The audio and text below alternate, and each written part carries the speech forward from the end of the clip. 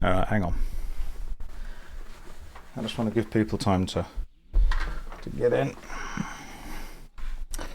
It always sucks having to reflect and apologize, but like you kind of have to. Zoe says, you saw Black Subaki and Jiro 11 yesterday. They were just like I described. Oh, good. Are they still performing? Jiro's lovely. Black Subaki is very talented. Jiro is such a great guy. Is he still playing his shamisen? So I hope that they were a good show. I really do. But Jiro 11's a lovely guy. Very talented. Josh, would love you to stream on YouTube. I tried. People left. Like the subscription count goes down. Is this the guy from YouTube videos? Unfortunately, yes. We can take off the DVD logo and the countdown timer now. Hang on. For the love of God, you need to stop with the buttons. This is kind of related to the red-blue button thing. But it's... I think I kind of forgot the human. Never forget the human. That's one of the things. I'm deeply disappointed in you. Visa, I haven't even said what's happened yet. You're just disappointed in me in general. Visa doesn't even know what I've done. That's just his natural state of being toward me. I forgot to take the cover off the camera. I just turned the camera on thinking it'd be all dramatic, and I totally forgot to take it. Shamisen Mentor was there from Japan. They were lovely. I'm really glad you enjoyed that, Zoe. Hang on, I can actually do the thing now of pretending to turn the webcam on, despite the fact it's a webcam that doesn't have a button on it.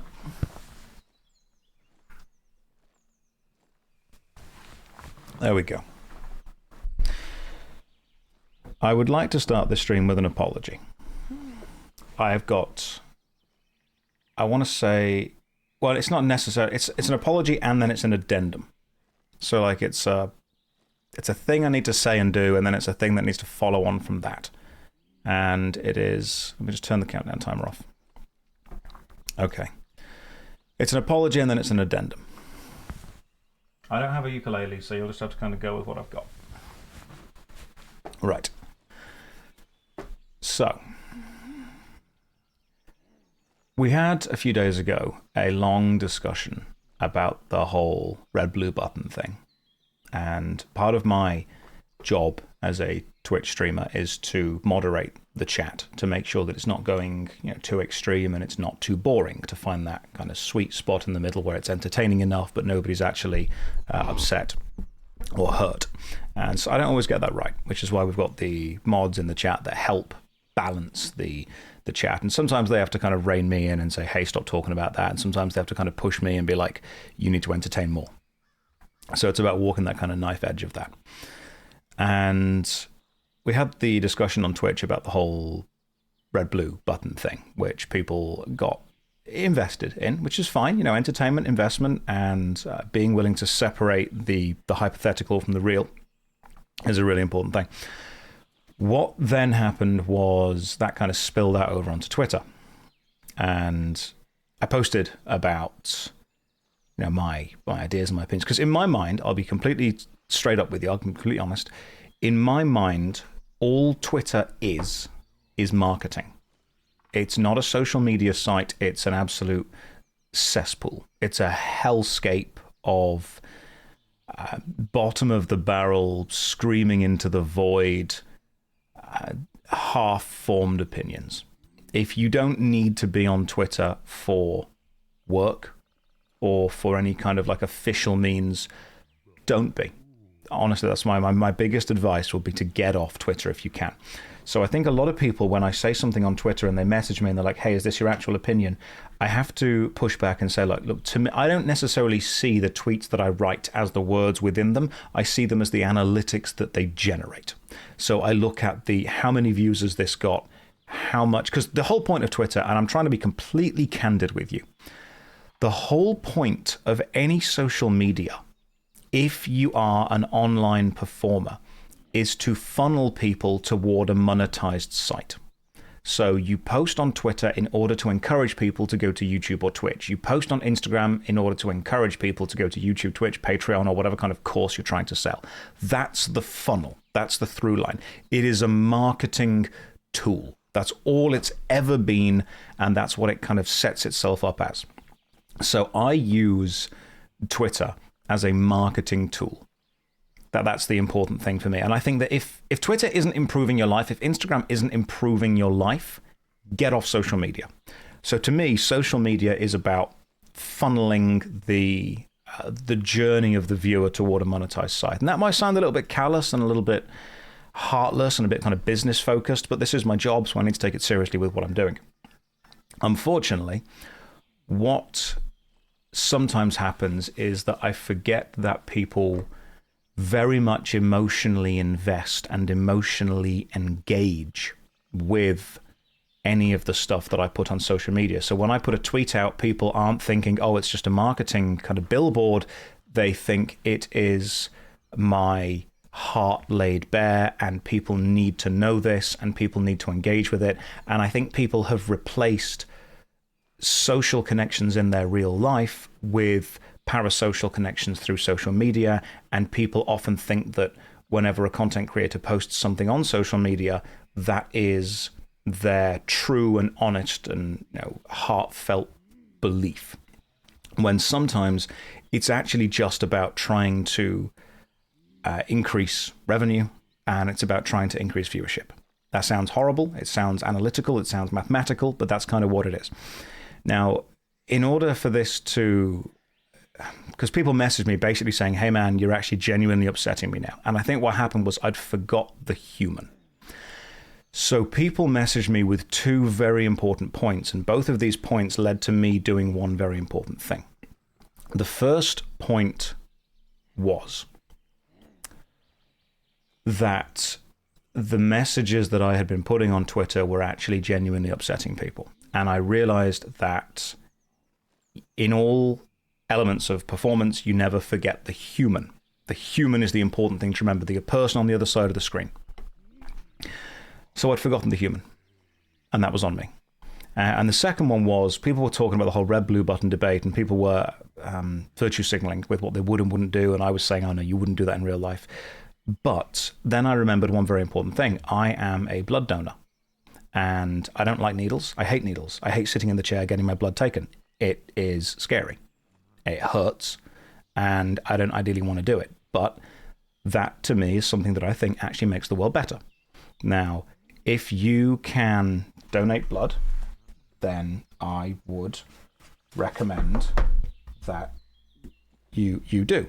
And I don't want to show the numbers on that, but if you can donate blood, it is something that I would absolutely recommend that you go and do. And the reason that I decided to do this was I thought, okay, people are seeing this tweet, people are seeing this, it's getting quite a bit of traction, people are getting hatred from this. Is there something that I could maybe pivot the attention into, pivot the hatred into something that gives a more positive vibe? So I said, okay, you know what, if you're going to morally grandstand, if you're going to be holier than thou, if you're going to come in here with your all of humanity should just do this or should just do that, instead of risking your life in, I'm not talking about my moral stance on this. Instead of risking your life within a hypothetical, why don't we all go and do something we can actually do right now? Why don't we see if we can actually do something right now, regardless of our moral stances on anything, that actually improves the world right now? So I posted on Twitter saying, hey, look, if you're going to come at me with any kind of moral opinions, one way or the other, put your money where your mouth is and go and see if you can donate blood. And that generated even more hatred toward me. And people were saying, you are just virtue signaling now. You are guilt tripping people who can't do this. You are using your holier than thou, look how great I am choices to deflect criticism away from aspects. And that made me think of two things. I had to ask myself a genuine question.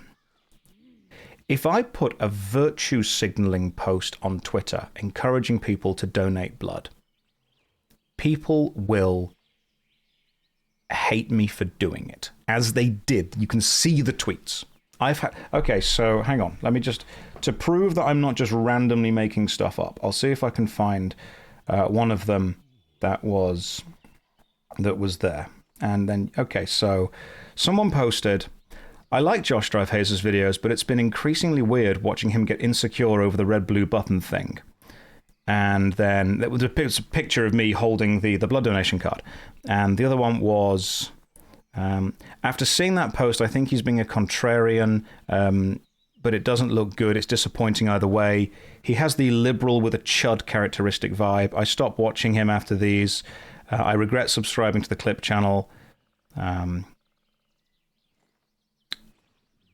It's basically a load of comments of he's just virtue signaling. And this is the important thing. This was not about the red blue button. This is about the donating of the blood. I want to get this apology back on track because it's coming to a point. I made a post that I think the encouragement to blood donation, I think if that inspires one person to go and do that, then we have objectively made the world better. And if me making that post encourages tens, hundreds, thousands, however many people it may be, to see me in a negative way, virtue signaling, holier than thou, moral grandstanding, all that stuff, am I willing, am I able to take that negativity to be like a lightning rod for the internet's ire in order to inspire one person to actually make the world better? And my answer is yes. It sucks, don't get me wrong. So that led me to want to discuss two things. The first one was, if I ever forgot the human in the interactions, and if I ever placed my own moral grandstanding above people, even though in my mind the reason I was doing it was because it was a marketing angle, it's advertising, it's algorithmic, that's no excuse for me forgetting the human. I shouldn't have done that. And I apologize for that. And if I have made people disappointed in me because of the way that I have pushed my opinion out there onto the internet, then I deeply apologize for that and hope that people forgive me for putting that online. With that said, I have decided that what I'm going to do is reflect on my moral stances and do a lot of inner soul searching to make sure that the things I say online do not cause upset or offense or hurt in ways that I may not immediately foresee. Right, with that said, let me tell you why I hate the left.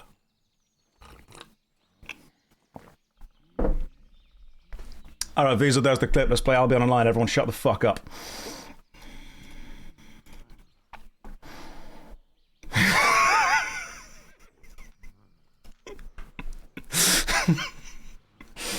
But seriously, I do hate them.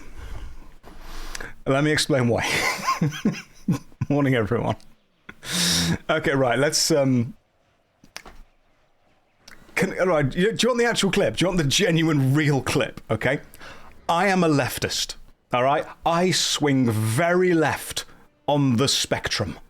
I am 100% flying... I'm not American, but I would be flying the blue flag, all right? I'm going to march alongside all the people that are like, yes, liberal leftists. When someone says, listen up, liberal, I listen the fuck up. You know what I hate? My teammates. That's the problem. Like, they're insufferable. Like, I'm standing out here being like, listen, right, we know you're a leftist, you said you hate the left. It is so difficult to be on the left politically when you look around and you're like, everyone's a fucking idiot. God, I am the only person that knows what's going on here. God damn, stop being so wrong with everything. Right, listen, I 100% love the left. I hate my teammates. That's what it is. As a leftist, yes, 100%. And do you know why? I've realized why. I can explain to you exactly why. This is the clip, okay? Let's broadly divide it into the political left versus the right. Let's forget the centre for a second. I like to sit on the centre. I am a fence sitter. I love seeing the fields all around. But in general, if I had to get off that fence, I'm getting off toward the left-hand side. Let me explain why the right-hand side is winning. Because if you're on the left, you can't make a mistake. You make a mistake, you are cast out. You are persona non grata. You are ostracized. You have to be holier than thou in every single possible way. You want to get involved in online Twitter discourse? It's not enough just to kind of agree with it. You have to champion every single possible thing that ever becomes a talking point. You have to become the mouthpiece for every single ideal at any given moment. And as soon as you are not left enough, you may as well just go and sit with the rest of all of the evil people. Whereas the right will look at you and go, "You're evil, that's fine, come and join us." What? Hang on, you don't agree with everything we agree with? Don't worry, you'll learn, come and get involved. The right is the safety net that you fall onto as soon as the left decide that you're not good enough. Unfortunately, that's how it exists. You have the angels sat at the top, and as soon as you do something wrong, they cast you down to hell. And the problem is you stand up in hell and you're like, hang on, I still agree with like 90% of everything those guys up there agree with. Why have I been cast down here? And people come in and go, "Ah, brother, welcome. I see that you've upset the holier-than-thou masses." Unfortunately, and this is what you'll come to realize, once you upset the holier-than-thou masses, there is no route to return. This is the problem. If you consider yourself left and make a mistake, or don't agree with something that the general talking points agree with, the road to return is incredibly difficult, if it exists at all. And people always go, "Oh, you've just fell down to being the right-wing grifter." I don't want to. But I also don't want to look at the future if I ever disagree with something that the general populace disagree with and think, right, my options are be hated by this side forever and reminded that at one point in time I didn't agree with something they all agreed with, despite the fact I need to stick to my own personal morals, or return to the one side that seems willing to accept everyone who fucks up, no matter how many times they fuck up, because that just increases their numbers. This is the problem. I want to be left. I want to be a leftist. And the thing that makes it so difficult is the expectations from other leftists. Like, I will sit there in a very left-wing room, look around and be like, you people are going to eat me alive if I ever make a goddamn mistake. And then I'll occasionally be with my friends who are more right-wing, and I'll look around and I'll be like, I could fuck up no amount of times, and you will welcome me with open arms. One of them is a more difficult culture to remain in within a gracious period. This is my problem with the left. I am one of them, and it's difficult to continue being. And then I said I'd donate blood. You know, when I said I'd donate blood, you know what happened? I got a load of people saying, well, I can't donate blood, Josh, because I tried and I've got a medical condition, and now I feel bad for you reminding me that I can't donate blood. How do you feel about that now? You've made me feel bad for reminding me that I can't do something that's good. Therefore, you are now in the wrong. What? What? That's delusional.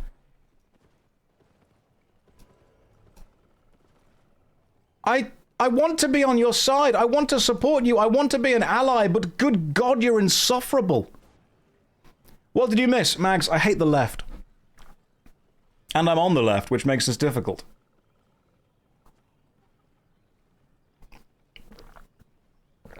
Any tips for starting to play Albion Online? Just download the game, run into a red zone and die. You'll get the hang of it. Like, I'm not going to leave the left because I believe it's the morally correct position. I just hate my teammates.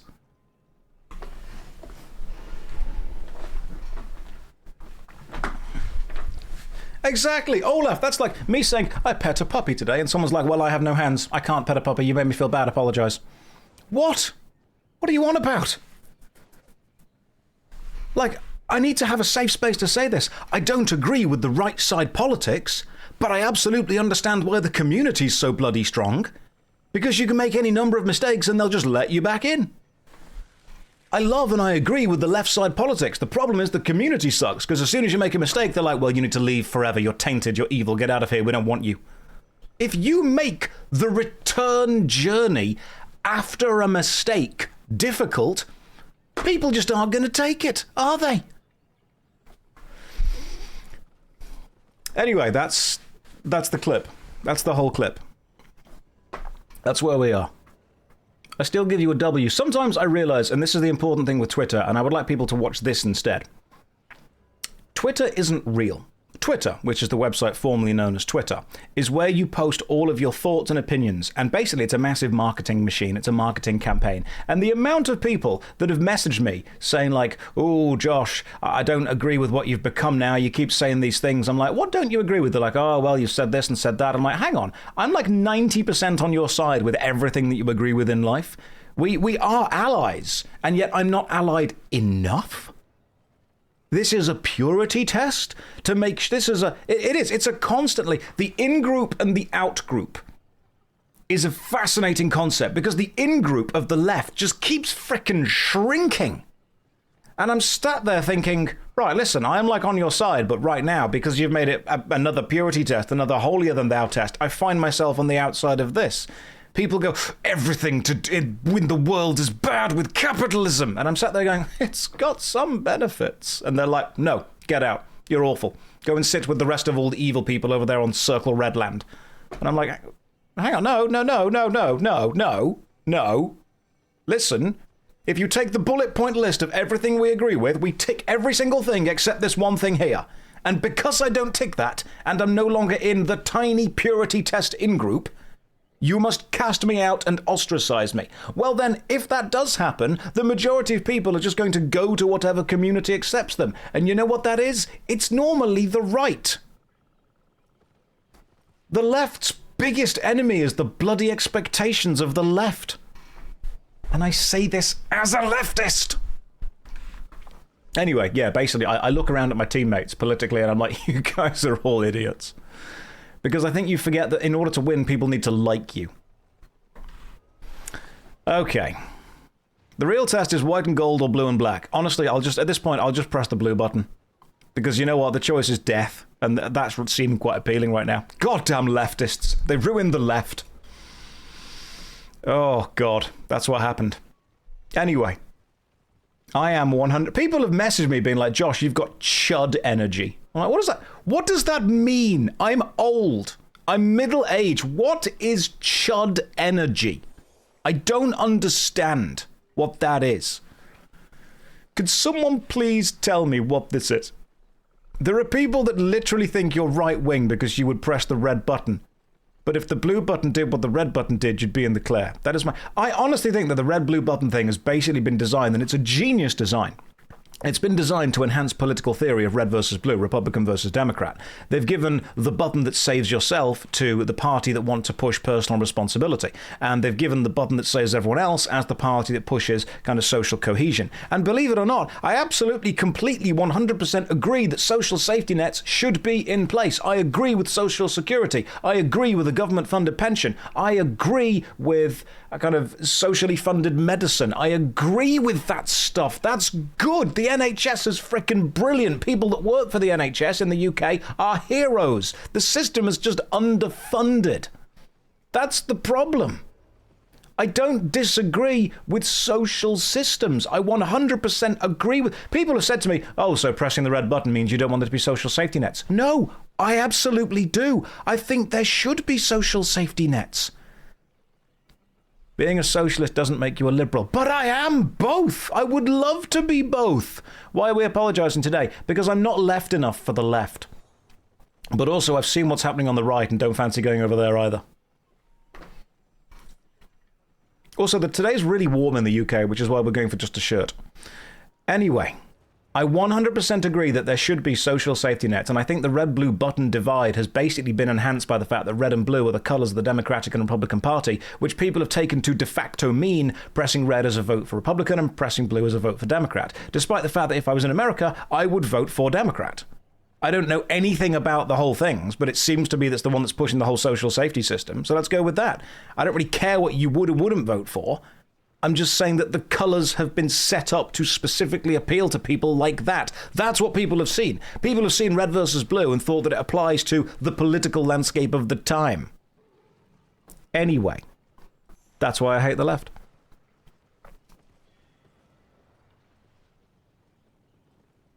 Josh, are you going to play Soul Reaver Defiance Remastered? No, I'm going to keep ranting about the left. That's my entire plan right now. So, come to France. Being an asshole is mandatory. I know, I've met French people. So, basically, the idea, the vibe, was that I upset some people on Twitter, which of course hurts. And what I don't want... New career path, hating the left while also being on it. Is that grifting? Is it grifting if I'm allowed to hate the left but also support everything that it stands for?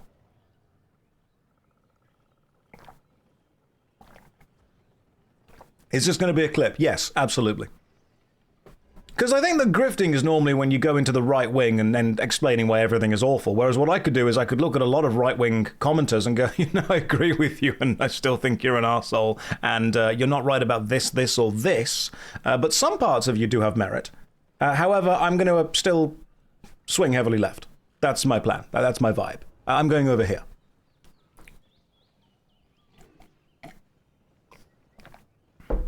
Is it reverse grifting? Yeah, pretty much. Grifting requires making money off it. That is one of the biggest issues. Because believe it or not, the side that encourages social cohesion is also the side that doesn't normally have that much money. Have you ever wondered why people go to the right? There are two reasons. There are two reasons grifters head to the right. One, as I've explained, it is the side of the spectrum that will always forgive you no matter how much you mess up. If you are on the left, you have to be as pure as the purest left.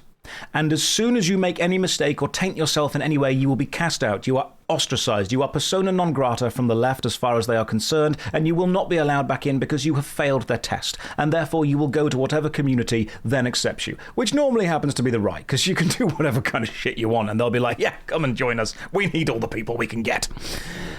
The other point is that you then have two specific communities, one of which is based on spreading the wealth around as much as possible and using social systems to take care of people, and the other one which is basically about hoarding as much wealth as possible. And guess which of those sides has more money? Happens to be the right.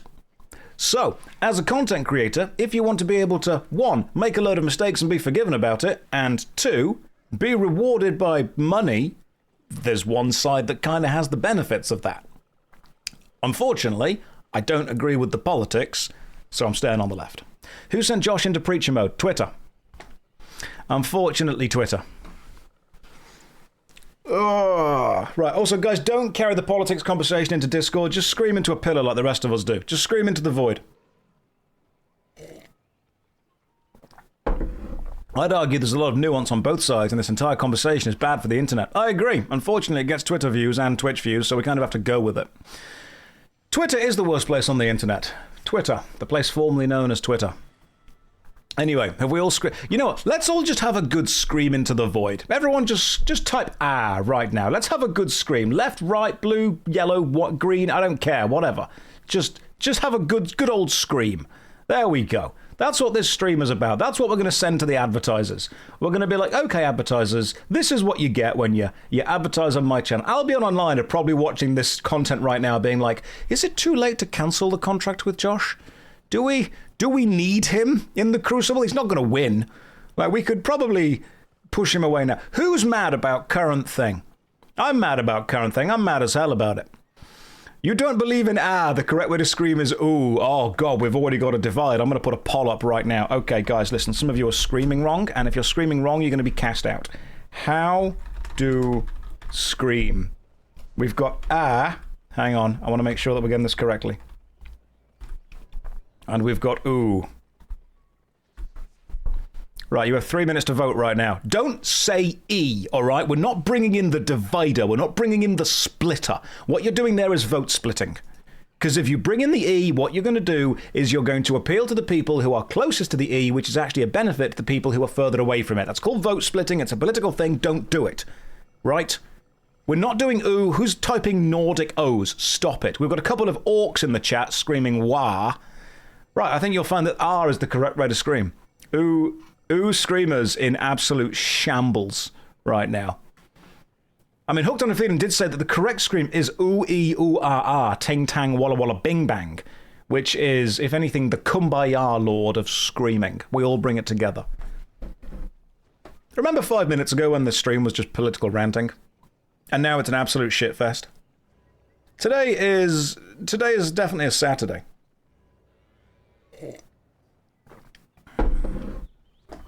Or you can scream the way that Disturbed do at the start of that song. Ooh, ah, ah, ah, ah, ah. You could do that. Can we screech? Screeching is a more advanced form of screaming, and I don't think we've got to that yet.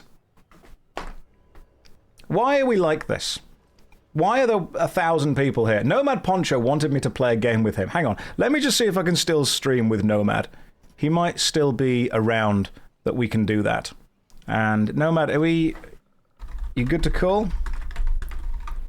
I'm going to have to put my headphones on, which is going to make me sweat so much. Aren't you teacher? You show us how to screech. I could do, but I don't want to. You've already put the sangria in the fridge. Oh my God, Ronan, you are ready with it. Oh, we're having a little bit of a sangria. What's that Spanish drink called? Is it sangria? Because there's like a Spanish drink that they have when it's sunny, which is all the time in Spain, and you have like slices of orange and slices of lemon. It's like this red drink. It's sangria, isn't it? It's really nice. It's like kind of red wine. Ah, it's lovely. I used to date a Spanish girl. In fact, random story. The Spanish girl I used to date did not get idioms, which led to me saying potentially one of the greatest things in my life. So it was many, many, many years ago. And she was a lovely girl, a fantastic person. And I was in a situation, and I think I said something like, well, they're not the sharpest tool in the shed. Which, of course, in English means they're not the smartest person. And she kind of looked at me and she's like, what on earth does that mean? And I'm like, you're not the sharpest tool in the shed. It means that you're not the best at something. And she goes, I've never heard that before, ever. And I realized that that is a very English thing to say. It's a kind of idiom. It's a strange thing. You have to place it around. And she goes, okay, can you just say any words in that kind of framework? You're not the blur in the blur. And I went, well, kind of. It has to make sense. And then later that day, I made a mistake cooking. And she kind of leant over me and went, well, I guess you're not the sharpest cow in the swimming pool. And I'm like, you've got the spirit. You're trying. You've given it a good go. You've got the framework. But the words need work. But then I realized they don't. So I've just been using you're not the sharpest cow in the swimming pool all the time. And it confuses people and it allows me to use that story every time. You're not the driest warlock. Oh, yeah, so I say you're not the sharpest cow in the swimming pool, which I think is great. There are also more R voters than OO voters. All right, hang on. You wish to challenge me to a duel? No. Nomad did message me and said, hey, I'm going to be starting a stream at 2. Let me know if you're up for a run today on Albion. And I said, hey, are you good to call? And he's ignored me. He's ignored me because he's just, that's who he is now. You're not the wettest ghost. So that's what we're going to say. You're not the sharpest cow in the swimming pool. That's my new thing from now on. Anyway, yeah, to loop this all back to the start, I am firmly on the left politically. I just absolutely goddamn hate other people who are on the left because I look around at my teammates and I'm like, this is not the best selection. It's like the start of dodgeball.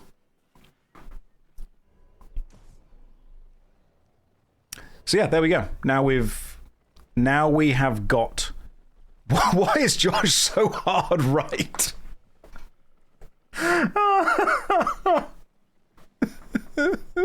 It's true. Oh, okay, cool.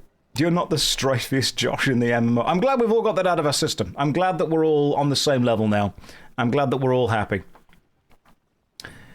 Yeah, so it's like loving a stream. Also, one thing that I do have to note, and this is very important, sometimes fans of celebrities, if you will, like them more the less they know about them. Have you noticed this? That a lot of celebrities could have just retired with a nice amount of money in the background of the rest of reality, but they just have to keep talking. And that's what messes up all of the stuff. Like, the more they keep saying, the more chance that they'll say something stupid. That, unfortunately, is me. Because I have had so many people message me being like, hey man, I really liked your videos, but now you're just a living example of the Dunning-Kruger effect because you believe you know everything about everything because you're quite good at making MMORPG videos. I've also had many people message me saying, let's be honest, Josh, you're a crap MMO player, you just make videos. And I thought, I'm not crap. Like, I'm not the best. But I think that's cruel. Like, I can press some buttons. Like, I can look up some rotations. Like, I'm not the world's greatest Albion Online player. I'm probably in the top, I don't know, 2? But I'm not the best. Being good at MMOs is not a compliment. It is to a certain group of people. I think a lot of people have basically messaged me and said, hey man, I liked you more the fewer clips I saw of you. When I just made MMO videos and did nothing else, people, I think, liked and appreciated that.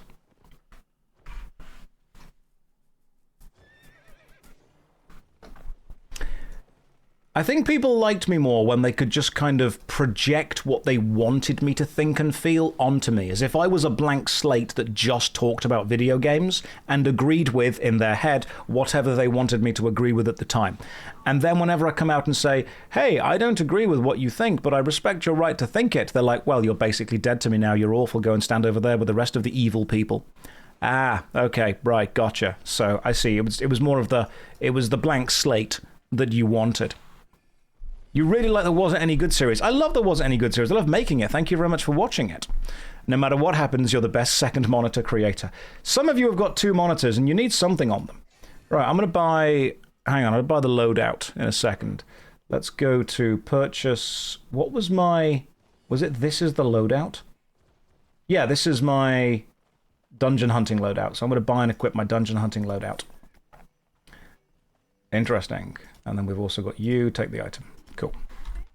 Right, you're all there. Let's go and stick some stuff in the bank. That's bought and equipped. What I can do now as well. Your stream keeps crashing when I watch on my big screen TV. And that's because the TV can't handle the neutron style. Anyway, I think that, unfortunately, what has happened is people have discovered the MMORPG videos, they have watched them. Because I have never spoken about my personal stance in any of them, people have just projected onto me whatever they believe.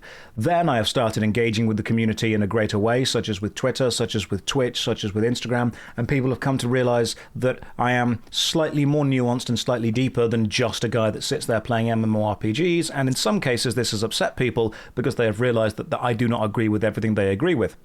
And some people who are incapable of understanding that there are people who can disagree with things they agree with have just decided that I am evil. Now, I'm not saying that we have to agree to disagree on everything. There are a couple of things that I think we kind of absolutely have to agree on, like human rights and stuff like that. Like, there are levels to this.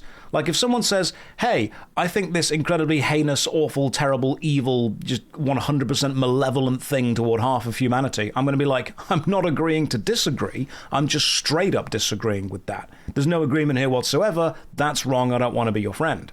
But if someone walks up to me and goes, you know what, I think that a chicken tikka masala is the best curry, I can go, well, we can agree to disagree. I think it's a korma. There's levels to what you can agree on. The problem is that people, especially the ones on the internet, hear that you disagree with them on anything and think that you are now the worst person ever. That's what's happened. You can, like, people can have opinions that I don't agree with, but people can't have opinions that I don't agree with if I kind of think that they're valuable opinions to have. Yeah, korma's the best curry. Shut up. Don't judge me. Also, agree to disagree is fine when it doesn't actually matter. Like, if you're talking about something that has no consequences in the real world, then saying, yeah, agree to disagree. I think the S-Stock is the best weapon in Dark Souls. Okay, well, I think it's the Claymore. Oh, well, I think it's actually the hammer, the blacksmith's hammer. I think actually you can get much further with the Black Knight's glaive. Well, we can do this, this, and this. All right, we'll agree to disagree. That's fine. You can agree to disagree on that kind of stuff. When someone walks up and goes, I think we should just, you know, slap everyone who has green eyes. I'm like, well, I would disagree with that. You should ask their consent. Some people might be into it, but we can't just immediately say we have to do it. And they're like, well, agree to disagree. No, no, no, no. Now you're just being weird. It's mass debating. And I am not a mass debater. I am a cunning linguist. Thanks for the streams, Josh. You're welcome.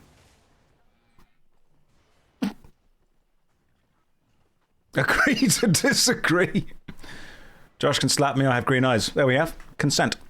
Consent and confidence. The two sexiest things in the world. Alright, off you go now. Should I just leave now? Have we peaked at this point?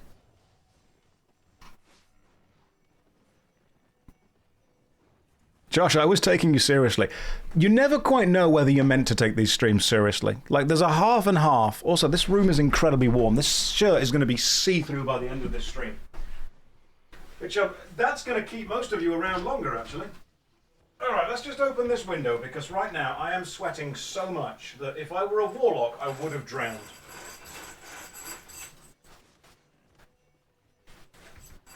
I think right now we've got a bit of the old drowning warlock going on, which is, of course, dangerous. All right. The problem with a white shirt is that it's going to slowly become more see-through, which is not really going to be a problem. Some of you are going to like that, but I think the stream has peaked. Did you hear the window opening noise? I am becoming the Wet Ghost, which I'm pretty sure was the less successful sequel to Ghost Rider. When I'm going to continue Warcraft 3 Adventures? Listen, I am contractually obliged to play this game for the next 3 hours. And so we are going to do that, and we're going to have a good time. This is mandatory fun. You're all having a good time. You're enjoying this. Don't sit there and tell me that you're not.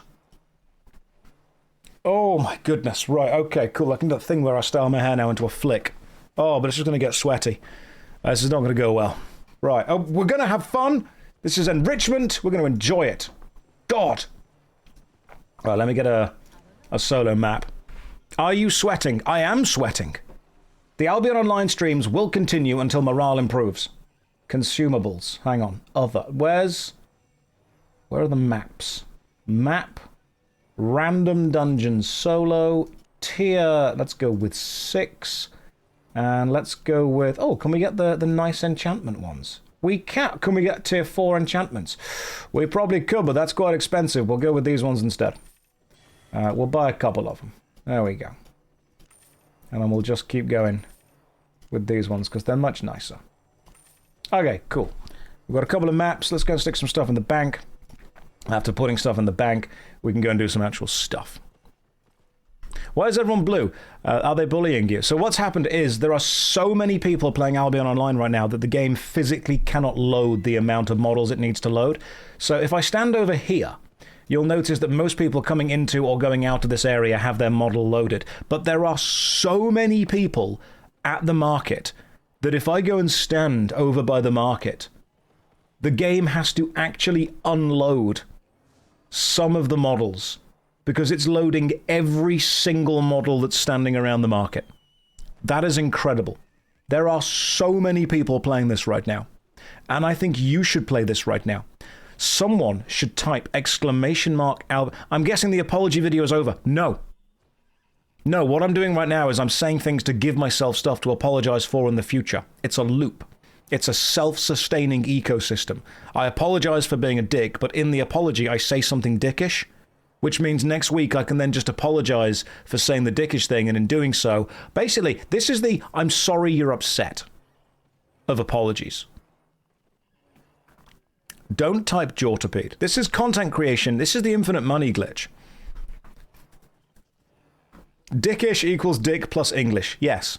Someone can type in, you should join the Albion Online Guild. How many people are in the guild right now? Guild management. 267. Have anyone... You've been offline for a week. Get out of here. You cheeky chap. Right. If people have been offline for more than a week, they need to be kicked out of the guild and replaced by anyone who's applying. If you join Albion Online right now, you can probably get into the guild right now. 100%. That can happen. If you've been offline for more than a week, join the game right now. Send an application. This is the EU server based in Amsterdam. Send whatever you like right now, and we'll get a load of people invited. Let's check. Okay, cool. So we have guild applications. 2 hours ago, yeah, get involved. Why the hell not? 5 hours ago, get involved. 7 hours ago, get involved. Now we've got like 13 hours ago. These ones are quite old, but we'll still get them. If you apply right now, Nerd Bunny MTG, are you not playing WoW anymore now? Not right now, no. Right now I'm playing Albion Online. Later on I might play Final Fantasy XIV, then Guild Wars 2, then Neverwinter, then World of Warcraft. I'm going to do different things in my life because there are things outside of Azeroth. How dog shit do I need to be to not join? You just join now. Join right now. Be awful. See what happens. Runes of Magic, absolutely. What does Albion stand for? Stands for Albion Later. Kinda leftist of you, Josh. I am 100% kinda leftist, alright? I'm leaning so far to the left I might even stumble. Hey Josh, watching your streams has helped me enjoy MMOs more. I'll play for fun now. Good. Play until it isn't fun, then just move on. Someone asked earlier what my favourite MMORPG was. Depends what I'm trying to get out of it. If I'm trying to get action combat, then it's Neverwinter. If I'm trying to get exploring around the world, it's probably World of Warcraft. If I'm trying to get fashion and, honestly, comedy, then it would be Final Fantasy XIV. If I'm trying to get jumping puzzles, then it's Guild Wars 2. And if I'm trying to get sad, then it's Runes of Magic. Is this an I made several and continuous lapses in my judgment type of stream, or was it a one-off bit? Oh no, the great thing about this pick is that the longer you stay around, the more mistakes I make. Albion Online is offline on the launcher. Well, just click on anyway. It's fine. You just tell the game no. Just force the game to open up. You can just say, no, I'm playing right now. Your hideout in Slough has run out of food. God, why are we in Slough? I've been to Slough before, it's awful. Sorry if you live in Slough. If you want to get horny, what's the horniest MMO? MMO players aren't having sex.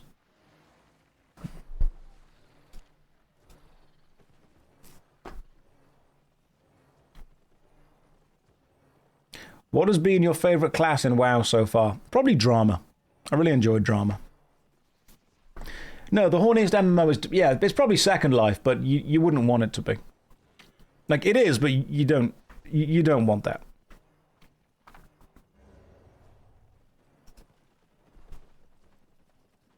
You have to assign every game you just mentioned a colour, red and blue, but don't explain whether it's a colour represents a political colour or the outcome.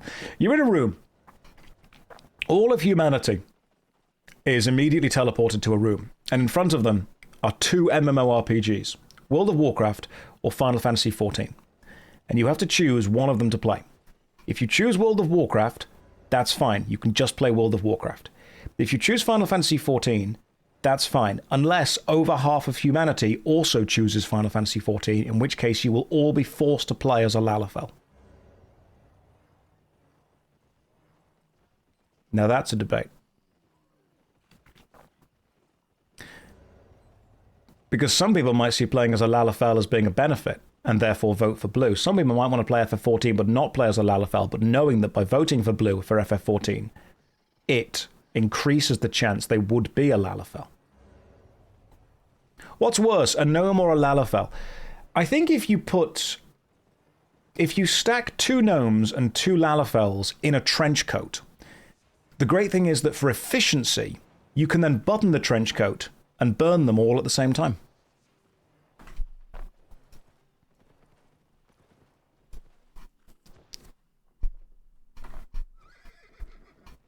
Right, let's go back to the bank. I've got to put some stuff in the bank.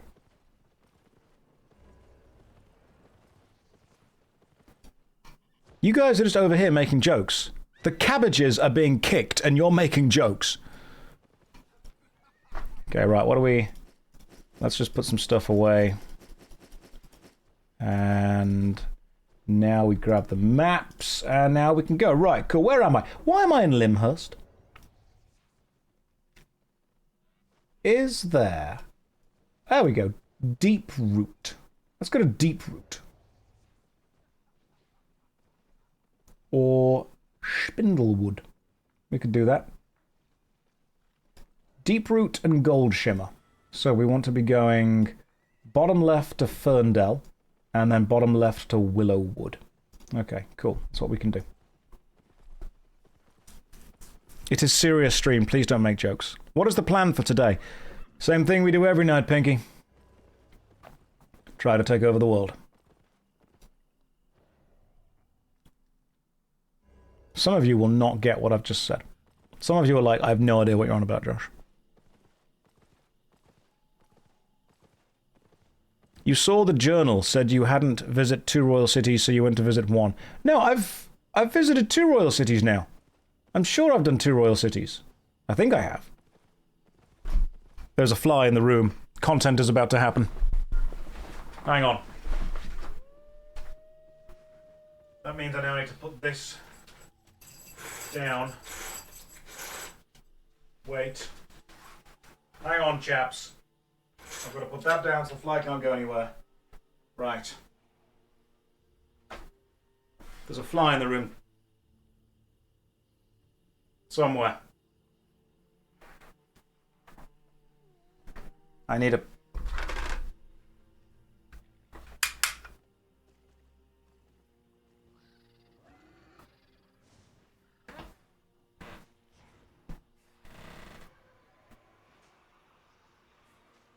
Hang on.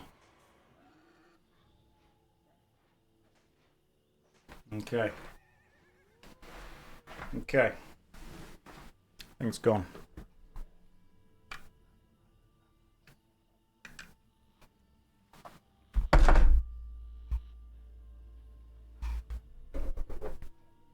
I've got my face smashing hammer ready. That's right, fly. Yeah, you best hide. I've got a hammer, and I'm not afraid to look smacks.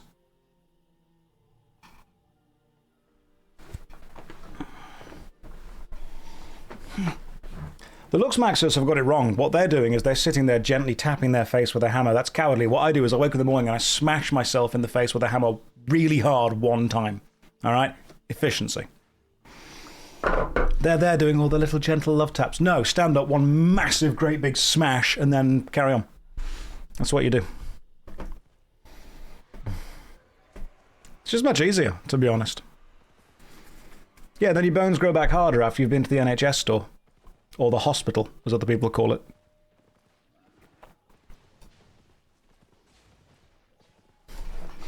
You walked away to get a drink. Which side of the claw hammer are we supposed to use? Actually, if you use the flat edge of it, you get far more surface area.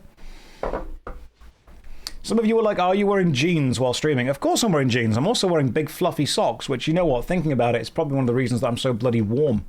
I should probably go and put some swimming shorts on. That could work. Are you sitting at home gaming in jeans? Yeah, I'm also wearing heat socks. Why? They're stretchy jeans, though, so it's fine. Like, they've got stretch to them. I can lunge. See? These are my lunging jeans. It's May, for Christ's sake. It's very important that you put on your lunging jeans. For those of you who are not familiar with lunging jeans, as you grow older, you will find yourself in many situations where you need to lunge. And it's very important that you effectively set your jeans up to allow you to lunge. You can't say lunging jeans are falling down, because that's just London jeans. I just got here and got a peek, but I wanted more. That's how I get you. That's how I make sure that you all stick around for whatever we're doing more of. Right, are we going to Spindlewood? Can I just use these now? Hey, there we go. Right, we're south in Spindlewood and there's a dungeon. Right, off to Spindlewood we go. Does this allow Jortopede behavior? No, because these aren't jean shorts. These are jean longs. Jongs, if you will. No, you can't say that was a jean thong. These are just jeans. I mean, I'll be giving you a peek with a peek of the chest hair. It's very important that you guys see the chest hair, all right? I understand that most of my Most of my audience are horny leftists who hate the left. That's it. That's my vibe. I've just realized that's who I politically appeal to. Because trust me, man, I'm 100% on the left, but goddamn do I hate my teammates, as I've said. I think interacting with extreme left people online has given me a really bad taste of what that side politically is. And then I interact with people in real life and I'm like, oh no, we are sane. All right, there is a lot of sanity here still.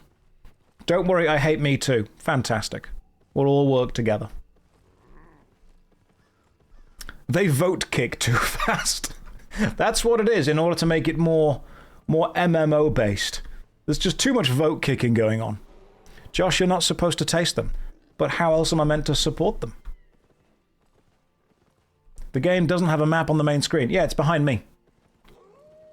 Hang on. Let me see what I can do in order to make you guys see the map easier.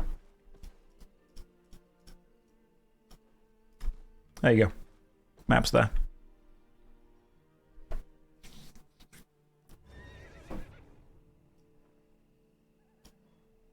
I'm not leaving me in the middle. In fact, hang on. What I should probably do in order to make sure people absolutely know and understand is I'll put myself slightly to the left of the middle.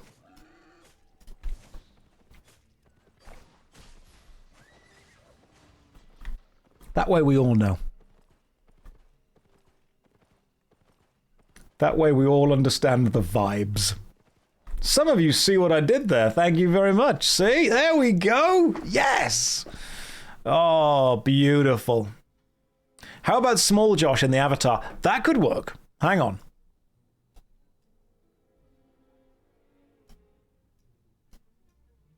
There you go. Now I'm just up here. Just vibing at the top left. I'm part of the avatar now. Part of the game. This is perfect. You know what I could do is I could just stick my face over where my character's face is in the game. Like I could zoom in. And then just that could be me. That could be all of us. Yes. Can your ego deal with being this small? Oh, don't worry. Don't worry. The ego's still huge. There we go. But now you can't see the chest hair, and therein lies the problem. People don't get what they want. People don't get what they need. All right, cool, hang on. The Nomad Poncho is... I messaged him saying, hey man, are you good to call and play the game? And he responded to me, yeah, I was just out on a run. How? It's 1,000,000 degrees outside. What are you doing? Okay, give it 5. Then duo dungeons? Can we do a duo dungeon? I think we could do a duo dungeon, can't we? Group dungeon with 2 people? Probably a thing we can do. Finally, a streamer who doesn't have their tits in your face.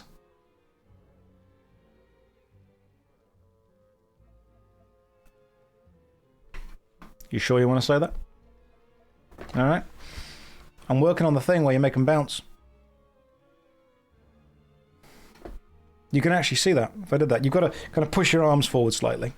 And then you've got to kind of just tense.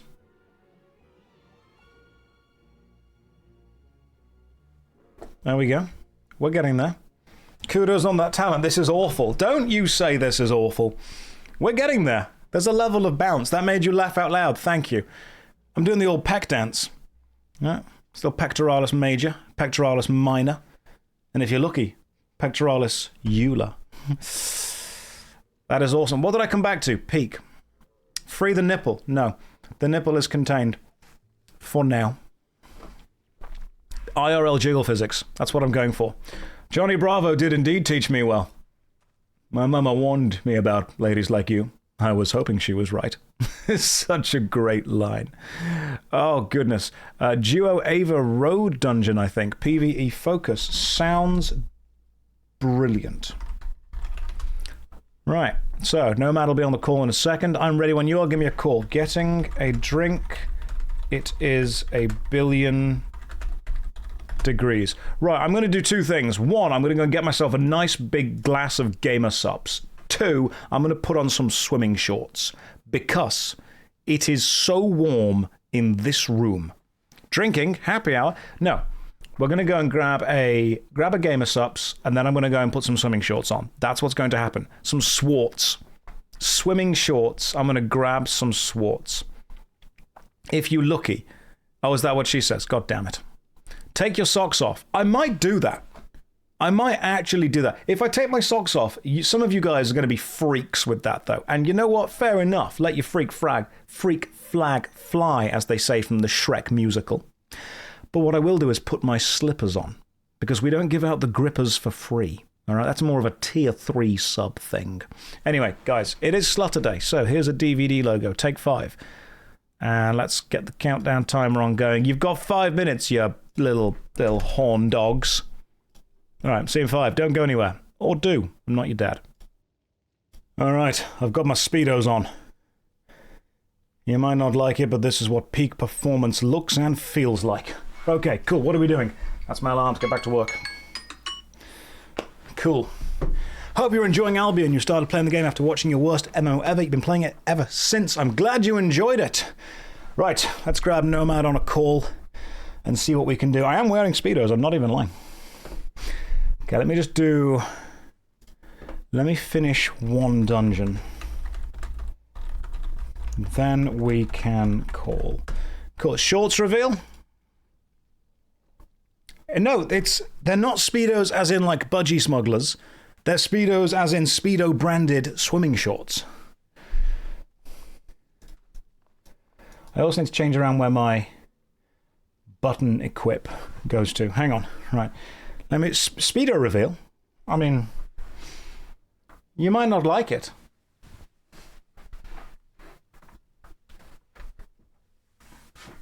But this is what peak performance looks like. We could even get the leg going on. If we need to. But Josh, where are the grippers? I'm wearing slippers still. Because you can't give the feet away for free. You might not like it, but this is what peak Twitch performance looks like. It's very, very warm. Why is the shirt inside the shorts? Because I'm not an animal. I'm going to tuck my shirt in. Just missing the cat ears. You're never happy, are you? Nothing's ever good enough for you. God, this is why I hate the left.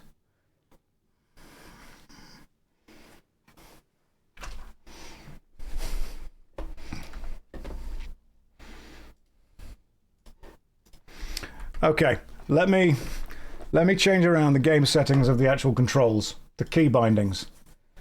Right, main hand spell is Q. That one should be W. I'm just going to start using... So that's W. E, R. That can be D. What is currently none? Can be D. And then F. 1, 2, and 0. Okay, cool. So we've got to use the mouse to move now. Why would you tease me, Josh? Because it's fun. Something tells me this is somehow the Horde's fault. It's morphing into... This is somehow the left's fault. I'll do it. As a strong leftist, I will blame the left for everything. When are you evolving into a crop top? As soon as it gets too warm.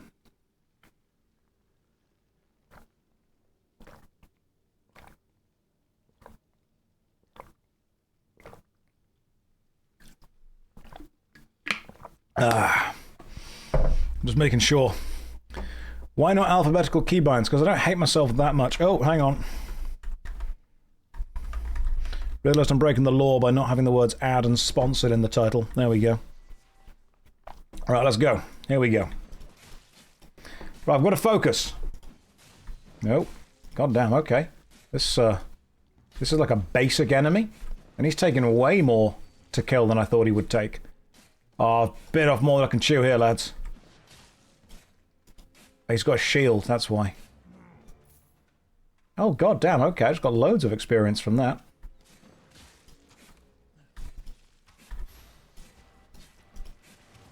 Is this going to be a thing where I should not have bought the Enchanted level 3? Oh god, no, of course, because it's going to push it to like a tier 8 map or something, isn't it? Hang on, let me just check something. Right, I'm using tier 6, 7... oh, this is like a tier 9 map. That's a problem. That is a real problem. This might be an issue. Right, occasionally press that to not die. I almost said it. What did I almost say? If I'm almost saying bad things, you've got to let me know.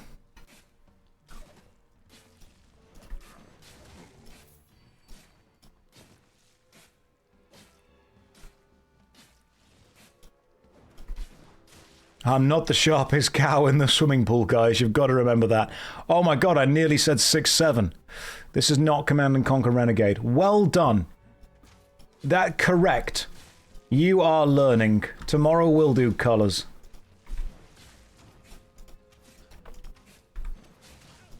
Then after that we'll talk about moral relativism.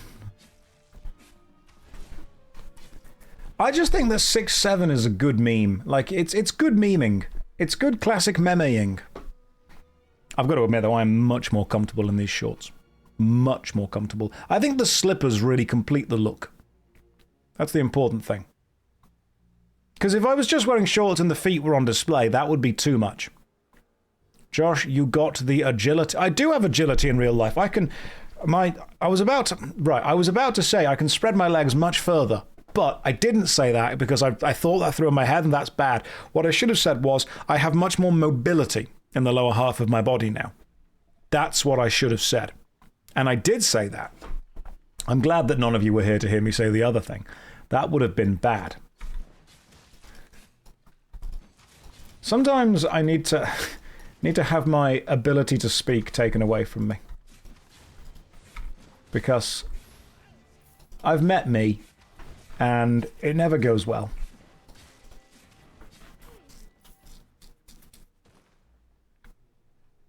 Yeah, we weren't 100% here to hear the other thing. No, nobody truly ever is or was. Right, this is a huge amount of enemies that I cannot take on all in one go. Just straight up can't. What I can do is have a little bit of a snack, and then possibly potion. The meta is green. Oh, green screen short. Green screen shorts could work. Ooh, okay. You know, I might even put on some shades because my future is so bright. Maybe this is what it's all about.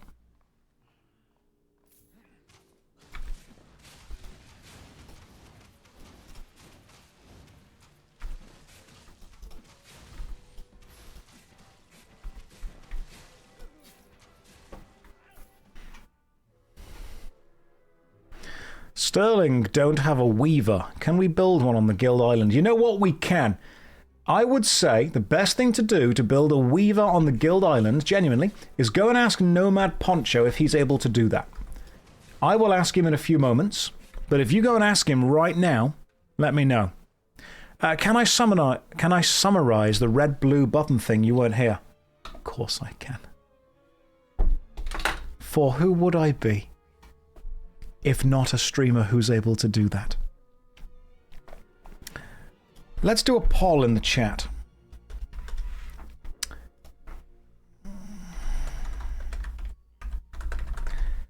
In front of you are two buttons. If you press the red button, I will explain the red-blue button problem. If you press the blue button, you die. You can vote in chat right now. There is a poll going on right now. Press red if you want me to explain what the red-blue button problem is. Press blue if you would just like to jump into the abyss. Now, this may be the only time where the sweet release of death might seem like a benefit.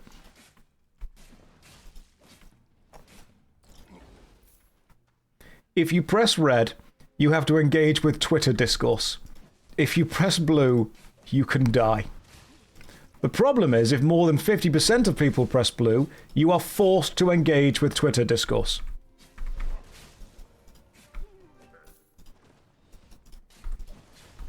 Can I skip the poll and just jump? The power move is pressing red and then jumping. A fate worse than double wet death. Double wet death is the worst. We know that one. That is the absolute... Well, you're making it too easy. Oh, good. Most of you would just rather die. So unfortunately, no, I can't do that because I have to give in to the wisdom of the commons and say that, unfortunately, we cannot have that. Right, remember, guys, if you want to join the guild, apply right now. Apply to join the guild right now and you can get in. I will immediately allow that in. Already in a guild. Wow. God damn, I guess you hate me. I am well protected and have peak tantric skills. I choose Twitter Discord. My body is ready. It's strange that you need to have like a psychic defense before you go onto Twitter, the website formerly known as Twitter. Can we explain the human jawtopede instead? No, I don't hate people. You could do the human jawtopede with swimming shorts. Then you could all get wet together. Which, I mean, that's a given if you're going to get involved with the jawtopede. You're happy either way. We can change that. We can make you sad either way. Hello, Josh. Hope you're well. Why would you come in and say something so divisive? God, that's such a blue button thing to say.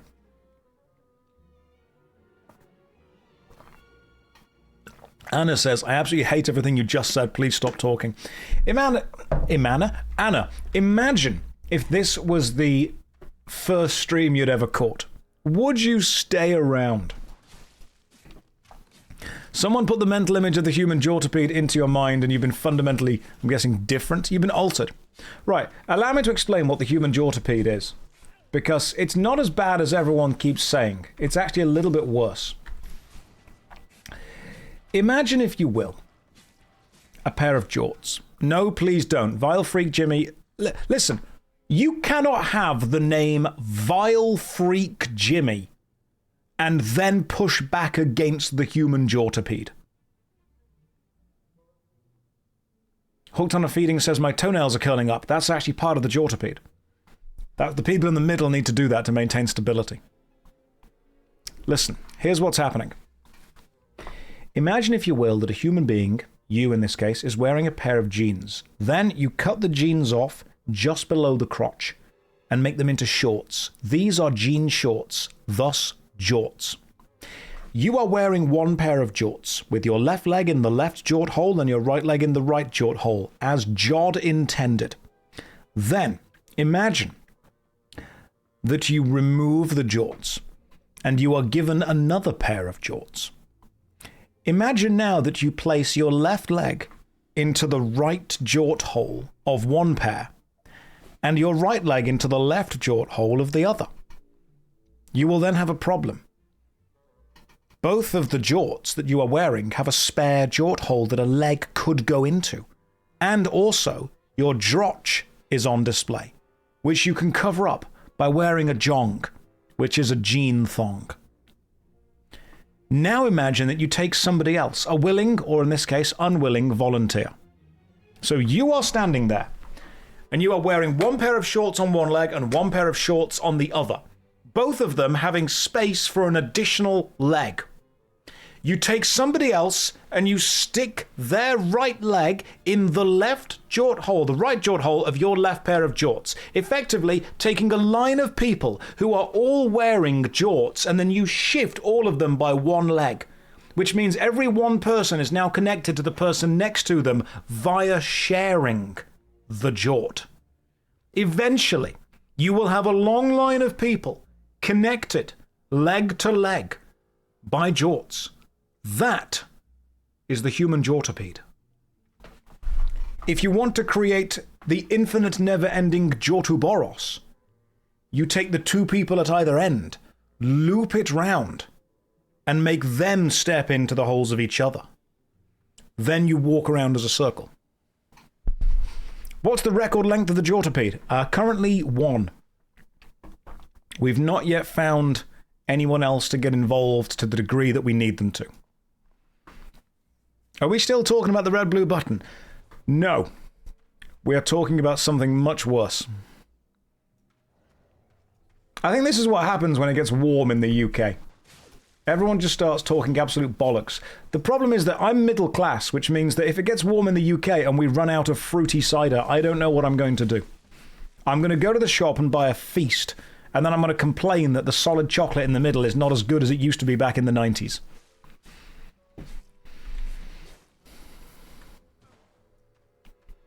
That's what's going to happen. Did you miss anything? You saw the shorts? In that case, no. The theoretical limit of the human jawtopede is... it's mostly limited by how much gene there is on Earth.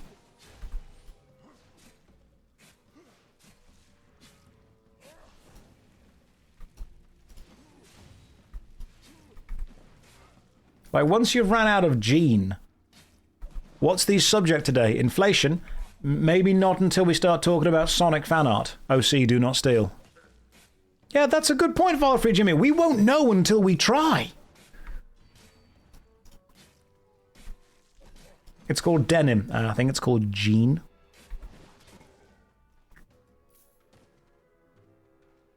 Could you use a dog as a jawtopede splitter? As in, because the dog has 4 legs, the jawtopede could have tendrils, which means we could then start to have the biblically accurate jawtopede. I think Piper would be up for that. Can we talk about the Sonic fan art OC Do Not Steal? I'm sorry, you want to talk about Josh the Hedgehog? Alright. He's got red eyes and he's super cool. He's also got all the power of all the Chaos Emeralds. And he's basically Shadow's best friend. And he's evil, but he's also not evil. He's just misunderstood. Inju saying, please, please, please. Inju, listen, I know Sonic lore, alright? I know that the evil emeralds are connected by Dr. Kintobar, who was evil because an egg was in the fridge when he did an experiment. Kintobar is Robotnik backwards, by the way. Alright? It's not amateur hour out here.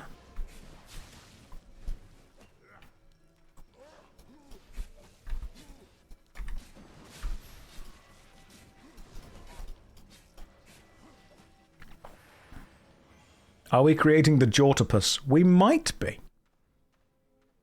Actually, Robotnik is Kintobor backwards. I said... oh, did I say Kintobar? I said Kintobar, not Kintobor. Damn it. This stream is great and all, but have you considered pivoting your entire career into making fishing game content? Honestly, all the time. He was a good guy until the egg. I used to have a Sonic comic that I found in a school library that explained Kintobor was basically the good guy until the evil egg incident.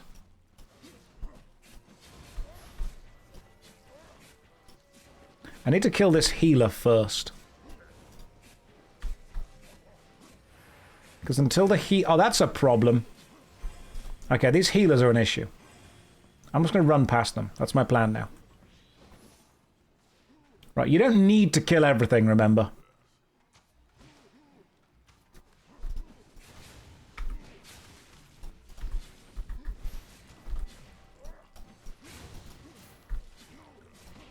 This guy is not the final boss. But that's okay. Josh, what are my thoughts on bottle of water? A bottle of water? It's the most British thing you can possibly get. So where are we going now if we're not going north? We're going this way? Hang on, I can just kill this guy, can't I? Like, if he's the only thing I'm fighting, this is fine. You, however, should be the first thing I kill.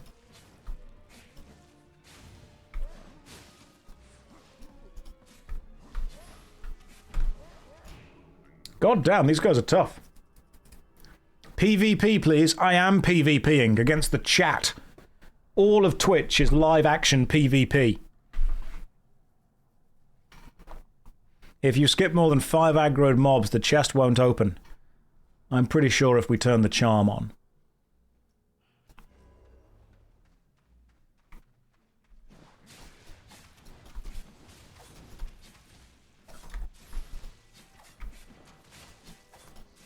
And then ASDR says, pussy. I'm sorry, do you think it makes you a tough person if you PvP in a video game? I've always found it weird that there's this selection of hardcore gamers that are like, if you don't fight me in my virtual world, you're a loser. You're a weakling unless you put your pixels against my pixels. Swag, thank you very much for all the gifted subs. That's remarkably kind of you. Unfortunately, it will encourage me to talk about the JoshSpeed some more. Zizaran hasn't streamed in 3 days. How are we not winning the Crucible? Len, I spoke to Zizaran yesterday. The dude is insane. And I say this with all the love in my heart. He is an insane man. Let me explain why. Zizaran is probably playing Albion Online about 15 to 16 hours a day. The reason that he's playing it offline is because he keeps getting stream sniped constantly by people who are just set up to kill him. That's it.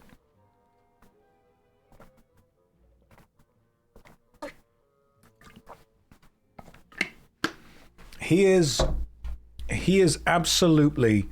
Zizaran is a man that turns time into video game progression. He is playing to an unhealthy degree. Like, I respect him and want him to be happy and healthy and well, but the amount of effort that he is putting into this is absolutely huge. He is really going for it. And, you know, I think that from what I've seen him do, he definitely deserves something, no matter what. But that's why he hasn't been kind of online. He has been playing. He has been playing offline so much that it's difficult for him to stream at the same time. He is a man of commitment. He really is. Anyway, I've always found it strange that some people are like, hey, if you don't PvP me in a video game, you are a weak human being. I'm like, video games are here for fun, man. They're not here for personal validation. Anyway, do you guys remember there was like a meme a while ago, and they're like, in real life, you know, I'm a loser, but in the virtual world, you're the loser. Remember those old kind of memes that they made in like the early 2000s when video game culture was doing that whole kind of let's try and be really edgy thing? Remember those memes? I remember those memes. They weren't the best memes, but they definitely existed. I'm not a gamer because I don't have a life. I'm a gamer because I choose to have many.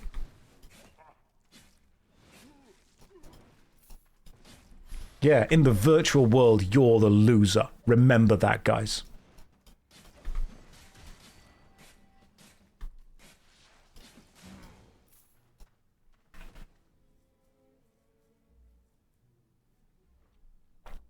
Josh just got the new Imperial Guard battalion box with the new vehicles. Oh, sweet. That's the one with like the three... Is it... It's 3 vehicles, but like 2 tanks and 1 tracked vehicle. I think it looks like a good little box, to be honest. It looks like a good little box. I've not got enough time right now until I move house to start buying more stuff, but as soon as I do, that's what I'm going to get, because it looks really cool. So well done getting it.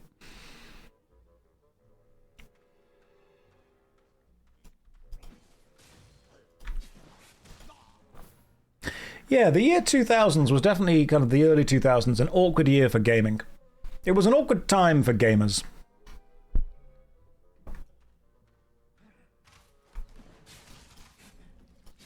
There was definitely a different level of expectation with the gaming vibes at the time.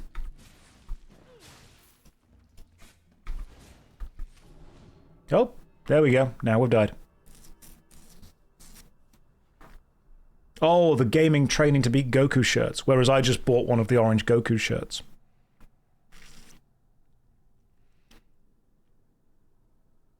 Mobile phone design was weird in the kind of early 2000s. It was the Wild West of design. No one truly knew what was going on.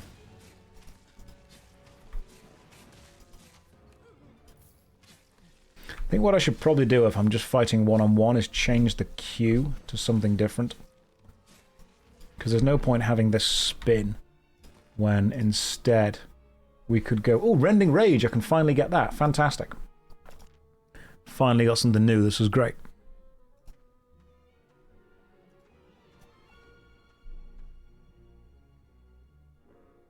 I'm not saying that the year 2000 was bad for video games. I'm saying it was weird for gaming culture. As in, it kind of still wasn't fully established in the mainstream at that point. Josh, what's the range of content you've done in Albion so far? I've done everything. I've done the open world PvP, I've done the solo dungeons, I've done the 5v5 unranked arena, I've done 5v5 ranked arena, I've looked into some of the guild hideouts, I've done the gathering, I've done the crafting, I've done the merchanting, I've done the trading between the various cities, I've gone to the Mists, I've gone to the Roads of Avalon, I've gone to some of the world bosses. I've done a huge amount of stuff. I can't stream all of it because when you go into the black zones or the red zones, you get stream sniped. People literally just follow you around trying to kill you, which is super annoying. That's cool. Ending range is like 3 hits.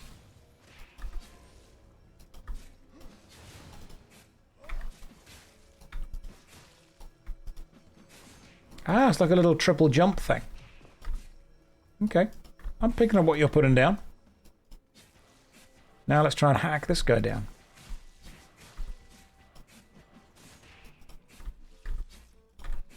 This game doesn't have a non-PvP server. Nope, fully PvP, except you can go to the blue zones where you can't be attacked. How many servers do they have? 3. The game is the same on all of them, though. So all of them are basically PvP servers because that is the game.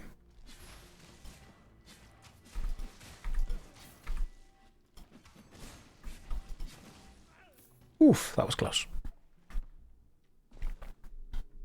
If you click the European server, does everyone live? Everyone on the European server does.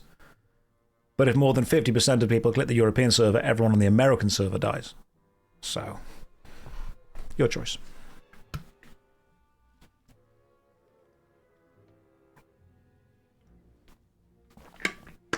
Are you getting attacked? Get behind me, kitten. I shall shield you, ooh-woo. Macron, do you think that I'm some kind of cat boy? Because I will have you know.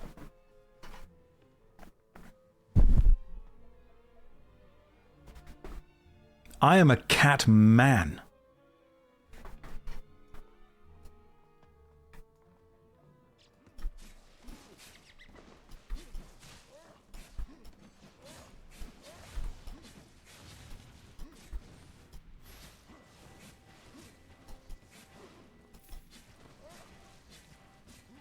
I have decided that my TED Talk, by the way, is going to be on the way that you deliver information to people changes how they receive the information.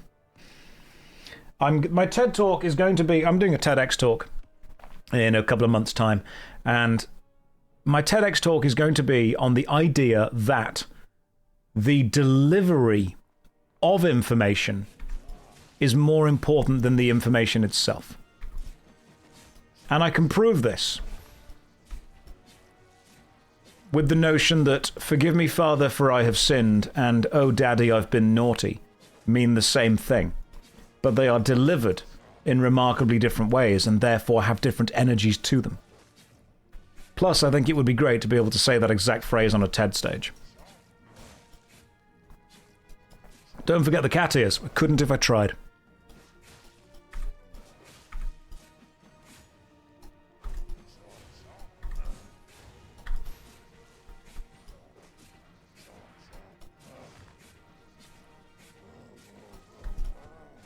Oh, time to run away.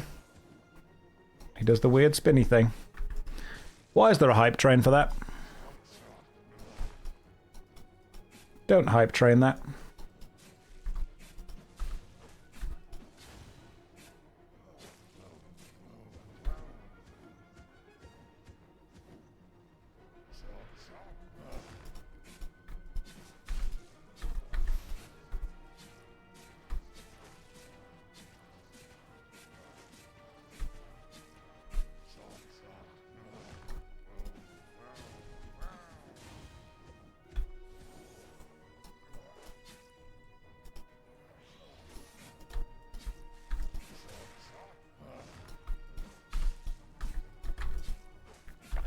Let me just try and smash this guy down. Hang on. He wants to spin me right round like a record, baby. Okay, cool. We did it. And we got whatever this chest is here. Too many enemies alive. God damn it. Can we go back and kill the rest? Go back and kill them to unlock it. Hang on. Hi Josh, I'm here from the Golden Sun Review. Didn't know you're also an MMO streamer. Unfortunately, I am. That was the cards that were dealt to me when I was very young. They said, hey Josh, you're going to have that kind of weird obsession with MMORPGs. Hooked on a Feeling says, imagine a musical but with cats. Would never work. Would never work. Ever. You can make a musical out of anything, but not that. Well, not anything. There's a couple of things that wouldn't work. Like, you couldn't do, I don't know, Jesus. He wouldn't work. Or the French Revolution. That wouldn't work. Or Death Note. Actually, no, Death Note would work. Death Note would probably be a really cool idea. That could work. What else couldn't make a good musical? You couldn't make a musical out of random high school shenanigans in America. That'd be weird.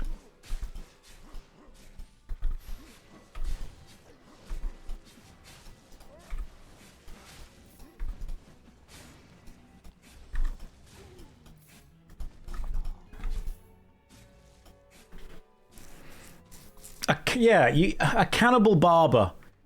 It'd be a hard sell. I'm not saying no. I'm saying it'd be weird.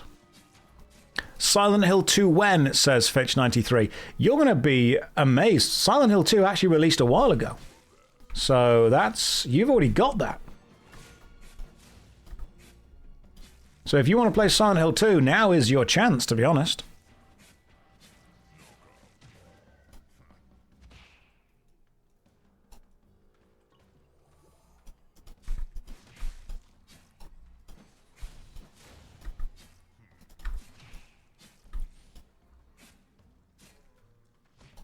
This guy's doing a lot of damage to me, which is honestly a problem. Because I need to slowly but surely actually get some health back.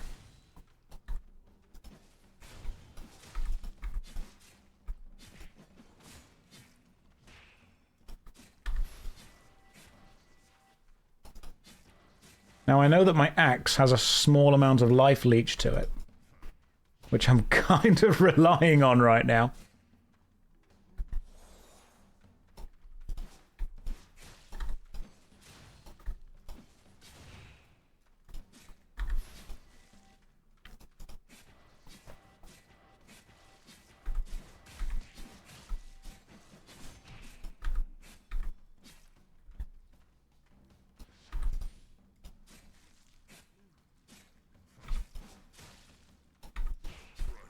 Hey, there we go. Now, how many... You need to dodge roll. Don't need to dodge roll, mate. Never need to dodge roll. Just stand right in the damage. That's how we do it here.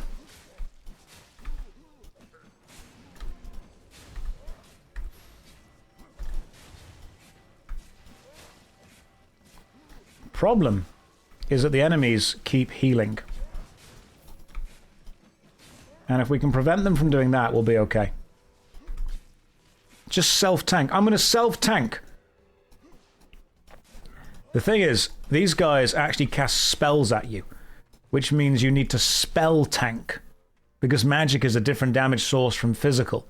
So it's not just self-tanking, it's spell tanking here.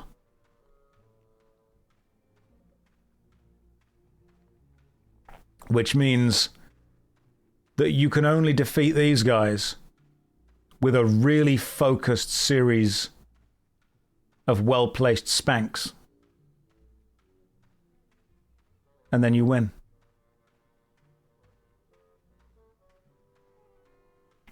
Okay, now I can go and get the thing. Oh, hang on, somebody will message me. Just use the first 2 Qs and not the third. You can keep the bleed effect going. I'm going to ignore your advice and just keep doing whatever I'm doing, all right? I spanked those 2 guys pretty well. So I'm going to keep going. It truly is a Saturday. I think today so far has been the Saturdayest Saturday. Right, what have we got? Ooh, we've got a tier 8 Elder's Rune. Lovely stuff. Right, tier 8 Elder Rune. Now I can leave. Now I can give Nomad Poncho a bit of a call. A bit of a tinkle on the old telling bone. At least it's just a horny Saturday and not a sad Saturday. That's the beauty, Anna. It's both. Right? You can be horny and sad. I believe in you. You can do that. You can be whoever you want to be. Except Tracer. I'm already Tracer. Right. Let me call up Nomad. And let's get the old Nomad chat going on. Right, guys, this might be really, really loud, so just give it a minute. I am wearing slippers, swimming shorts, a white shirt, and headphones. This is who we are. Everyone here has the same brain cell. Listen, this chat is 5 people fighting for 6th place. That's what's happening right now. Let me call up Nomad.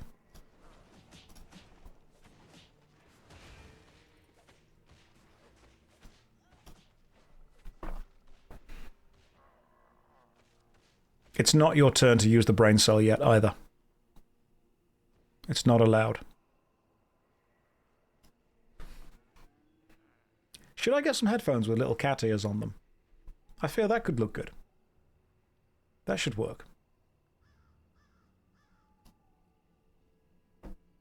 Testing, testing, 1 2 1 2. Could you please speak again? I am speaking again. Perfect. Now people can. I am speaking. Now people can hear you. How you doing, man? I'm doing great. Yeah, just I went out. I was just showcasing some of the stuff I was talking about. I went on a 4.1. So there's a build that cost me 47,000 silver, and I packed up some tools as well to use. Just tier 5 again, another 40,000 silver or so. I think the total build cost was about 87,000. Okay. And I went out for an hour, and I managed to come back with almost 4 million silver. That's very impressive. When you said you went out for a run, do you mean like in the game? Yes.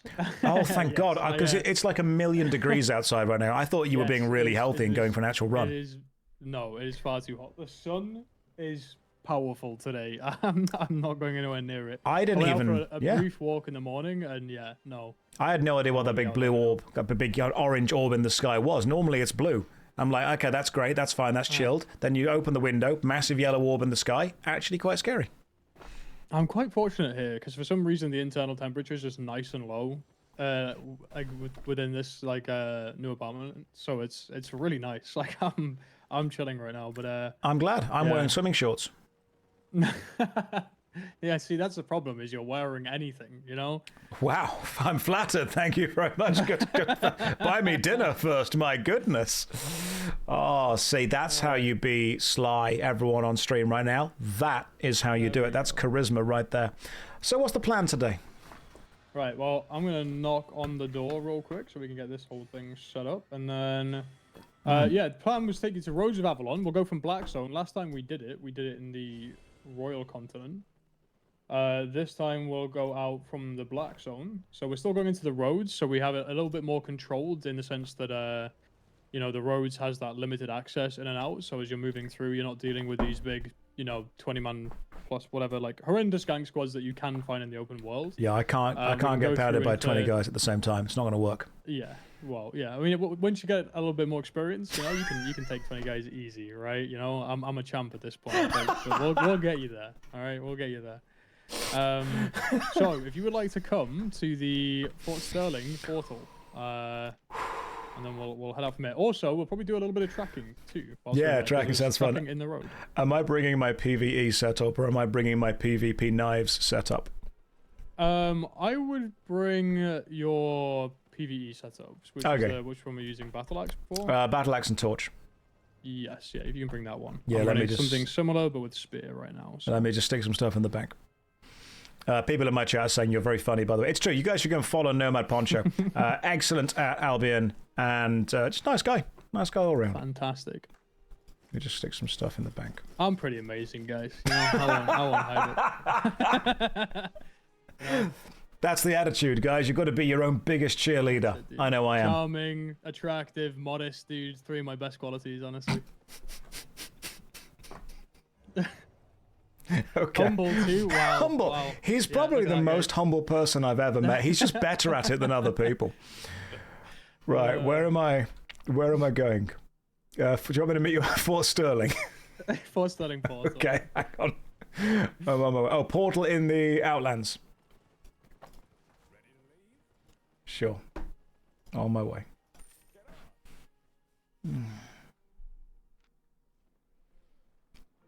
I see. Probably also known as Humble Poncho, one of my many monikers, yeah. Right, I'm going to trade you this. A tracking so kit. A little tracking kit with Lovely. You, yep. Okay, so cool. Anyone can use a tracking kit. All you need to do is kill a couple of mobs, and then you're viable to start tracking. And the nice thing about tracking is, as long as you have a tier 3 tracking kit at least on you, even if you join a tracking group where someone has higher level tracking to enable sort of tracking the higher tier creatures, you will still get experience from joining in on that track, as long as you have the tracking kit with you. Oh, excellent. So you kind of benefit from someone else in the party being better than you, and the game gives you the benefits of the higher stuff. Yes, yeah. That's great. So also, for your gear here, if you want to go and pick up, maybe, I'd say so you've got 8 healing pots, because you're on the Smuggler's Cape, so that allows you to use multiple at once, so you're probably going to want to make sure you have a good couple to use, just in case we need them. Let me go and grab them. And then... if we get attacked, I'm going to die straight away. That's going to happen. No, it'll be fine. We'll do a little duel here as well, and I'll give you a run through of the usage of that set in PvP. And don't forget the roast snapper, or roast pork, you can just use, I guess, would be fine. Praise, yeah, we went out with I was just out with another guild member, Grim, someone I've known for a while, and we were going through the roads, just duo, and we found a tier 8, cloth titan. Oh, wow. So basically, it's an entire a whole mob that's just made entirely of resources, and it's a titan, so it's the biggest one there is out there. We managed to find it on the road. We came back, we picked up a couple more guild members, and we went out to kill it. And then as we killed it, it enchanted to 8.1. Nice. I think we came back with near 20 million silver. That is amazing. Just gathering. Crazy. I'm just grabbing myself some healing potions. So, also, each food is half an hour. If you really want to stay out with me for 5 hours, we can do that. But you might only need... probably not going to need 10 food. That's true. Yeah, unless you're hungry, There's a lot of pig.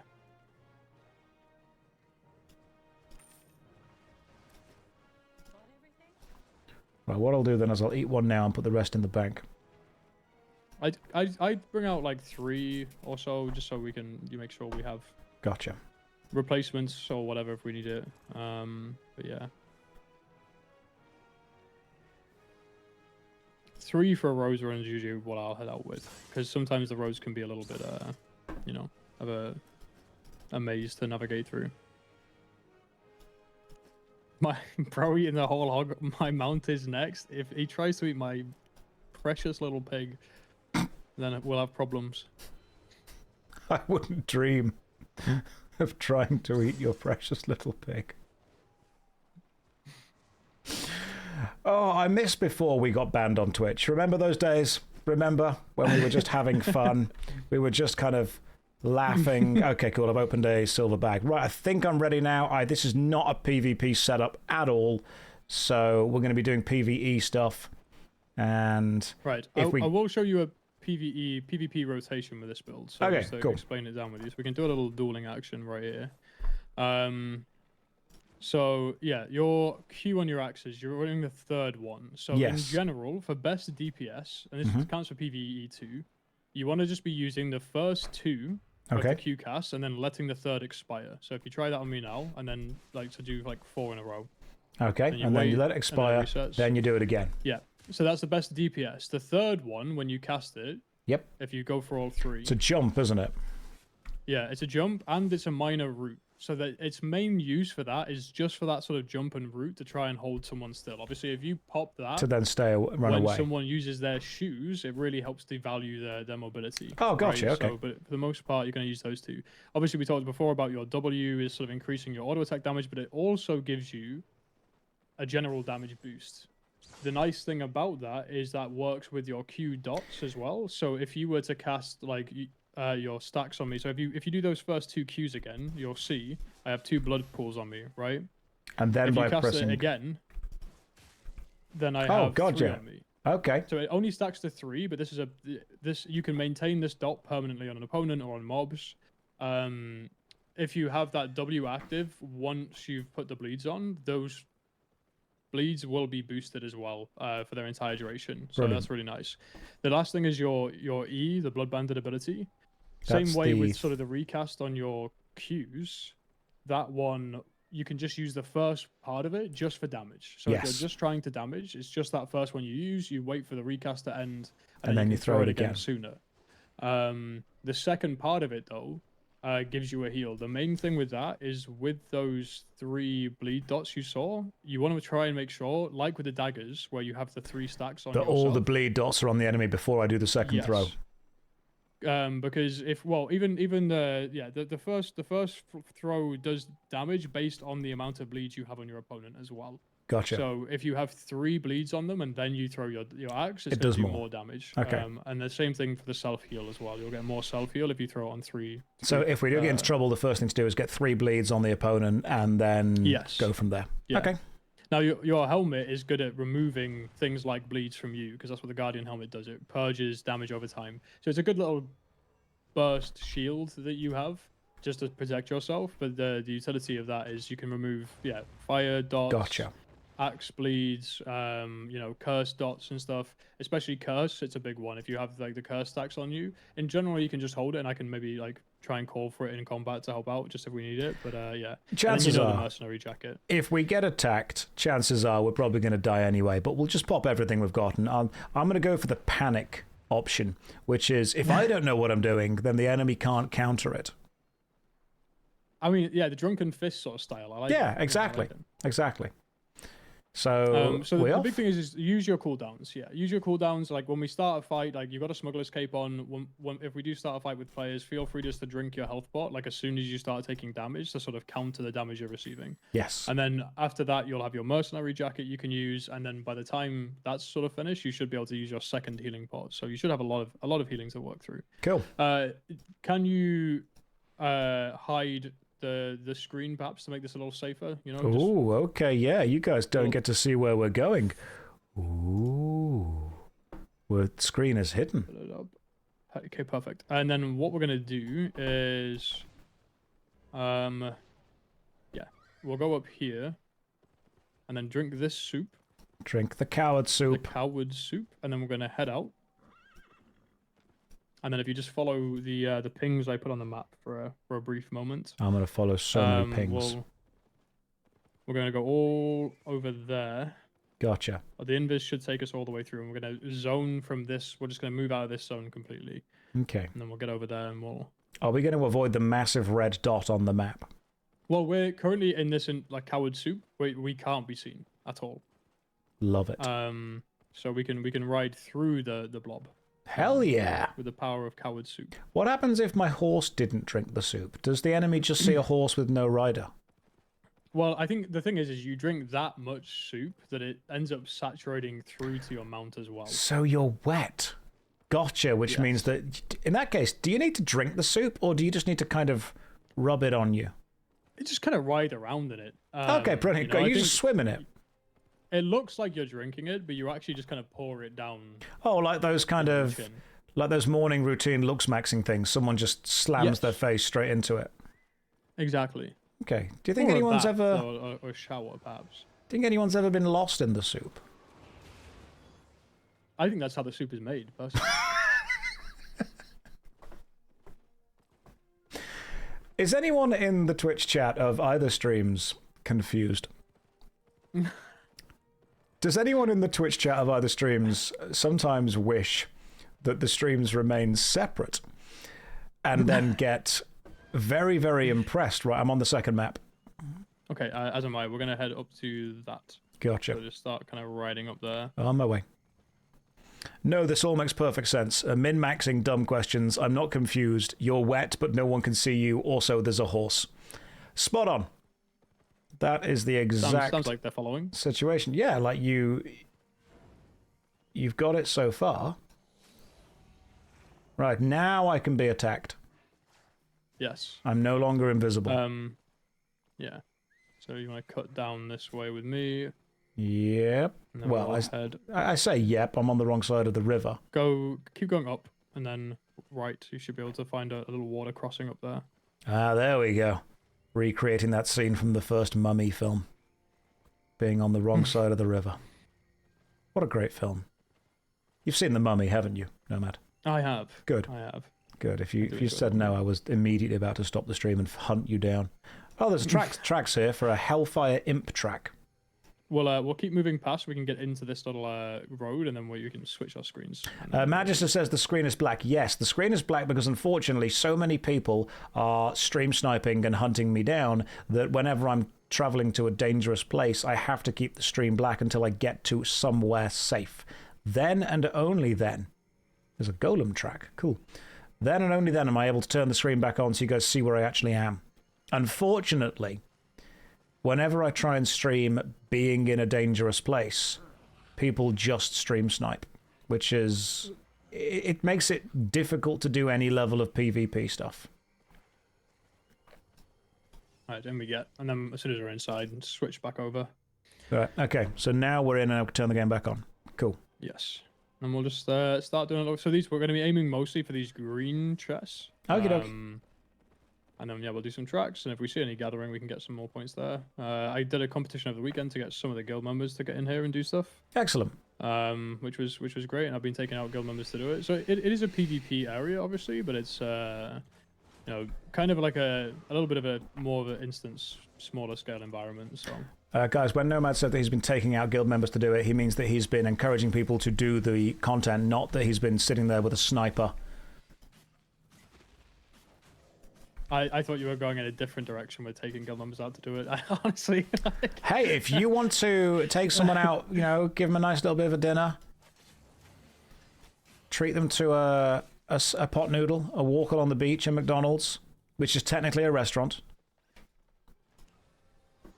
People always get angry when I say that McDonald's is technically a restaurant. I mean, it technically is, I guess. Fast food restaurant. Exactly. So when someone says, yeah, take me to a restaurant, done.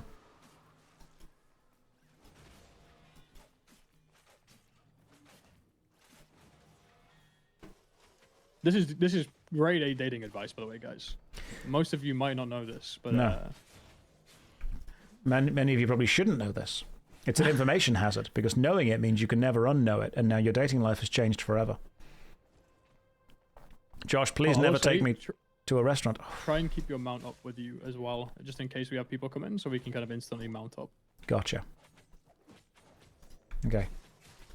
I'll need this guy to focus on you for a second. He's fallen in love with you, I'm afraid. As many do, but he can get in line.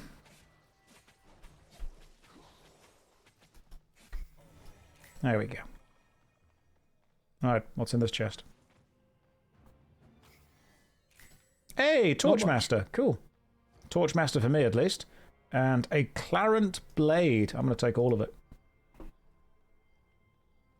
Yeah, we'll just grab all the loot, and then we sort of... The general thing is just trash things if we don't need them anymore. Gotcha. Maybe we can do a little Hellfire Imp track. So this is tier 6, so you wouldn't be able to initiate this track, but because you have your tracking kit, you can follow along with it. Beautiful. So come back that way so we can go take that thing down. So everyone in the chat, how are you guys doing today? Fill me in. Are you? That's amazing. Wow. That's very interesting. Thank you for telling me that. Oh no. Okay, so we turn around here. Go back towards the road, because that is going to be part of a big group, guaranteed. So we'll just move out for now. So that was a scout. It's just a member of a group. Looking at his build, Life Curse, like Royal, he'll definitely be part of a bigger group. So do we leave? Yeah, we'll just leave for now. Yeah. Yeah. Does that take us to the same place? Yeah. And then what we can do? Follow me over here. What we're going to do is something kind of magical. You're going to get over to the entrance of this place, this blue thing on the map, and then click on the door and start waving yourself in, okay? So dismount here and click on the door. Dismount and click on the door. Trying to. Yeah. Okay. And now this is a blue hideout, meaning it's public, so anybody can enter into this. And this is a safe area in the black zone. Cool. So because we just got chased by some people, we've decided to just hop in here for a minute, and now, yeah, nobody can cut us. So we'll just take a beat in here till things calm down. Lovely. Okay, so we got scared, we drank the coward soup, we went to track an imp, we failed, we found somebody else, and we ran away. So now we can go back in and carry on. Right. We're just trying to drop that guy, basically. Gotcha. What if, and this might not happen, what if he's waiting outside? Well, if you see on your buff bar right now, there's a little shield thing that's about to disappear. Yes. So basically, when you go in a place, you gain a thing that says you can't gain spawn protection. We waited in there long enough to lose that, so now we've got spawn protection again. So us coming back outside means we can't be attacked, at least for a little bit here. So. Lovely. Okay. I'm picking up. There are lots of survival mechanisms in Albion, to help kind of keep players alive. It's usually just the learning them that people are a little demotivated by coming out to the black zone and worried about dying all the time and everything.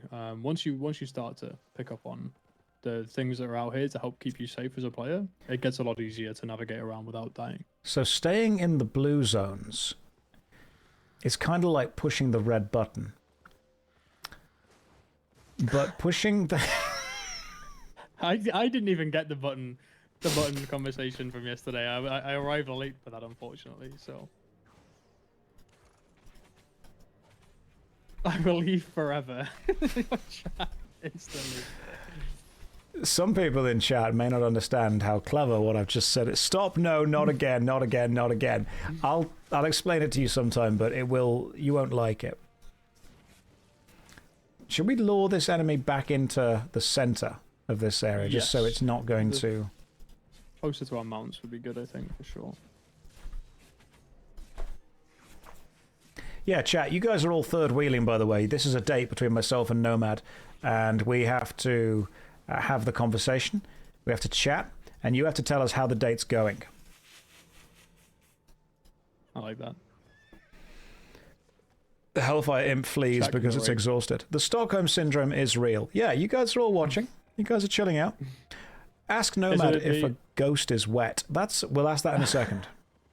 The imp, by the way, so what's happened here, we damage it to a certain point and then it'll run away, and then we have to retrack it. Sometimes we'll get just footprints and stuff that might be guarded, and then sometimes you just find it again. But this is pretty much just the whole rotation of tracking. Is you find the track to begin with, you deal some damage to it, it tries to run away, you hunt it down and mercilessly kill it for the parts of its body that you use to craft the shapeshifter weapons in-game.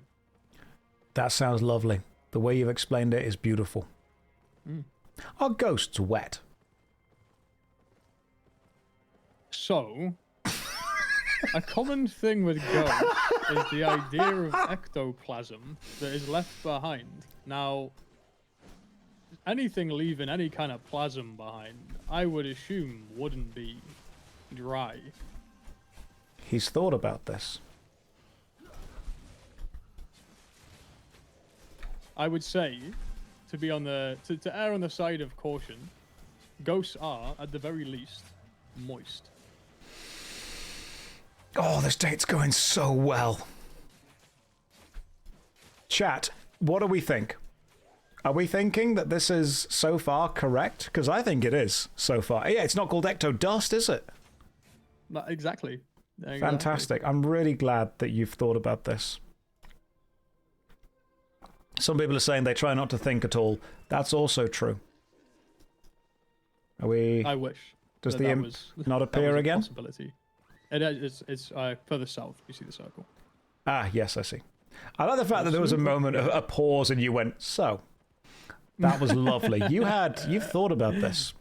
My chat has said, Nomad is a keeper, Josh, not so much. You need a little bit of darkness in order to make the day feel brighter. You need the contrast, the shadow. That's what I am. I'm Shadow the Hedgehog to Nomad's Sonic. He looks better because I'm around looking worse. Can Nomad be our new dad? Yeah, but you could only see him every other weekend and you don't get 2 Christmases. You can have 2 dads, guys. You ever thought about that? Exactly. That's fine. But you can't be the cool one. Like, I'm the one that gets to give them pizza and stuff. Okay, fair. We'll take turns scolding them, don't worry. Yes. And if one of us disagrees, you can't go to the other one and expect them to immediately agree with you. To be fair, I feel like that dynamic is already existing because somebody came to my chat to talk about the buttons, not mentioning what at all it was about, before you'd even told me about the buttons. Oh, God. It's become such a massive thing on Twitter.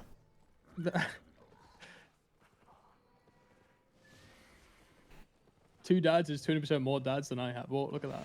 Nomad took me for ice cream. I don't want pizza. Look, listen, all right? You can't...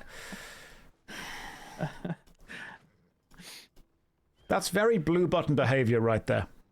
Oh, God. I don't have the context. This is that makes it better. That makes it so much better. What is the context of the button? On it, you don't need it. I'll explain it to you off stream sometime because I guarantee as soon as I explain it, your stream will hate you. Okay. There is a very specific type of comedy going on in this stream, and it's funny for some people. Other people, it's awful for, but I think that makes it funnier for the first group of people.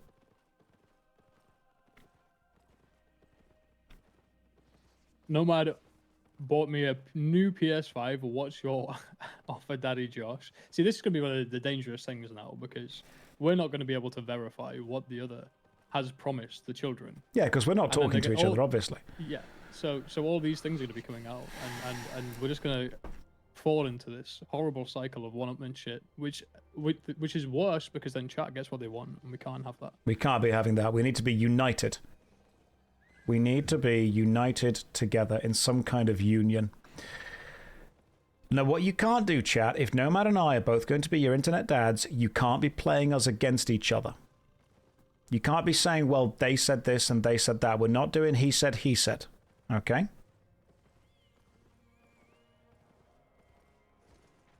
Hell, Nomad, his piggy is cute. It's we're on shared chat right now, so I can see what you guys type as well. Just for those of you thinking that you could get one up whilst we're on streaming together, we can both see everything, guys. Just, panic now. Yeah, like I can see the chat in my chat. So if you're saying bad things about me, I can see it. The cooler dad said that ghosts aren't wet. Listen, I'm not going to believe your lies. All right? You can't just lie to my face. What's up, Purple? Alright, now we have the imp again. Once the imp drops to a once the track, I guess, drops to a low enough health point, it will not run away anymore. And we can just keep fighting it. So this should be the last one, because we'll probably sink enough here to stop it.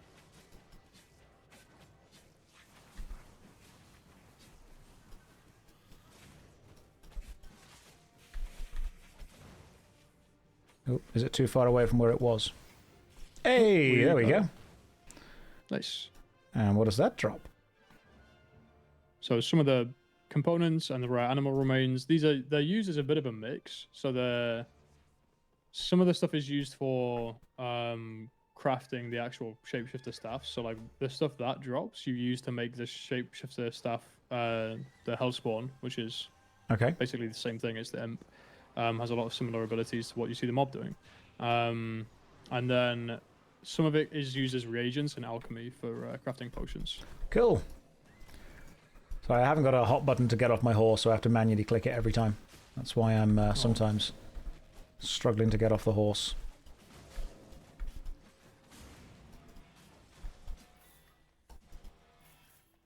Perfect. If you guys would like to join us in Albion Online, you can. You can type !Albion into my chat, and you can see the link there to join. Or if you're in Nomad's chat, I'm assuming you've got a little link, a little bot there as well, so people know who has sent them. So if you guys love me more, you can arrive here from my link, and if you love Nomad more, you can arrive here from his link. There you go. Oh, so we went too far there, at least. Doesn't need to be a competition, guys. I wouldn't want Josh to feel bad. It's true. Love's not a competition, but I am winning. This is chat now, yeah. Oh, I mean, winning is it's kind of subjective, I would say, like...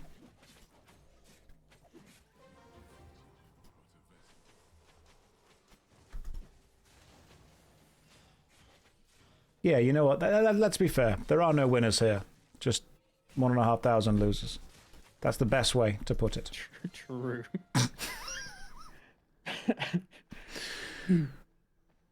It's not about winning. It's about other people losing.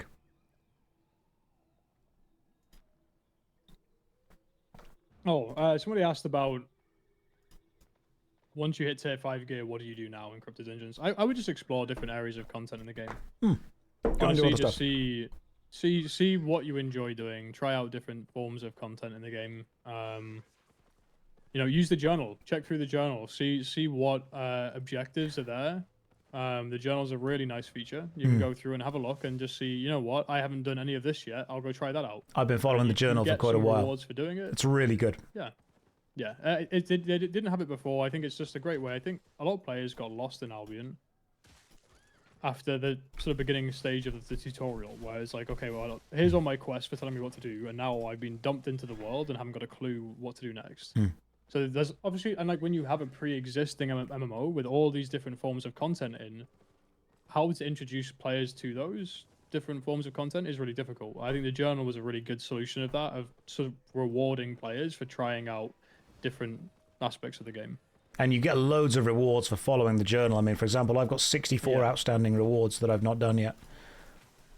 That I probably should. The journal is one of the strongest things for a new player to get leveled up and to sort of quickly catch up and be a little bit more competitive with the rest of the game. You know, the rest of the players.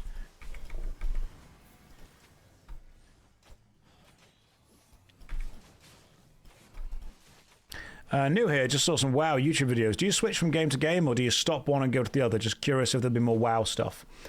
I've discovered that MMORPG players lack object permanence. If they can't see something existing right in front of them, it just doesn't exist. I play lots of different MMORPGs. I play Albion Online, I play World of Warcraft, I play Final Fantasy XIV, I play RuneScape, I play Guild Wars 1, I play Guild Wars 2, I play Neverwinter. There's lots of stuff. And the game changes based on the vibes. So whenever I change any game or play anything else, people always go, have you quit whatever the previous game was? Why did I quit Factorio? Because the factory could no longer continue to grow.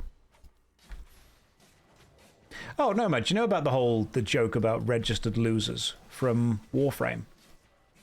I don't think I do. There was a kind of event where Warframe was advertising a few of its new expansions, and it was a real live event, and there was a lady hosting it. And she meant to say Warframe is celebrating 4 million registered users, but she also went to say 4 million registered as an enemy. Mount up. I'm up. Yep, I moved right past. There's meant to be... I'm good, you just keep going. I'm trying. You keep being mounted and keep running. No, we're not going to get this. Too many people. Just keep running for now. Oh, they have a lot of people spread out, huh? They have a lot of people spread out. Yeah, we can't beat that. I didn't fight back because I didn't want them to feel bad. Well, we tried. Anyway, the Warframe was meant to say 4 million registered users, but she also panicked halfway through and went to say 4 million registered players. But the brain did that spoonerism thing where she said the L from the word players, but then the rest of the word users. And she said in the thing, we'd like to celebrate 4 million registered losers. Which was brilliant. Was that... Who was that? Who killed me? That was... someone? Which guild are you from? The Flame Walkers. They're now our enemies. They are now our enemies groups forever. Tend to sort of try and dive these, unfortunately, in the road. Sometimes there's a risk with doing them out here. If it makes you feel any better, I did survive and get away. So. That does make me feel better. It makes me feel that you are better at this game than I am. I died because if I hadn't, they would have felt bad. So I was actually quite selfless right there. Yeah, I was hoping you could just sort of mount up in a ride past and I'd be able to escape afterwards. But yeah, they really didn't want that to happen, did they? And as soon as I loaded in, I saw someone say, money, please money me buy T3. And then they meant to say please, PLSS, but L looks like an I. So I think I just saw someone say, money please piss. Albion is a magical place. It really is. It really. Lol, don't be sad, Josh. I'm going to be a little bit sad. So, someone, money, please, piss, money. Please buy me T3 build, please 100k. It's like being back at the Grand Exchange from RuneScape.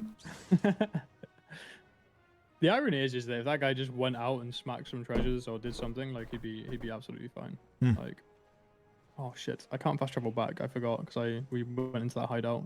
So my fast travel back button is taking me back to this hideout. So I'm gonna have to ride back.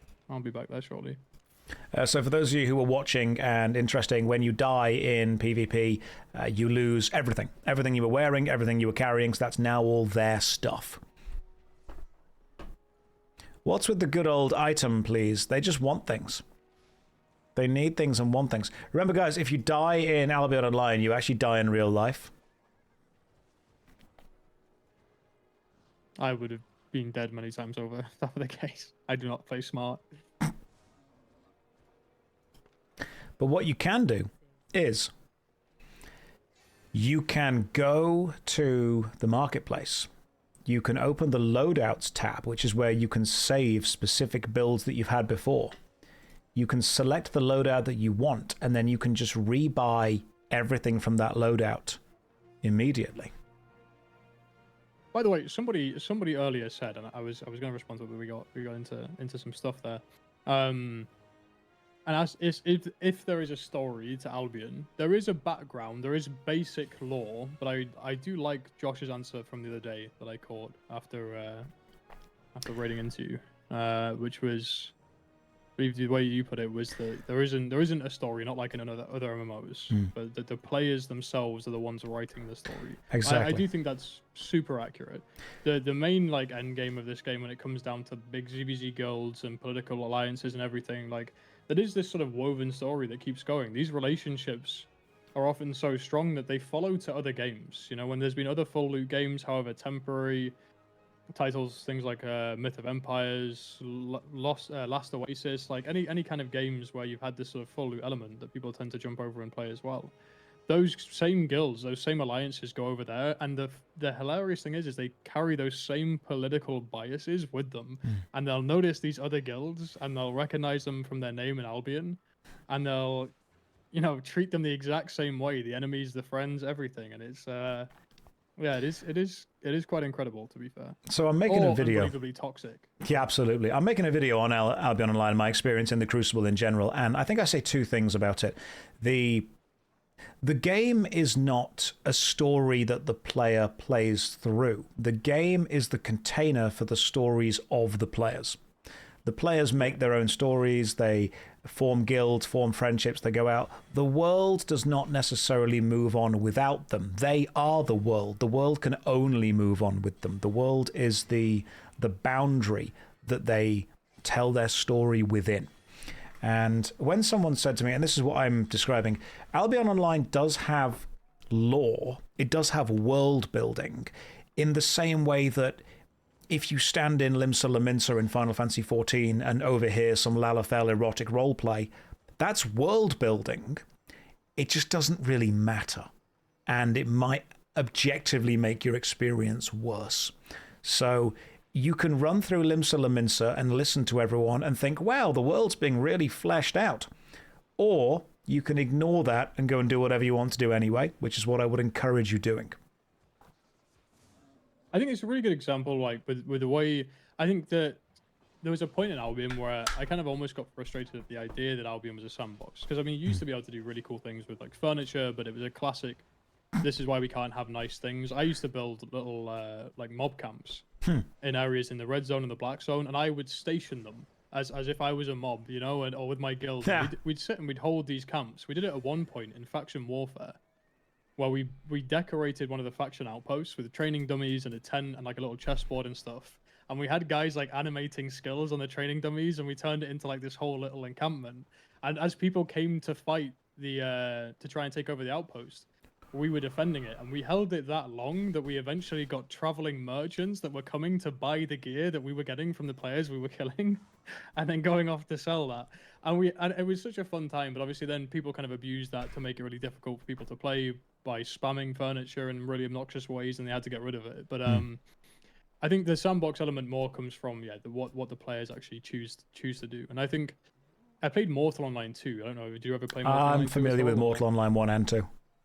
Yes. So like I played it through some of the development stages there, and I feel like that kind of had a similar thing. But the problem with like a sandbox where it relies on the players is I feel like if you don't give the players enough tools to build with, you know, like not just, you know, to play stuff or whatever in the game I'm talking about, but like actually like to kind of foster player interactions, positive and negative, then it kind of lays a bit too much on the players themselves. And I feel like Mortal Online 2 suffered from this thing of like, if the players were making bad content, i.e. like, okay, they're just going to go camp graveyards for new players and you know, make it obnoxious for anybody to try and play the game, then the game itself feels bad because the story the players are writing is a shit story. But if the players have enough tools, if there's enough things for players to go and do, then the stories that they are able to then, you know, create obviously are a lot more sort of diverse and a lot more entertaining, and the gameplay is a lot better. And I feel like Albion's done a pretty decent job with that over the years. Yeah, no, it's a good idea. Tools. I think that sandbox games definitely appeal to people that want that more free-form nature. Now, personally, I'm not a sandbox player. I prefer the theme park stuff. I prefer here is a preset dungeon, here is a preset boss, here is a preset thing to go and do. And I think a lot of my viewers and a lot of people on my Discord are theme park players.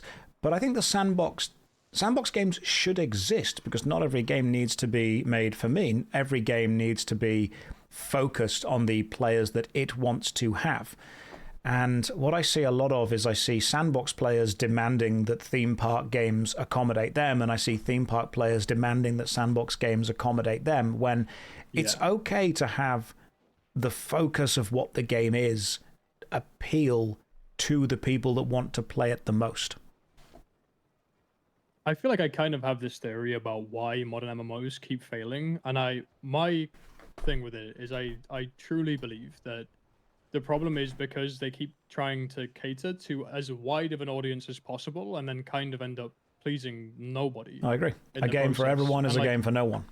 Yeah, Albion started as a very niche, hardcore PvP game. Most of the players that are playing Albion today would not have played that game. No. But it made itself for that audience. It did that one thing and it did it really well. And then over time, it expanded on that and built on that and made a way where newer players could kind of get a foot in the door, and then made places for those players to have kind of different end games that wasn't just the big PvP stuff, you know, and there was end games for PvE and sort of gathering and like other stuff. And it did well finding a niche and then growing its community from there. And then like so many of the games I played, I mean, I think Ashes was a pretty good example, to be honest with you, even just with where that was being developed. It was just such this massive game to try and, you know, cater for so many players. But it was just too much, you know, as a project to start with. I mean, financially, obviously, it was quite a burden and unsustainable, right? You're absolutely spot on that the more you subdivide down the amount of players that you want to get, the less you appeal to those players. And I try and explain this using YouTube to people. People have said to me, hey, why don't I make YouTube videos on this? Why don't I make YouTube videos on that? Let's imagine that you have a YouTube channel. And let's imagine that you put one video out and it's about fishing. And then you put another video out and it's about golf. And then you put another video out and it's about MMORPGs. Then you put another video out and it's about cooking. And then you put another video out about lifestyle. You might be thinking, wow, I'm covering 5 different demographics. Yeah. No, you're not. What you're doing is you're putting 4 videos out that the demographic that has watched one of them doesn't care about. You're not getting 5 different demographics. You're actually not appealing to all 5 because there's not enough content that each of the individual demographics will want.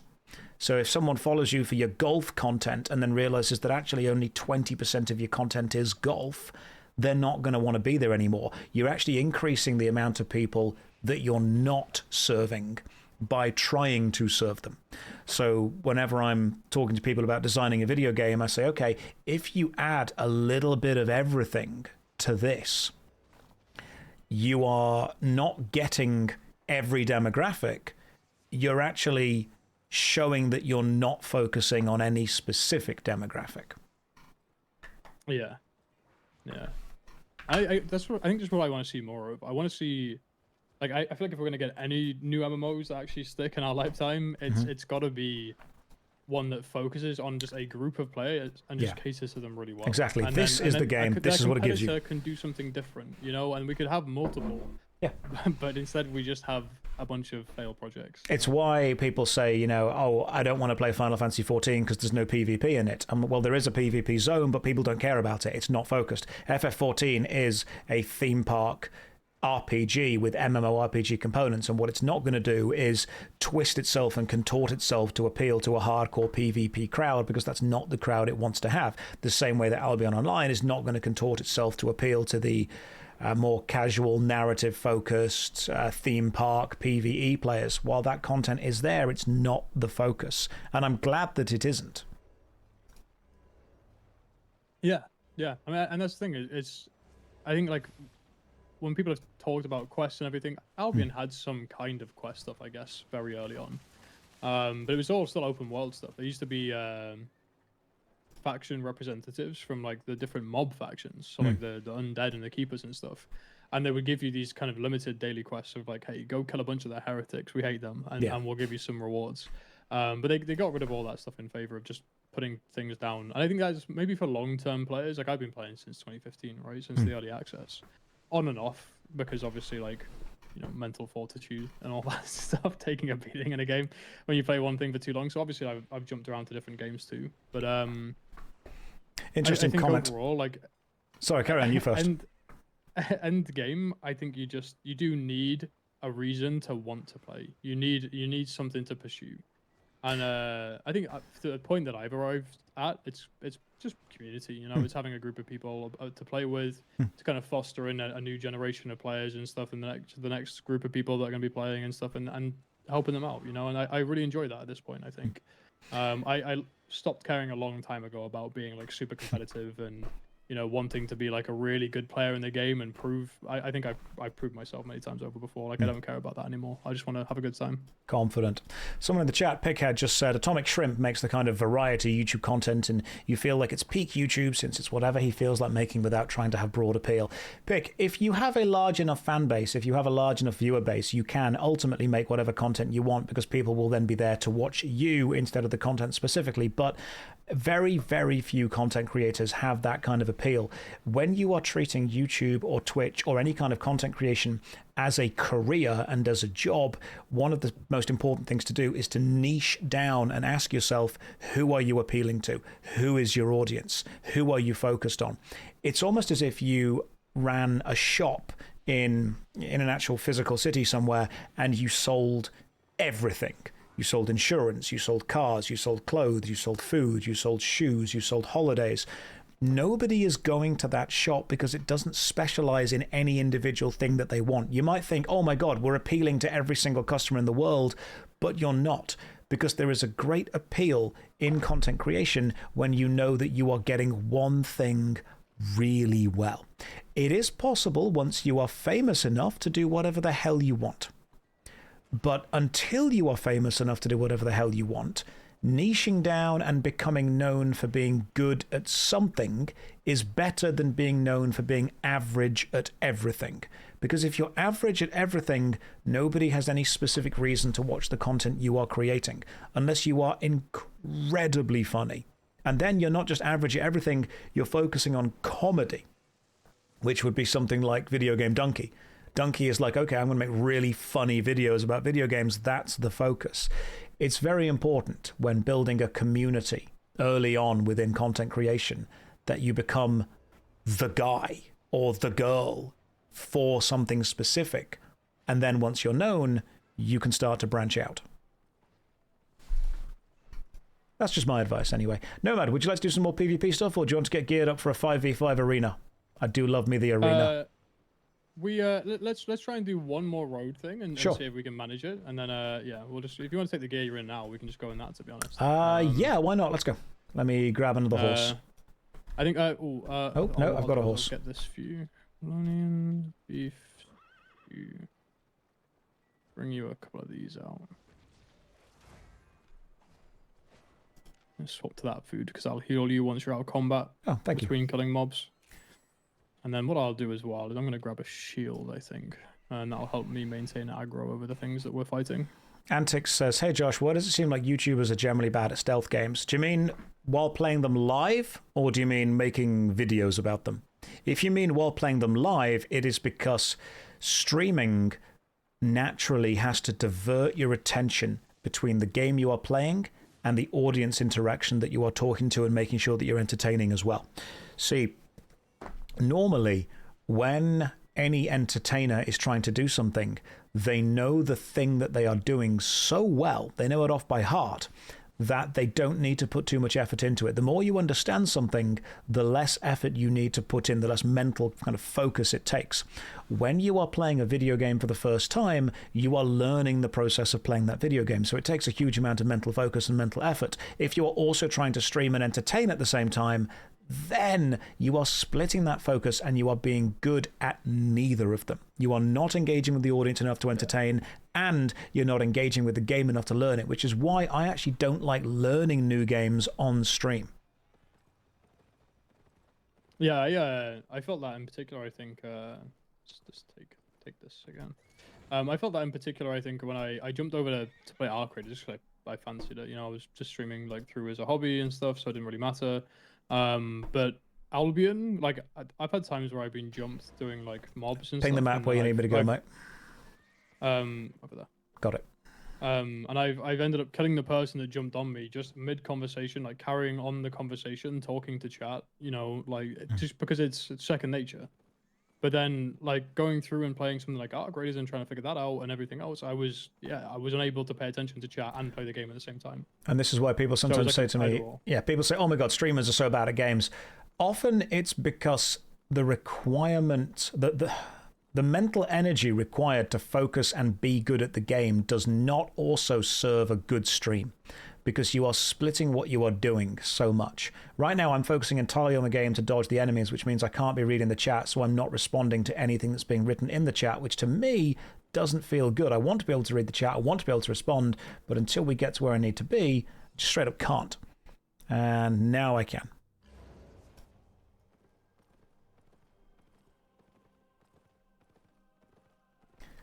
I've had a lot of people who have tried streaming message me afterwards, being like, hey, I didn't realize how mentally draining it is to focus on playing a video game well and interacting with the chat and talking about what you're doing at the same time and trying to kind of moderate the conversation. It's definitely, it's not a hard job compared to, you know, working on like an oil refinery or a difficult factory, but it's definitely a job that brings a level of mental challenge. There's a skill set required to do it. I was a marine engineering officer before. Oh, wow. For about 7 years. I joined when I was 17. Yeah, very physically, mentally, like, taxing job, you know? I mean, I'd had trips away where I'd been away for 3 months and stuff. And one of them, I didn't get a single full night's sleep an entire trip. You know, I mean, it was Guild to the just, north. you know, always, yeah, we can go past it. Looks like a solo. But yeah, very, very hard job, harder than most people would experience in their lifetimes, you know. But then, yeah, streaming, there's a completely different thing, you know, with how that builds up on you when you're trying to, you know, be there and be present for people, and as you were talking about before, to an extent, you know, be vulnerable, you know, and share parts of your life with someone. It does take a different kind of toll, you know, and it does build up. There's a level of skill, there's a different discipline that's required for it. I'm trying to read the chat and catch up with you guys while also focusing on whatever's happening in the game right now. And it's definitely, that guy is going to be terrified of the fact that we're just following him around. Yeah, I think it's that thing of like a jogger going out and... Yeah, we're not following him, but we are just kind of weirdly following him. Yeah. Planning on doing a few just skips here so we can kind of get away. We can probably track here though. Sure, I'm happy to follow you wherever you need to go to. Engaging the audience while focusing on the other stuff does require a level of talent, and you have to split your focus. And this is why sometimes people have actually come onto stream and said to me, I can't believe you're not very good at this game. And I've had to say, look, I could be better, but that would require me to remove focus from the audience, which I'm not willing to do. Which is why most of my streams are just kind of casual games. It's why we played Devil May Cry 2, because honestly, Devil May Cry 2 I do not need to pay any attention to. You ever played Devil May Cry 2, Nomad? I'm not entirely sure, to be completely honest with you. You would be sure. I know I played Devil May Cry. You would know on if you played consoles back in the day, but.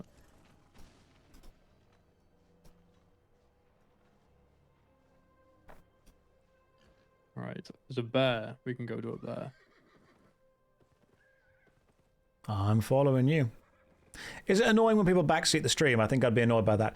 Cyber, I have to temper my annoyance. Because imagine that you're teaching a class. If a kid walks up and asks you a question, that kid has asked one question. If another kid walks up and asks the same question, you may have answered the question twice, but that child has only asked it once. So when people backseat the game, they have the best intentions. And when someone messages me and says, hey, you should do this, this, this, this, and this, I get why they're saying it. And to them, it's the first time they've said it. To me, however, I've heard it 30, 40, 50, in some case up to 100 times. Yeah. So backseating is, I have to remind myself that it's irritating to me because I've heard it. But they are doing it with the best intentions. Remember, the road to hell is paved with good intentions, as they say. So people backseat because they want me to enjoy the game. I think one of the worst things that happens is when people love a game, they want me to love that game too. And so what they do is they think of all the things that they faced in the game, all the challenges, all the hardships, and they offer me advice which is designed to remove those challenges, to remove the hardships, without them truly understanding that it was the overcoming of the hardships that actually generated the love for the game in the first place. So people message me and say, hey, just so you know, you should rebind your keys to do this, you should do that, you should change it to this, you should add to that. And I'm thinking, okay, what you're trying to do is you're trying to shortcut me to the place that you are. But you're trying to get me there without going through any of the experiences that you went through, which is itself the way that you generate value. Oh, hello, long boy. Thank you for joining us. I think I'm curious with, because I think you're completely right. I'm curious what you think about the concept of people making like YouTube guides for single player games. Information hazards. There's going to be an audience there for them. People want to know. I think people are terrified of wasting their time. When people play a video game, one of the biggest fears is, am I wasting my time? Am I not playing as efficiently as I should be playing? So you get videos for, games like Elden Ring. How to become overpowered in 5 minutes, how to get the best weapon in the game, how to get this, how to get that. The videos exist because there's an audience for them to exist. Yes, yeah. But I also think there's a level of what we call information hazard, which is if you know the information exists or you know it's out there, you almost feel like a fool for not going to get the information. If you know that you can become overpowered at a game within 5 minutes, by not doing that, are you playing the game wrong? I think that's what a lot of people are worried about, right? And but it's I think I don't blame obviously like creators for making it because as you said, there's an audience for it, so people like catering to that. Obviously, there's a space in the market for it. Like, people are going to pursue it, right?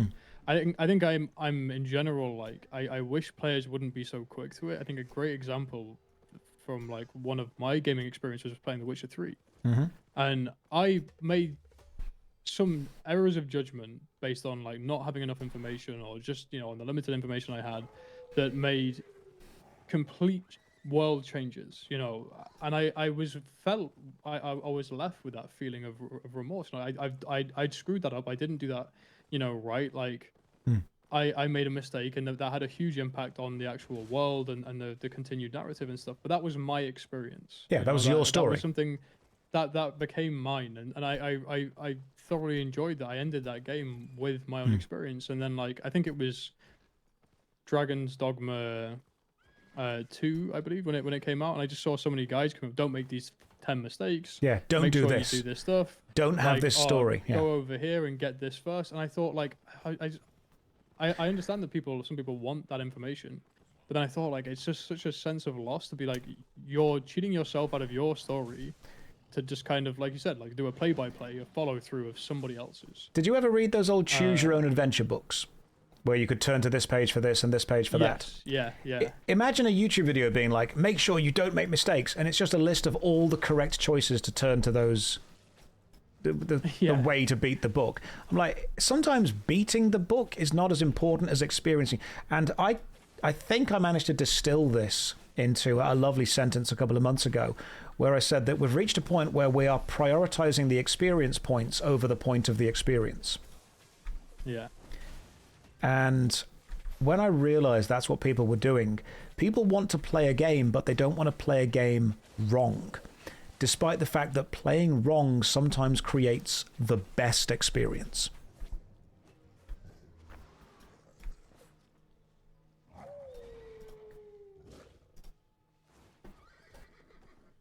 Modern gaming ideology has destroyed the mystery of exploration and the experience. Now it's all about min-maxing. Exactly. I think min-maxing has a place in some games, and I understand people wanting to do that, but I think I do get frustrated with the idea of, like, playing a game wrong. I think just, to me, it's like and again, there's different experiences, everything that people have, but to me, if I'm playing a game to, to unwind, to relax, to enjoy something, like, I don't think there is doing it wrong. I remember when I played PoE 2 for the first time. Great game. What I started with was like the most inefficient, not optimal build, but it was mine, and I got to enjoy my experience. I wasn't as fast, clearing through and doing stuff as like experienced players were, but I enjoyed the way that I was playing it. I still got to experience the story and everything else. And then, like, when I put some time and thought into the actual build, like, I ended up with something pretty close to what people were running meta anyway, once I put the time in to think about it. But I mean, it was my experience that led me to that, not a guide. I think what can also happen is, because games are so long, and if you play an RPG game, you are dedicating 100, 150 hours into playing it, people don't want to be faced with an early game choice that they don't know is going to have late game ramifications, and 80 to 90 hours into the game be told, oh, you've actually missed out on the best sword because you didn't answer the correct question with this person here. So I can understand that some people are making those choices and getting the answers in order to mitigate failure later down the line, because most people aren't going to go and replay those games. They're going to play the game once, they're going to enjoy it, and they want to have what many would consider the best experience or the right experience.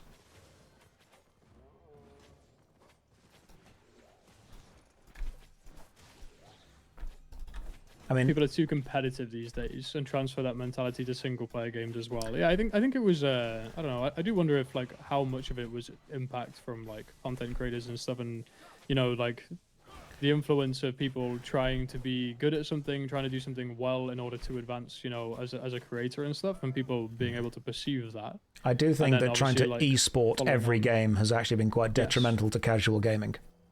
Yeah, exactly. Ooh, Panther, perfect.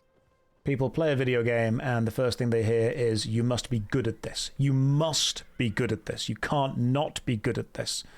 People wrap a huge amount of their self-belief and their self-validation in being good at a game. But what do you guys in chat think? Because I think that the e-sportification of every video game has turned the experience of playing the game into a secondary component, when the primary component is the score at the end, the experience, the validation of I win the game. It's funny, I think there was something somewhat similar with what happened to, like, how Albion used to be structured to how it is now. And that's that previously, back when it was the old version of the game, which granted is not, as I said, the game that many people would want to play, or many of the people that are playing now would be, would have actually even engaged with in the first place. But previously, there was no, like, right now we have season points, the thing, like, we're working through the Crucible. You have different categories to hit, you have the little sticker on the fridge, if you will, once you've completed something and you've been told that you're winning because your points are higher than another player's. The game didn't have that before. It just had, oh, you want this territory because it's close to these resources. You want this territory because it has good access to a dungeon for your guys to go and fame farm in. Like, there was real, tangible, in-world reasons for you to want to have ownership over something. versus when they introduced the season points, and which is better now with all the balancing they've done around, but the initial introduction, obviously people just kind of metagamed the season points, trying their best to get the most points in sometimes the worst ways. I mean, a classic example was one of the reasons why we have the cluster queue today, which is a system in place where if, let's say you have, you know, a zone cap of about 300 players, and you have 600 players that want to get in from one alliance, and you have 300 players want to get in from another alliance, the game will kind of filter it through with the cluster queue, so it puts 150 people in from, you know, or like 100 people in from one guild and 200 from the other. So it maintains the kind of number balance they have, but still allows like those players to filter in and perform. Whereas before, people were just blocking. So they would just ram the zone full of as many people as possible to try and deny other players getting in there so that they could take the zone, so that they could get their points. And they didn't care about the zone or why they were taking it in the first place. They just wanted the points. Just wanted the points. Someone and in they did chat, really well with balancing that around. Someone in chat's put a really interesting question: is winning not fun? Yeah, people. When we have this conversation, we don't want to say that winning is wrong. We don't want to say that, you know, winning is not fun, because to many people who play Magic the Gathering or Warhammer, winning is part of the fun. I completely understand and I completely agree with that. I'm not saying that wanting to win isn't fun. What I'm saying is that there is a detriment to placing winning above all else. Take Magic the Gathering, for example. There was a combo of cards a while back that would win with your opening hand. If you got these two cards, you won straight away. And the best way to grind victories online was to just build a deck with those two cards and then keep restarting games until you got them. It was Tybalt's Trickery and Emrakul. So winning became mechanically abusing until that happened. And while I think there's nothing wrong with winning, I think one of the most important things to do, and this is where it all comes down to, you need to make sure that you want the same gameplay experience that other people around you are having. That's what it should be about.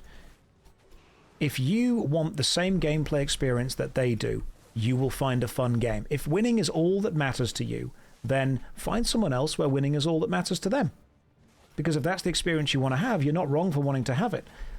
The danger comes when we are convincing a huge amount of gamers that the only thing that matters is winning. I think it's important as well to say, like, when we're talking about this stuff, guys, like, some people's enjoyment comes from the idea of min-maxing, from having the absolute best to just zone through here. Which is great. If you want to have that, fantastic. Possible, yeah, like equipment, all this sort of stuff built up, like, yeah, which if that's, yeah, your experience, if that's what you want, if that's how you have fun, if being super competitive and always like being out on top and making sure you do everything to put yourself there is how you enjoy playing the game. Yeah, we're not saying you're playing it wrong. Like, what we are saying is that when you get people that don't want that, forcing them to engage with people that will demand that is going to create that imbalance. Games should be, I think, best enjoyed with people who also want to play the game in the same way that you want to play it. If all you care about is winning, play with someone who also only cares about winning, and be respectful enough to understand that's the goal you're going for. If you want to care about winning, but you also want to put a couple of caveats, a couple of safety rails, if you will, to make sure that it's still fun for you, then do that. And the reason that I push back against esports changing gaming is I think a lot of gamers, especially younger gamers, don't have the conversation of what kind of game do I want to play. They instead see the prevalence of esports and think the only kind of game that I should be playing is one that I win. I think a great example was I've been playing Dark and Darker over the course of its development, like on and off. There was a point in that where the balancing was really called into question by a lot of the players, and a lot of players getting a little bit frustrated with why things were balanced. And one of the narratives that came out from some of the creators was that you don't balance a game around the worst players. You balance a game around the best players, which I just categorically disagreed with, because then that's how you get a very small group of players playing your game and nobody else. Because if the game's completely balanced around only the top performers and everybody else is just expected to kind of like, you know, keep lump up it and not do anything, then like you end up with a situation where people don't really have access to playing the game. Obviously, like, balancing things around its extremes is important to take into account, but exclusively having the game balanced around only the experience of the best players is insane. Because the best players by maths are going to be 1% of your player base. You're ignoring the experience of 99% of your player base in order to make sure that 1% are having the best possible time they can. And the people that aren't part of that 1% are then going to slowly start to drift away.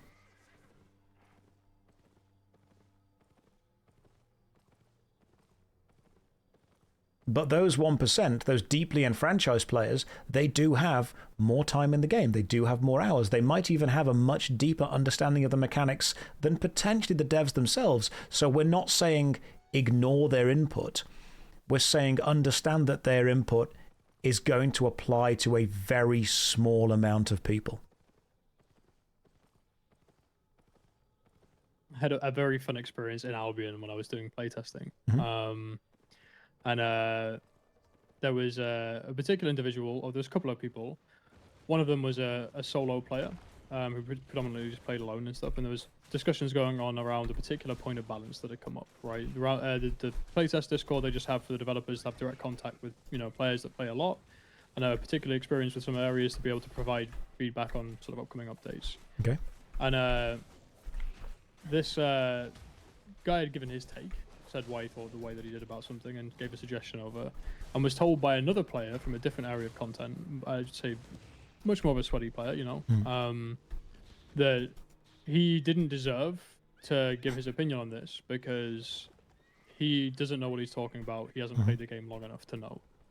And the funny thing in that situation was that I said that I didn't know who he was, but I would never dream of telling somebody that their opinion doesn't matter, especially in a playtesting Discord where the point is to have a varied perspective about how the game impacts players, you know? So the devs can gain that understanding and make a decision.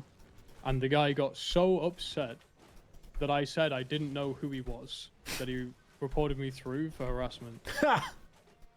Do you know who I am? All I said was, I don't know who you are, but I wouldn't dream of saying this.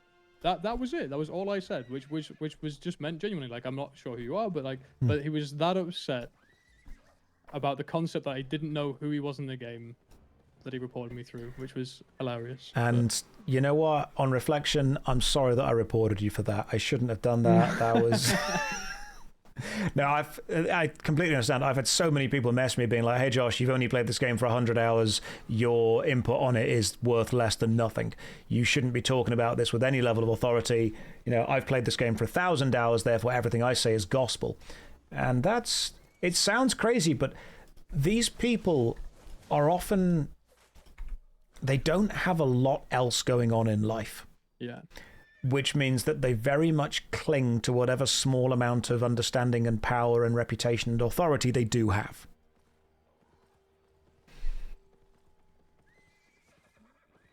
At least that's my experience with it. Well-adjusted people don't get angry at people who play a video game a different way. Hey, it's Calla. Excellent. Someone else has joined. Yeah, but well-adjusted, balanced, happy people don't get angry if you play a video game differently to them. Ooh. Actually, I've just realized this might be a problem. How so? So we actually can't do 4 people because then that puts us into the large group tracking.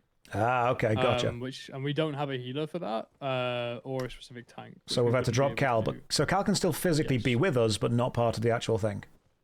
Oh, Longboy said let him join. I'll just protect. Okay, we can. Oh, sweet. Yeah, in that case, Cal, you join in. Long will drop. Perfect. Yeah, so there is There is definitely an experience online, specifically with MMORPGs, where the hardcore player base will... The socially maladjusted hardcore player base, I think, is the best way to phrase this. Like the whole concept of, you know, MMOs being good after the first, you know, however many hours that you've put into it only, like, and using that as a reason for players who have had that amount of time in a game to devalidate or like a new player experience, which is also super important for an MMO, right? Like the first experience one has in a game shouldn't be bad. It shouldn't be correct, sort of lackluster. It shouldn't be like basically not a representation of the apparent actual quality of the game that only comes after a couple of 100 hours, right? Like, I've tried to explain to people that with the amount of media we have access to nowadays, you do not have the luxury of getting good. Now, people misunderstand what I mean when I say this all the time. I don't mean that a game needs to start at the end. I don't mean that you need to start with every ability, all the power, all the stuff straight away. I mean that you need to think about the pacing of your game. You need to start with a fun experience at least ready for you. And so many people have messaged me being like, hey, are you going to retouch this game now because it has changed its opening and it is much better? I've heard that Warframe has put a huge amount of effort into making its onboarding experience for new players so much better, and people are talking super positively about Warframe. The fact that Albion Online has got the loadout system and the armory system and the journal is fantastic. It's a framework to bring new players into the game, and if that framework can bring players in, they are then more likely to stay.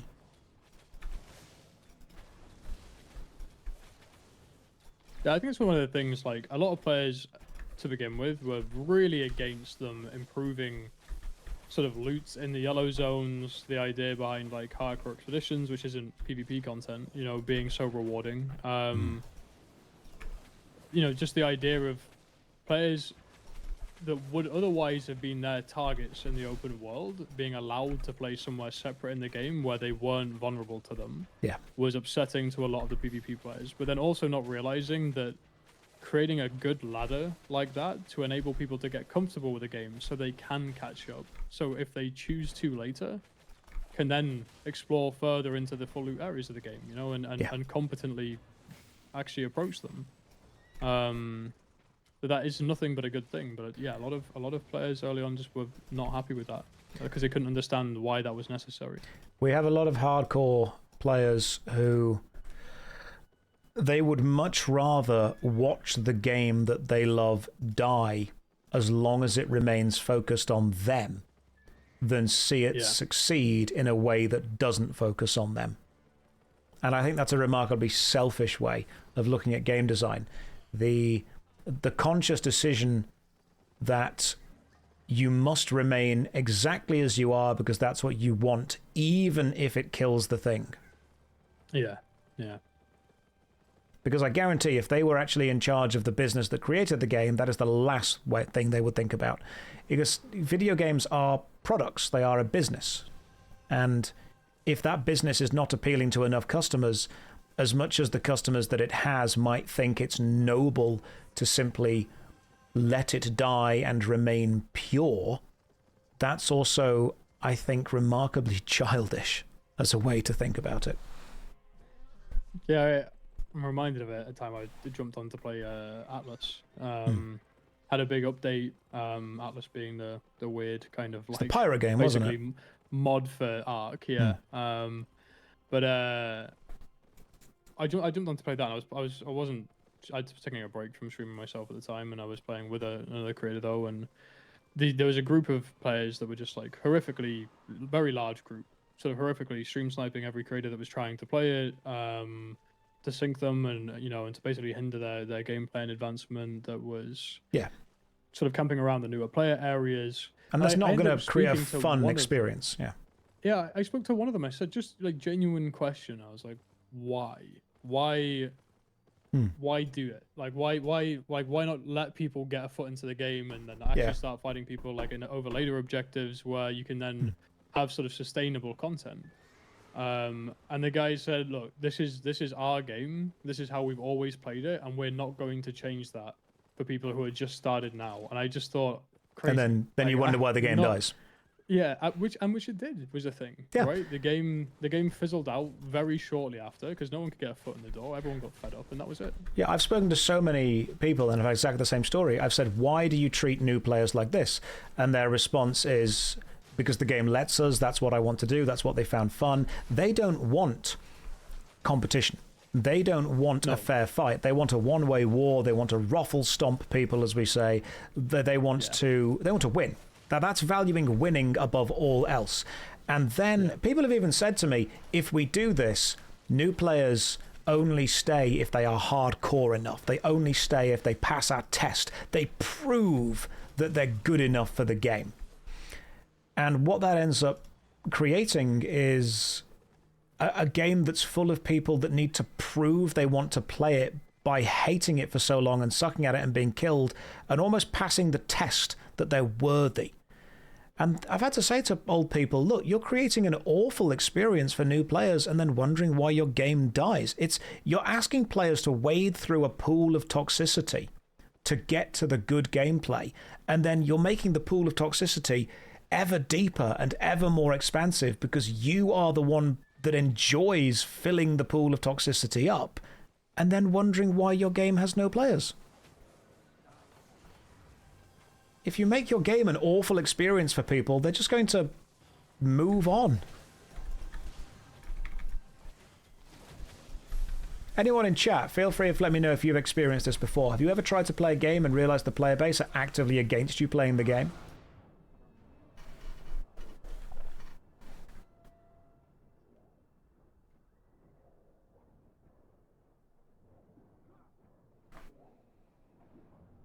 I'm just sitting here dead for a minute, don't worry about me. Dropped your contact lens is what we say. You haven't died, you just dropped the contact lens. Yep, just looking for it. I think MMORPG games can suffer from it slightly more than other games simply because the MMORPG game is designed to be a replacement for every other game. It's designed to be a community, a social aspect. It wants to appeal to players who want to use it to be their everything.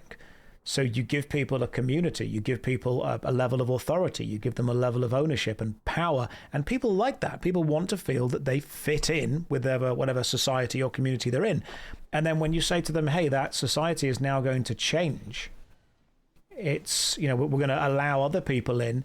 No, that's a threat to their authority. It's a threat to what they do or don't want. Have any of you ever tried to play? I think real-time strategy games are bad for this. I love real-time strategy games, like Command & Conquer and Age of Empires and StarCraft and Warcraft. Now, I'm not bad at them, but I'm definitely not, good. And I've tried to play competitively a couple of times, and all that happens is you get these super overpowered players smurfing down to lower levels and just immediately kind of rolling over you. Which to me is a shame. I found a golden frame. Cool. Golden frame. I think that's one of the luxury goods that sells. Usually the luxury goods are tied behind selling to a particular royal city, but that one, if it's a luxury good. Brilliant. I'm going to see if I can sell it.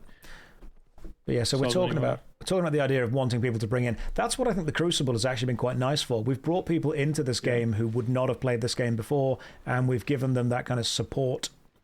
Oh, massive guild. Good luck, long boy. I would turn around and head back, Poncho. Yeah, grab the track. Let's get out of here. Yep, they have sacrificed themselves for us. That's what Longboy was meant to do. Good job. Well done. We will remember you. We'll sing tales of you in Valhalla. He's not dead yet. Might get out. God damn. 07's in the chat for Longboy. You won your first 1v1 in Rhodes since you came back. Congrats. No, Longboy's behind us and alive. Is he? Yep. Thought that was Kalia. No, Longboy's bringing up the rear. Oh, he is. Excellent. Well done. Yeah, the nice thing with how kills worked, and I know I had a big part in the change because I begged with them for a long time. Solo kills in the open world will not mark the map with a death skull. Unless you're incredibly close to it. But if you have a kill with a group with multiple assists on, then it will get marked on the map. So if you ever see a death skull on the map, you know that that is a kill that's been done by multiple players and can choose to stay away from it. Keep going.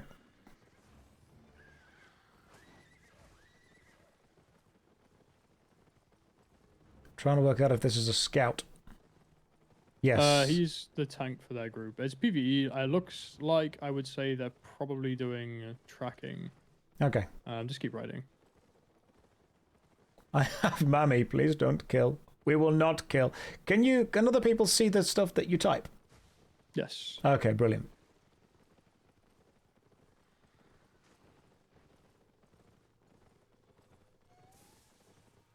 Yeah, look, if they're persistent with chasing us, we'll just ride away from them for now. Yeah.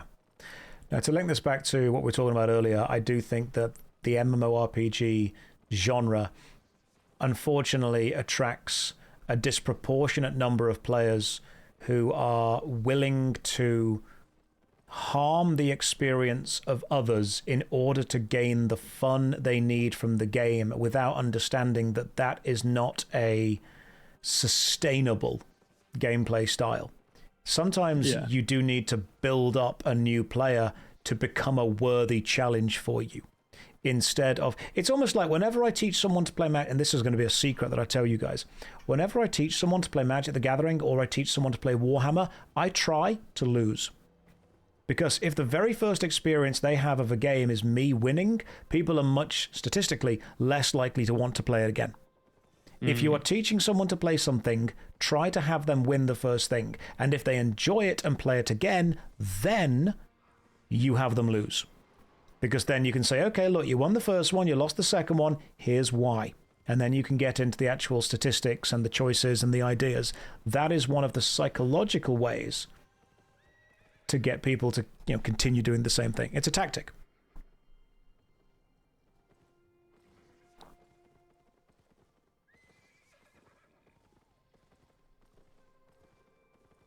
Human psychology is very important in the creation and the continuation of anything. So Longboy and I are kind of bringing up the rear. We're going to try and come and catch up with you guys now. I'm just grabbing this track we had to walk past when we were being pursued before, so it'll probably move us again in a sec here anyway. First time chat says, the Minecrafter says, aren't you just manipulating them? When you are aware of human psychology, you have to ask yourself if you do or don't engage with it. Is engaging with it manipulation? Is not engaging with it specific manipulation in the opposite direction? So what's important to ask is, and that's a great question, are you manipulating them? To a way, the more you understand about how people react to things and the likely outcome of any given situation, taking actions that will or won't affect that outcome could be considered manipulation. So what you have to ask yourself is, what is the best long-term outcome for the hobby? What is the best long-term outcome for you or for them? If the best long-term outcome is they have a good time in the hobby, they enjoy it, they get more into it, you get someone to play with and they get someone to play with, then sometimes asking yourself, okay, what's the best way to introduce people is going to be the right thing to do. So let's take Magic the Gathering. If I want to introduce someone to Magic the Gathering, I'm not going to give them a starter deck while I sit down with my overpowered modern deck. And I'm not going to explain the rules while I keep winning because they have absolutely no chance whatsoever to win. Is it manipulation if I give myself a deck that I know is underpowered and is much less likely to beat them? It is a strategy to make the experience of the gameplay more beneficial to a long-term relationship with that game. I feel like, in general, I would say that I suppose what matters really is the context. Manipulation exists in a lot of different forms. It's just the context of how it's used or abused, I guess. You know, I mean, I don't think I'd call it like manipulating. Like it's like saying like when you're trying to teach your child, like are you manipulating your child? You know, like it's. I think just the word manipulation has a negative kind of connotation to it, whereas manipulation. Oh, there's a crystal golem here. Manipulation sounds bad, whereas teaching sounds good. Can't. Okay. I didn't bring a heal stuff with me. So. Gotcha.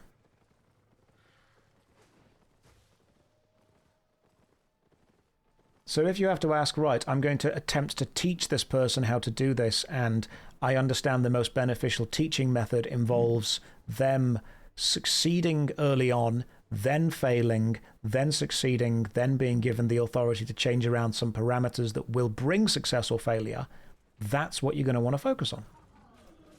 I think as someone just picked the perfect word. I think yeah, it's the choice between if you're trying to influence somebody or trying to manipulate them. Like if you're trying to influence them into, you know, an outcome or having an opinion about something that you know you want to mutually enjoy with them, like you're talking about showing somebody how to play Warhammer or teaching them how to play Magic or whatever, you know, showing them how to play something like Albion, you know, whatever it is, like I would doing say it that in a way to influence their decision to be more beneficial to you and the hobby that you enjoy if you want to share that with somebody, and doing what you can to try and make sure that it's the best possible experience for them.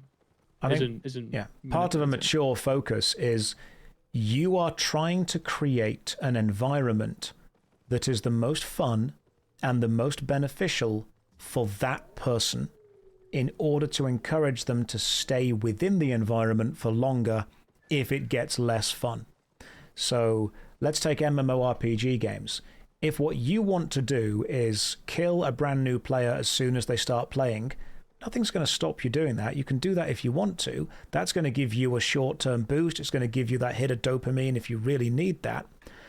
But you're definitely not creating the best environment for a long-term, engaged, fun, rewarding experience of that game for a new person. And if that upsets you, then you are prioritizing your short-term enjoyment over someone's potential long-term investment within the game. I think the joke on Albion when it was initially launched on Steam was that every time someone was killed, a new player, it was another negative Steam review because it was full of them. Like I tried to go out and I got killed by this group of players. This game you can't do anything without being killed, like all this sort of stuff, you know. But in general, I think it's not something that a lot of regular players do, but definitely as a creator, like if I'm going past, you know, someone that, you know, feels like a sort of obligation towards, you know, wanting the game that I'm playing to be successful so that I can also, you know, be successful within it. Like if I see a player that's in starting gear and has relatively low fame on their stats and everything, when I inspect them, I'm probably just going to walk past and leave them. Now, if I see a player that's in low tier gear but high fame and they're in a high tier zone with good rewards, obviously that's different, right? Because likely they're just trying to use cheap gear as a way to not have too much of a loss and try and make a profit. But I gain nothing out of killing that guy. I don't get enjoyment out of it. I don't get money out of it. It's not a good experience for me. It's not a good experience for the player that I've killed, so I just don't do it. Whereas obviously like a lot of players like in Fort Sterling, as we've been going around, we've been saying like just murdering everybody and anyone they can do. People in the chat are saying that you get a lot of... Why should... This is a question that's been brought up in the chat. Why should a high-level experienced player need to change how they play or what they want to do in order to facilitate a newer or lower-leveled player? And the answer to that is they don't need to if they don't want to, but you need to at least be smart enough to understand that you are the community. You set the baseline for all the interactions that a new player has. The high players are the representatives of the game. And how they play will shape how a new player sees that game. And if you want to play in a way that actively pushes new players away, that's fine. You can do that, but you just have to be comfortable living with the consequences of doing that. I think it's the long-term consequences that these players often don't think about. And people say, you know, why should they have to? Why should an old player, why should a high-level player have to hold themselves back when they want to play a game that allows them to just wipe the floor with the low-level players? You shouldn't have to hold yourself back, but you should be smart enough to understand that by holding yourself back, you create a different environment that might be more productive for a long-term game.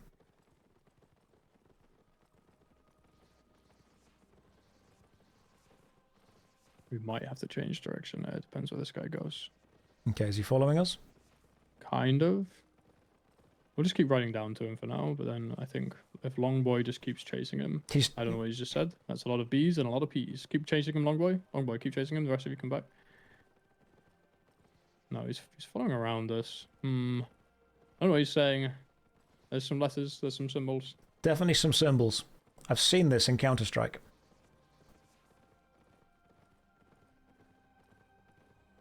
Do we leave? Go through. He's asking what skin you're using, apparently. Oh, me?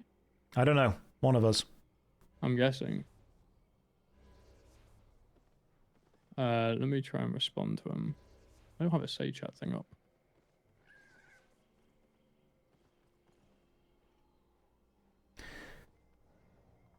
That's fine. We'll come back out. So in order to continue the conversation that we're having in the chat, I think that come back in. There is nothing wrong with a video game that allows you to make a new player's life difficult. But you also have to be intelligent enough to understand that making a new player's life difficult is not going to be conducive toward an experience where that new player wants to stay.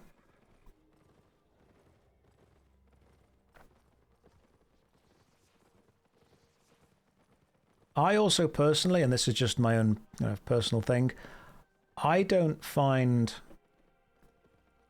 gameplay where I just steamroll over someone who's less skilled as a fulfilling victory. No.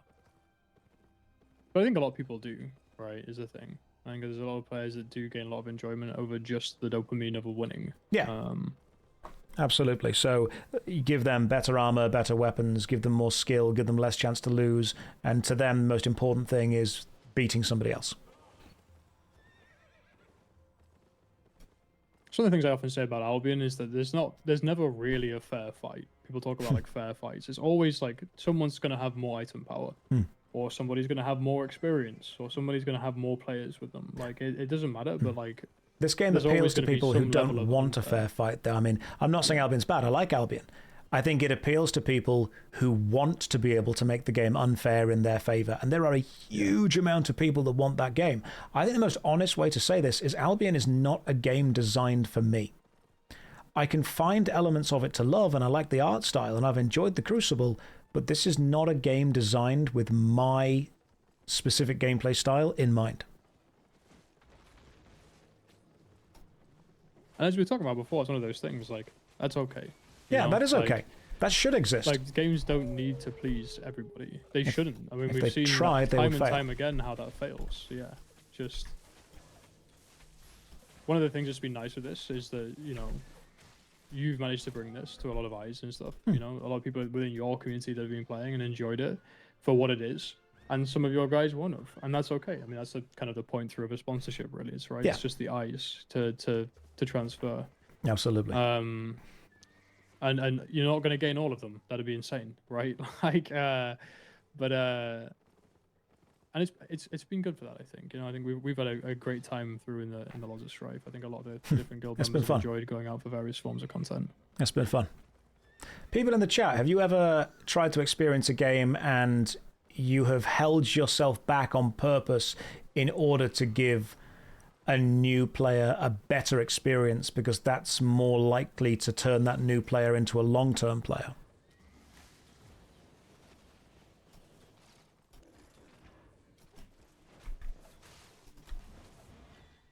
Because I've done that. I've done that a lot. If I'm playing Warhammer with someone, I'm not going to sit there and use all the stratagems possibly to make my first strike super powerful. I'm going to just throw my troops into a dangerous position and let whoever I'm playing with for the first time just rip through them, because that's fun. And I think you can see, and this is probably one of the reasons that I tend to push back against hardcore PvP MMORPGs. I think they often fall into that spiral of the players that become really good at the game value the kill more than continuing to engage the player base. And they fall into that death spiral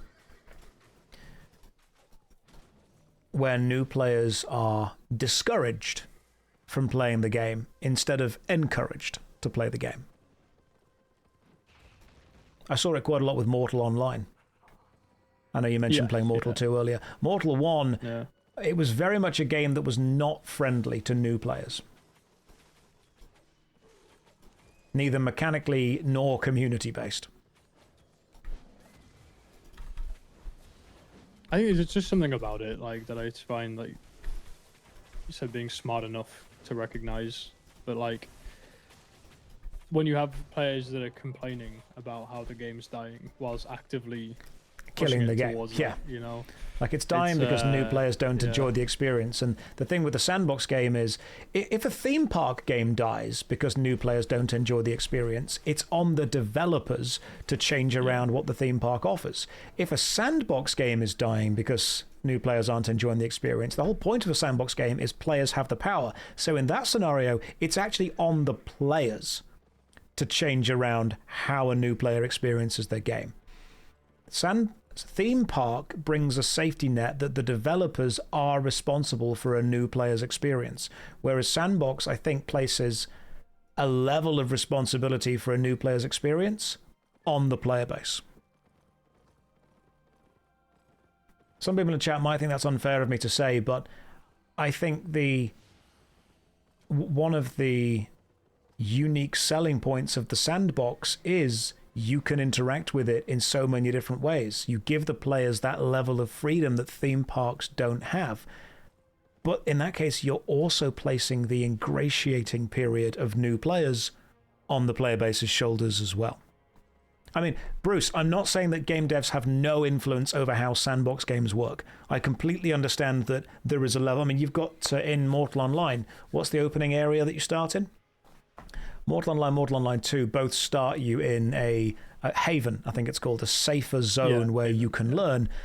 So devs have a level of power, but if game devs take their sandbox game and start to effectively control what a player can do and where they can go, you lose the sandbox nature of it.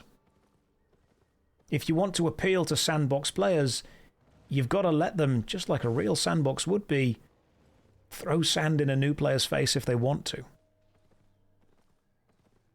I mean, there's been a great case study even within Albion, and that would be the 5v5 Hellgate community. It's a very competitive space, as we've already talked about. Like, in general, a lot of players don't like competition or, like, fair fights as such, right? They want to have advantage, and you can't really get that in somewhere with a limited amount of players and restricted item power. And a lot of those players have complained about the content being dead and there not being enough people doing it. But then at the same time, we'll go through that content mercilessly, you know, and no one really gets a foot on the ladder, being able to actually learn the content. There is a skull to the north of where we are on the map. Oh, there is. Good call. Good catch. Yeah, because there's a relatively small pool of players for it, and the pool is very hyper-competitive and has typically been a little bit more toxic. It's not like they've killed people and been like, hey, you know, you guys should probably try and change this, or maybe do this instead, and that would help you. You're doing this wrong or something. But, like, that's not the narrative coming out. It's the GG, get fucked, whatever, you know? Like, yeah, that's the danger. People in chat are saying, what's a good example of a sandbox game? Eve. Albion and Eve, I think, are the two premier sandbox games.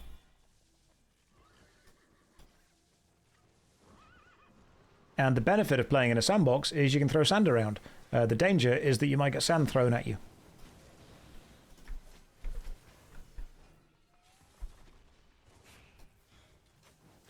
What about Dune? Didn't the Dune RPG, which is kind of like semi-MMO-like, didn't that change recently so you actually can't attack people everywhere? The PvP nature of the Dune game has now been changed, hasn't it?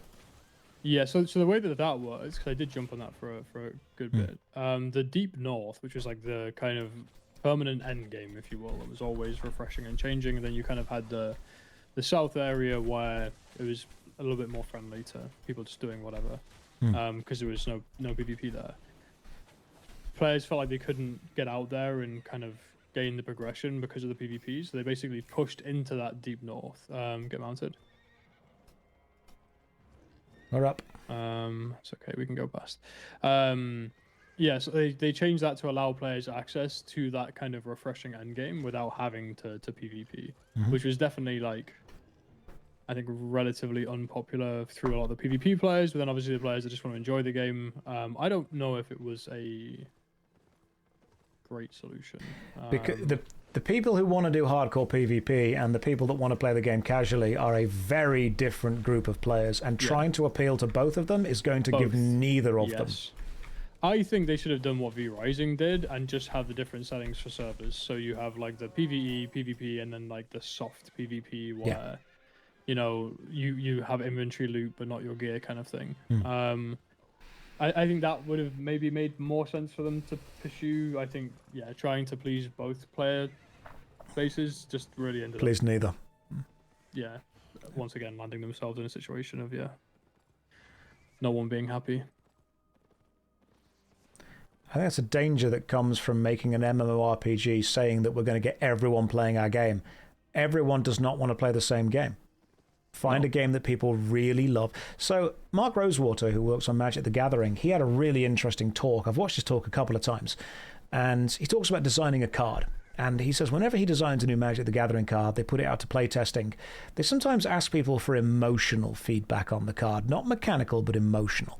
From a scale of like 1 to 10, with 1 is you absolutely hate this card, it's the worst thing in the world, 10 being you love it, it's going in every deck forever, and 5 being you don't really feel anything about it at all. And whenever he gets feedback on those cards, if a new card gets majority middling reviews, so 4s, 5s, and 6s, they actually consider redesigning it. Because they don't want something that no one feels anything about. It is more valuable to have something that someone loves and hates than it is that someone just doesn't care about. There is a value in being loved, but it has to come with the equal and opposite of being hated.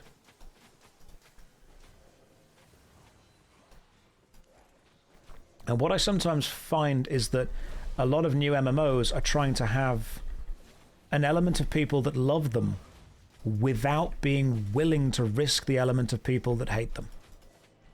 You can't have those top 10s, this is the best thing ever, oh my god, exactly what I wanted, without also going for the, this is goddamn awful, why did they do this, this is a terrible decision, never do this again. Because the game that appeals to a hardcore PvP player is going to absolutely disgust a casual PvE player. And vice versa. Yeah.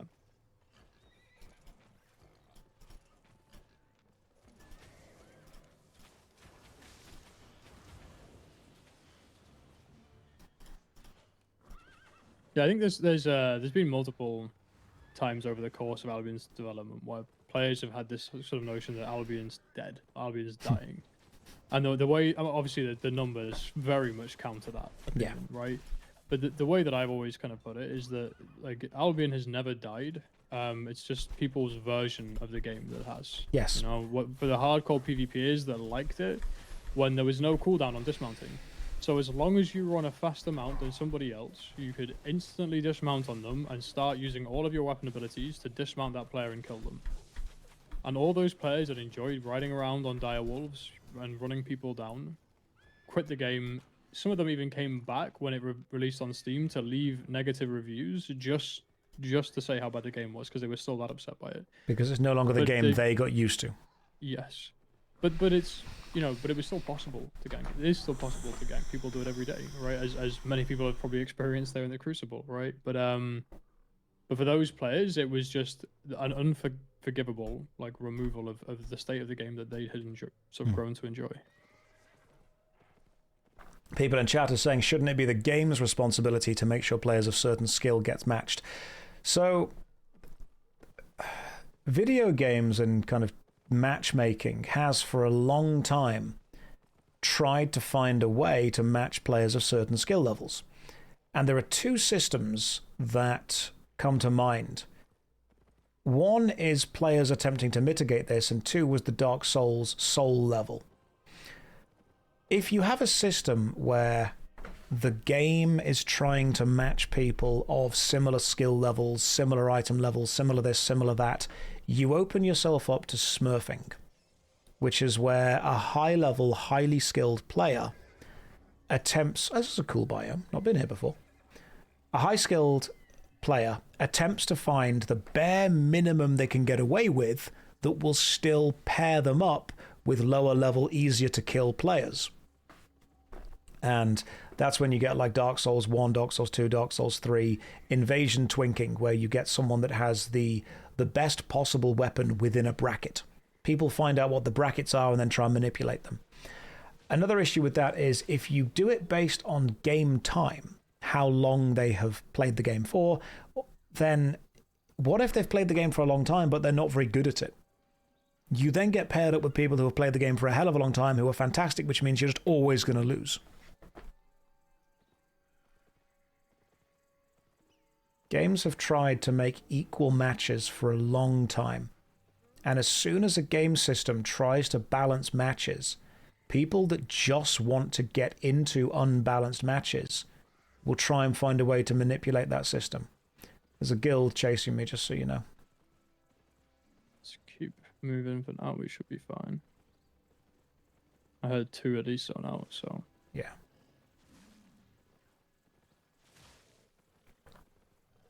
It ends up being an arms race of who can put themselves in the most unfair position. Because consider this, people that want fair fights are going to try their best to engage in a fair fight. People that don't want fair fights are going to look at whatever systems are set up to encourage fairness and try to manipulate them. Oh, there's a big group dungeon there. There is, yeah, they spawn randomly in the open world. You can summon them in with the maps, but they also do spawn. The nice thing about the ones that spawn is that you can actually see what type they are. So like, the appearance of that one on the outside, that one is a heretic dungeon. We found an 8.4 dungeon by the hideout with the guild. It was at the end of last week. Yeah, even the bad mobs in there were giving like 26,000 fame a piece. Yeah. That was insane levels of fame from that thing.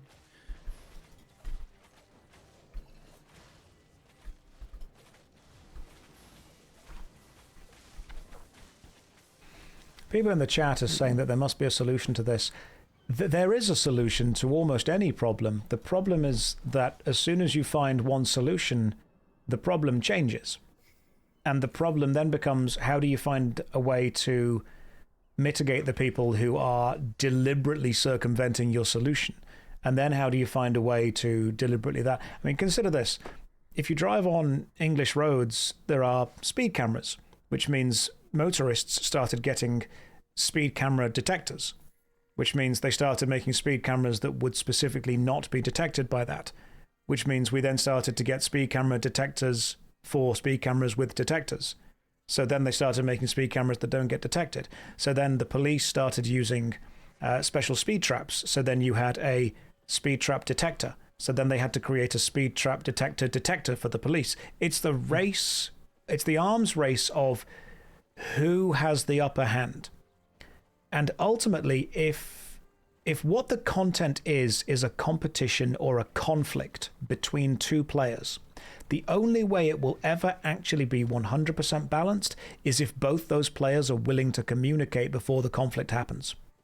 And they're willing to set the parameters and they're willing to understand what's expected of each of them. If you rely on external systems to set the fairness level, someone that wants it to be unfair will just try and mitigate the system. I mean, we again can go over the long development history of Albion. So the big fights for these territories are now Zerg versus Zerg, right? Mm-hmm. So hundreds of players potentially fighting over these territories. I mean, there always is on the high value ones. These used to be 5v5. Yeah. You fight with another group of 5 players from your guild versus their guild, and that's who decides who gets to have the territory. They ultimately had to change it to being ZVZ, so it was more accessible and more players got a chance to be involved, because, I mean, the amount of changes and iterations they went through where players just kept circumventing them was ridiculous. Every single time they made a new feature to try and defend against, like, sort of exploits the players were using to work around and not having their territories taken or taking territories, the players found a way around it. And they went back and forth and back and forth and back and forth, and then eventually They just had to change the entire system to something completely different. And then those players were really upset and said, well, you know, this is bullshit. This isn't the game. Like, this is why we started playing, everything else. But at the end of the day, it was them, you know, that removed that as an option by continuously exploiting and preventing the game from being able to function in the way that developers intended. Yeah. Huge guild or clan passing to the south. Oh, shit. It ran away because there was too many people. That's a shame. Yeah, typically so out here in the black zone, you'll get large groups of players. Watch out, there is some dismounted over there. Someone is to the west. Typically, you'll get large groups of players that are on their way to do large group objectives. And for the most part, like when they're on their way to do that stuff, they're not going to stop. Maybe if you're an easy kill, like you're hurt and you're dismounted and you can't get mounted back up or whatever. But in general, those players are just on their way. I think a lot of players get scared of the presence of some of these large groups of players out here. But a lot of the time, it takes a lot of organization to get players rallied up like that. Yeah. Okay, that guy's already fighting something, so we're not gonna... Yeah, it's our track he's trying to take. Ah, so worth attacking or not? I'm just chasing him off. Okay. It spawned on him low, so he tried to take it from us.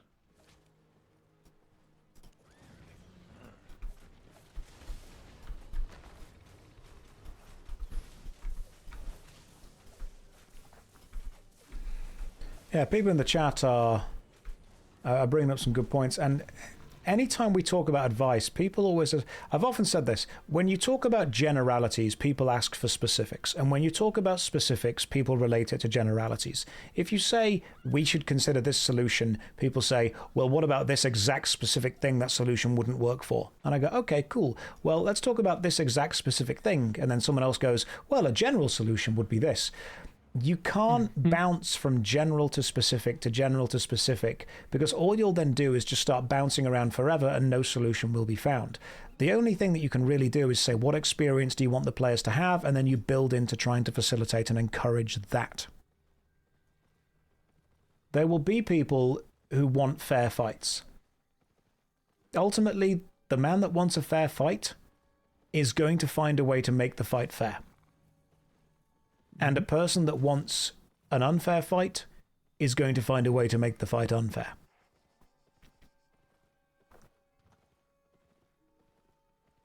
And no matter how many rules and regulations you put in place, you're still dealing with human nature. So we've transitioned to the black zone here. One of the nice things about the black zone is that if you press your local map button, I don't know what you have that bound to, I think it's N by default. Yep. You see in the top left, it has that quality. Yes, 2, quality black 2. region quality 2. So the higher quality you go up to, which goes up as you go deeper into the black zone towards the center, the more valuable things are out here. So you get more fame for gathering. You get more rewards from chests and things like tracking. Solo tracking, which is what we're doing now, or like small group tracking, which is 1 to 3. Isn't particularly valuable, but it's a great way to boost your experience to start with. We've not been getting a lot of money from this, as you've probably noticed. But if you go as a group, and especially if you go as a group to high quality areas, this can be incredibly lucrative. Okay. And just to explain to some of your guys there. No way, Josh is here. I love his videos. Hello, Josh. Hello, Thank you very much. Hello, Cabbage Soup. Welcome. How are you doing today? Hopefully you're having a lovely day. You join us on Albion Online as we travel through the black zones. Nomad Poncho is our fearless tracking guide, taking us to where all the enemies are. We're talking about video game design, philosophy, ideas, psychology, the conversation, wet ghosts. You know, the conversation bounces around all over the place. No, Nomad has been incredibly helpful with teaching me the game and showing me the general vibe. And the double dagger build is lovely. I love that. I think after maybe let's finish this track and then portal back and hop into some arenas. Yeah, sure. We've got time. Off there, maybe. But now, people in the chat, what are you thinking about game design, choices, problems, solving it, all that jazz? Because one of my favorite moments was, I was talking to, many years ago, talking to Chris Wilson, the guy behind Path of Exile, back when he was working for Grinding Gear Games. And I said to him, Chris, have you ever thought about presenting a new player with the sphere grid, the kind of skill tree, the skill forest, if you will, in a less intimidating way? Because right now, when you open up the skill tree, it is very scary. And he said, no, we actually specifically want to keep it that way because the kind of player that we want is going to see that and love it. So if we hide what we love, we're trying to attract the kind of player that may not love what we love. And I thought that's a really interesting way of looking at it. He actively wants to place the thing that will turn some people off front and center, because turning them off he almost sees as a kindness early on in the game. He's not trying to trick, he's not trying to manipulate or lie. This is what the game is. This is what you're going to experience. If you don't like this early on, that's fine. You don't need to like us, but we're not trying to hide what we want to focus on. And I really like that. I also like the fact that Chris Wilson made me laugh a lot, because someone said to him, Chris, did you know that there is a developer in the Diablo team, also bald, also called Chris Wilson, working on an ARPG? And Chris just says, yeah, it's the meta build for game designers.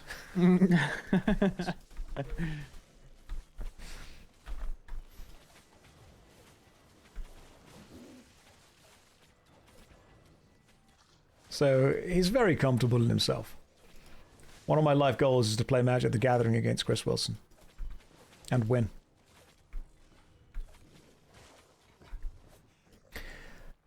Yuru just put a really interesting message in the chat. Modern game design, classic game design, is about cultivating the community that you want within the game that you create.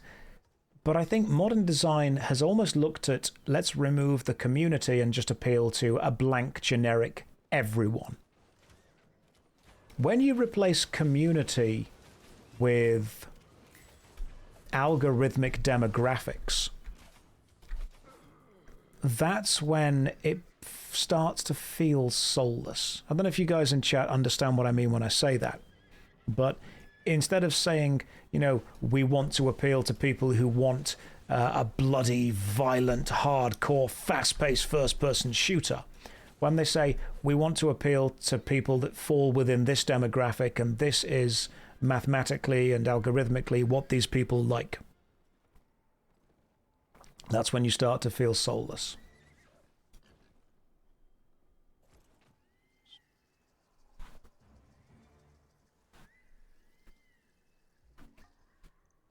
Okay, nothing crazy. Yeah, let's. You have the travel back feature enabled. Yes, I do. We should be able to. Yeah, Journey back. Okay, on our way.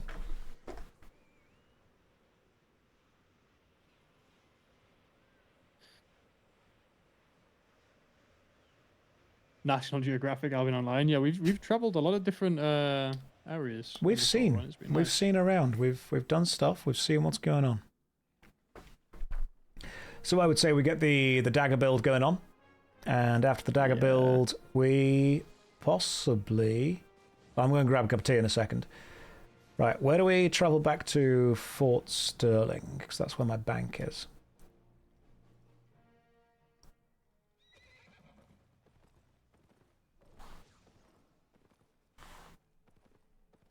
People in chat are saying, would Dragon Age Veilguard fall victim to this? Don't know, not played it.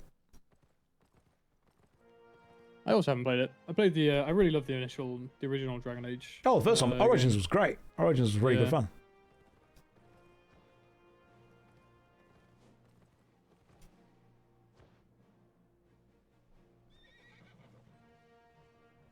Right, travel back over. I'm gonna pick up a heal set for this one, I think.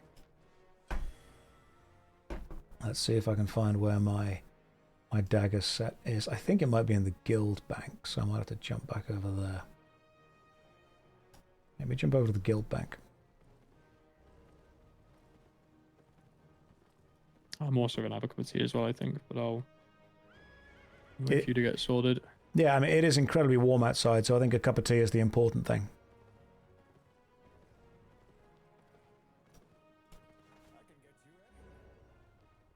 I don't think you've been to Brazilian yet, have you?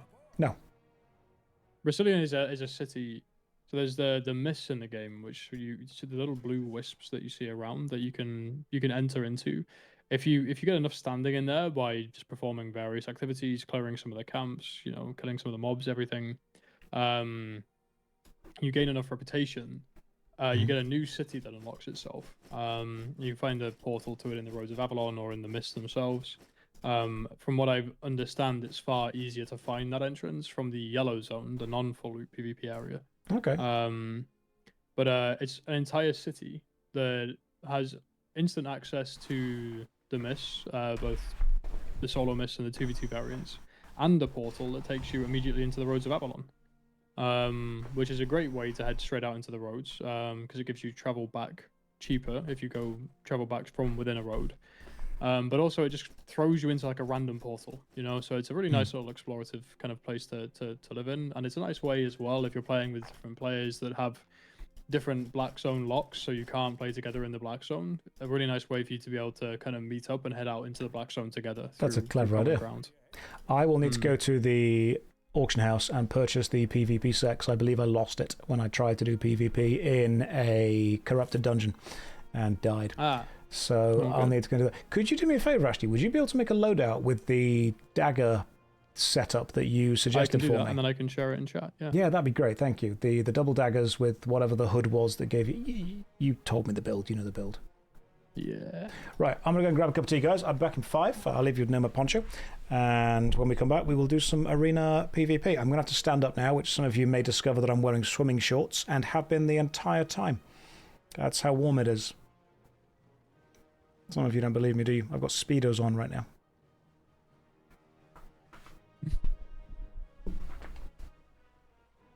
Oh, yeah. Screenshot so it didn't happen. My shirt is actually tucked in. See? It's very important. I can't see, but I can hear. The legs going on at the same time. You may not like it, but this is what peak performance looks like. I can only imagine. Okay. My thoughts are driven wild. Back in 5. Behave. Don't go behave. anywhere. Don't listen to him, guys. Or do. I'm not your dad.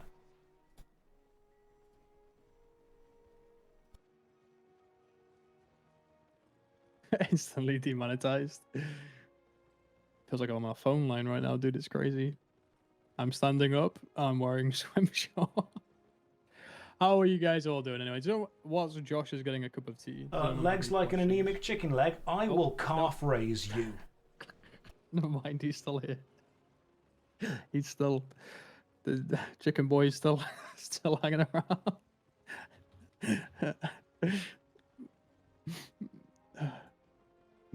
Oh my days. Okay. Hello, Purple. I'm doing good. He's always still here. Yeah, I can see that. Chicken boy. No, nobody tell him I said that. Shh, don't tell you're the dad, okay? Don't tell second dad. That's between us, guys.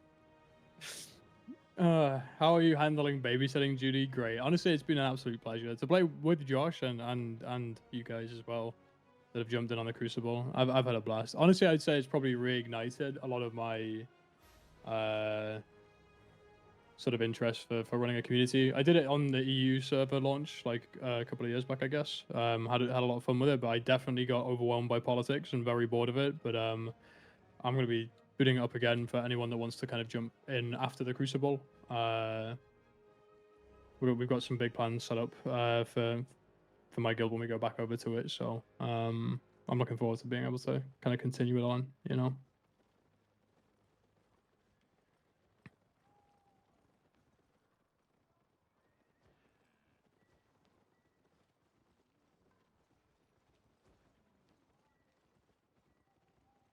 Yeah, I mean, I'll help if anyone wants to sort of maintain lords and leadership. I'll help with setting that up for anybody that's interested. But yeah, I'll be moving back over to my guild obviously once the event's finished here. So.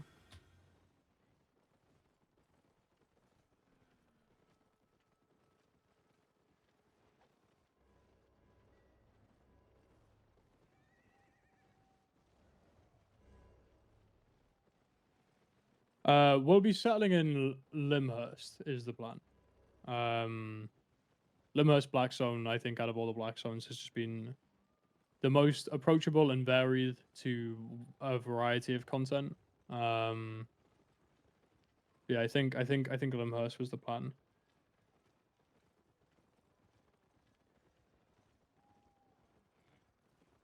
What are we doing now? We're about to jump into some arenas. I'm just getting Josh set up with some equipment here.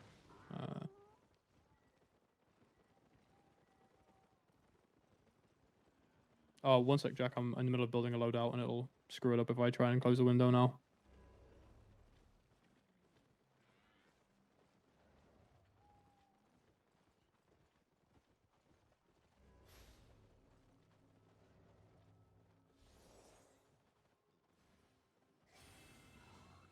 What do we think? Should we give him? I mean, I don't know. The corrupted dungeon build more works around. I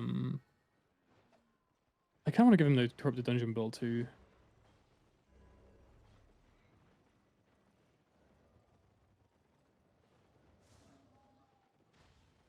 But we'll give him the one he's played on and enjoyed, and then I'll give him a second one to use as well.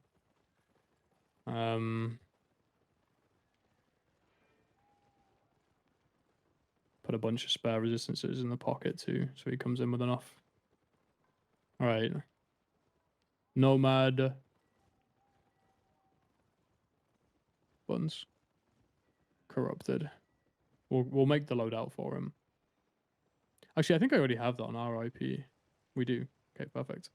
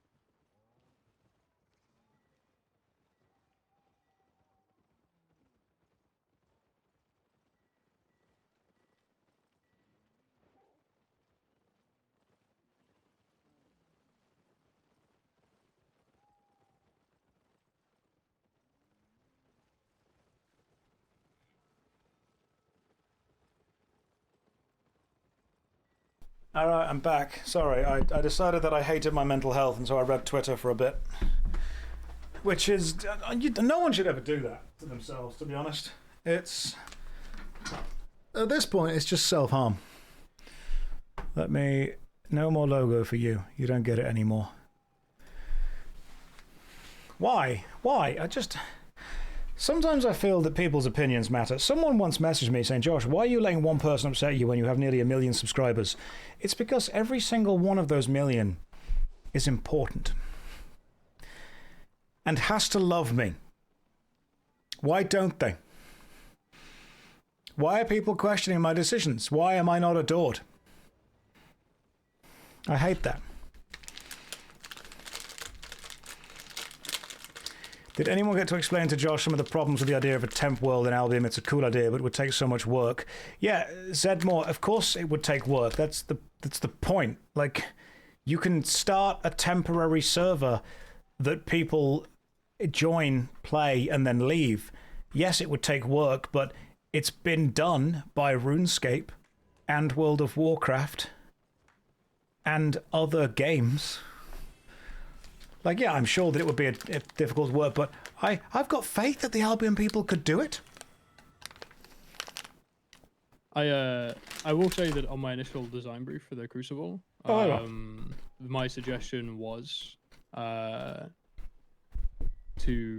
have a temporary server for the event. See, professionals agree with me.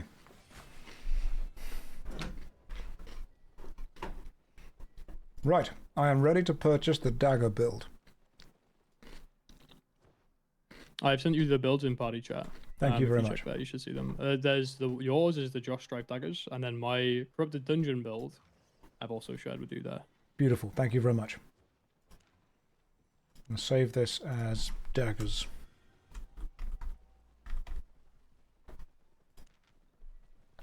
Cool.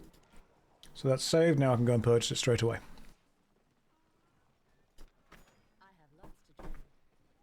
So, select loadout.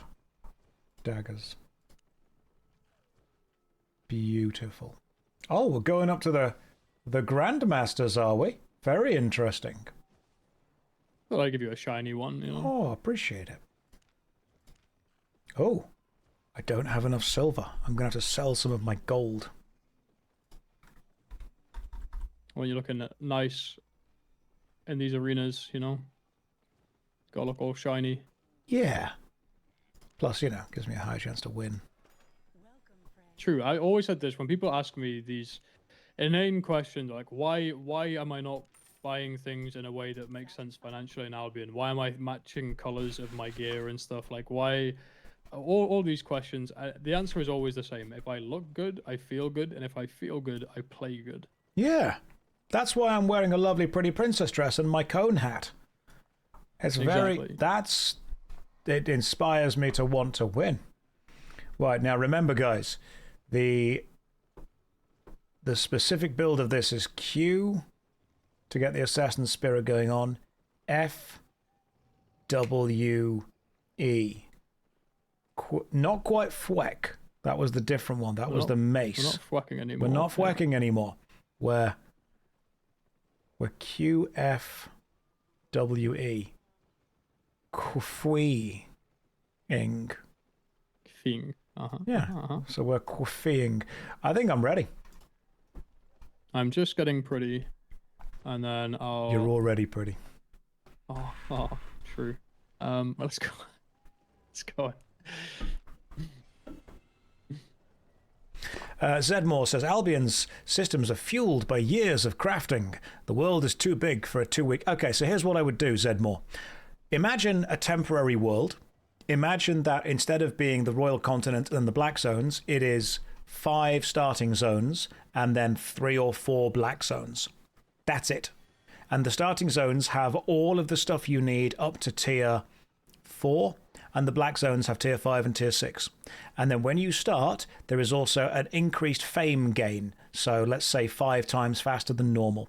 So everyone starts, everyone goes, everyone gathers, everyone crafts. And within 2 to 3 weeks, everyone has got whatever they have been able to craft. Some guilds might have had people that just focus crafting. Some guilds might have had people that focus going out to get the skinning stuff. Some guilds might have had people that just focus grinding dungeons to get any kind of stuff.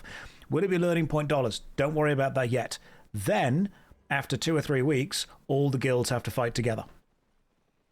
And if you're thinking, that sounds impossible, it's literally what RuneScape's leagues are. And they have been the most successful thing that game has done.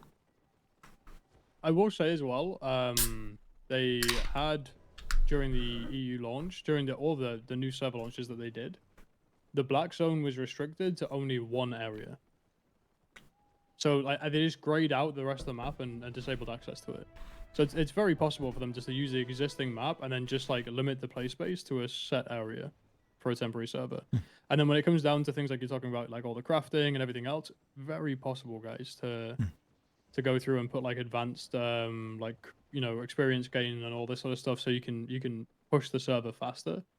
You know, but like increased drop rates, all that sort of stuff. And the nice thing about a temporary server, I feel at least, would be that there would be no gear on the auction house.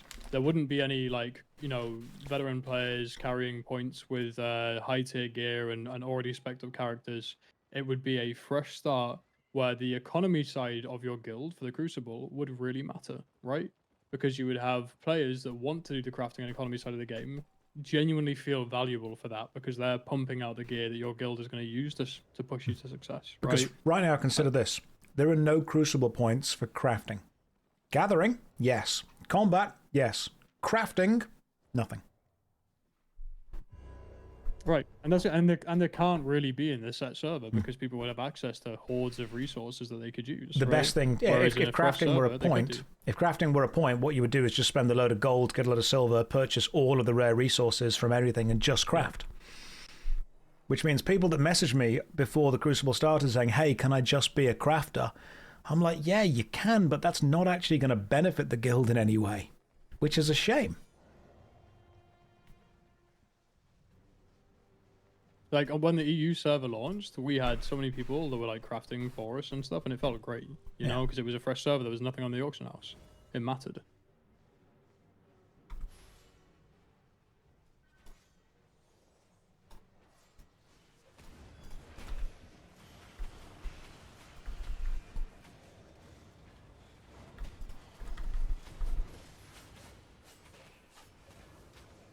Oh, they're good. They're very good.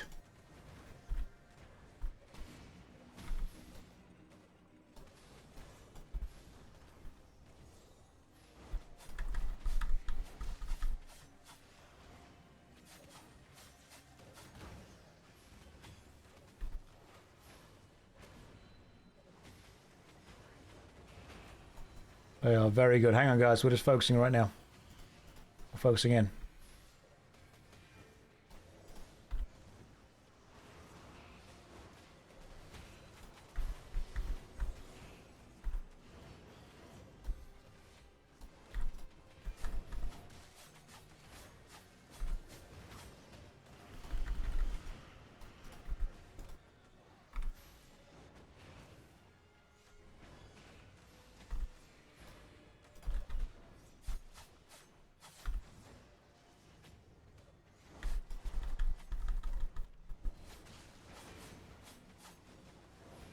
Ooh, that was close.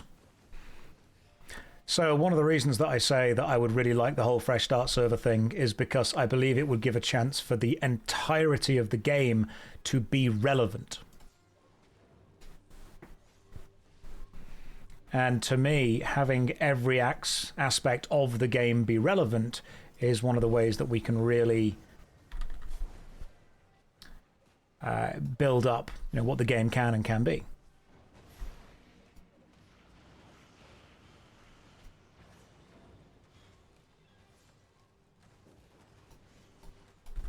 We have a teammate capturing behind us, so we should be pretty good here. Yep. As long as we can hold these guys off. Kalash has done great.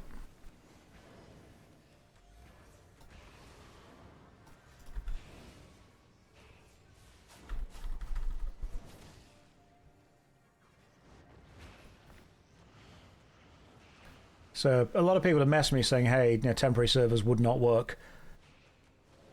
Right now, the servers as they are, used for a temporary game mode, give advantage to people who already have things on the server.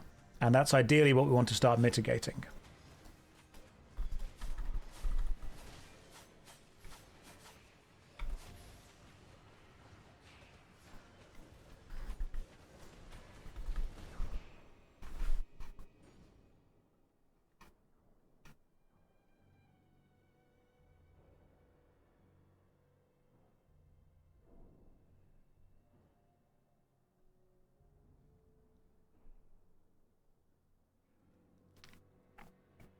I think that's why temporary game modes are so successful with MMORPGs when they focus on boosting up how fast experience is, starting everyone back at 1, and then seeing kind of where people can go from there. It also allows you to do crazy things like within the last week, just dropping a load of tier 8 equipment everywhere and just seeing what happens.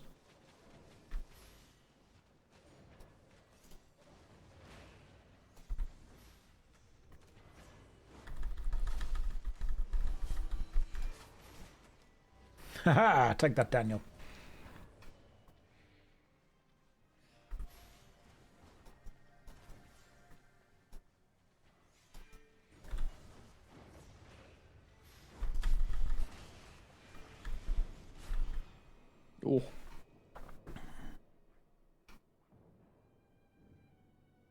Leagues and Deadman mode, though, are not really for new players, but already existing players in OSRS, Josh. Leagues are a way of anyone joining in. Leagues are a way of putting everyone back at the start and saying, go. Now, will skilled players do better? Of course they will. You have skill that cannot be changed. But imagine if there was a Leagues mode that said, hey, if you have an already maxed character, you can start with all of this stuff already. We will never, and this is what I'm trying to get into people's heads, you will never ever get a situation that is 100% fair. But what we can do is try to build up a situation that is mostly mechanically fair, that reduces the amount of mechanical advantage that people start with. That's what we want to do. We want to set a situation up that you'll never remove people's skill.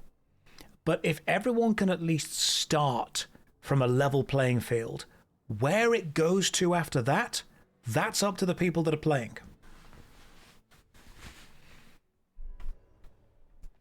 That's I mean, what like how things have gone now. I mean, like I had someone pop into my stream the other day that's working with one of the Crucible guilds and just said that like their whole thing in the Crucible that they've mostly been doing, as of right now, is taking only veteran players out into the roads and then just pushing roads as their objective. Yeah. Like not playing with any of the new players, just playing with existing players that are already good and already leveled up, and then just pushing Crucible points. Like which again is possible to do for this event. It's absolutely something that can be done, But I feel like it would definitely be more of an ideal if everyone was on that same starting footing.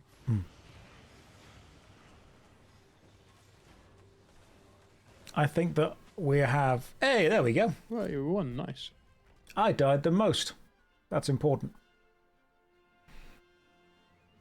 I think I will say this as well, as someone who's been playing this game for 10 years, since 2015, I would have a lot of fun on like a temporary fresh start server, even if it was just like a regular community event thing they did. And they can have things like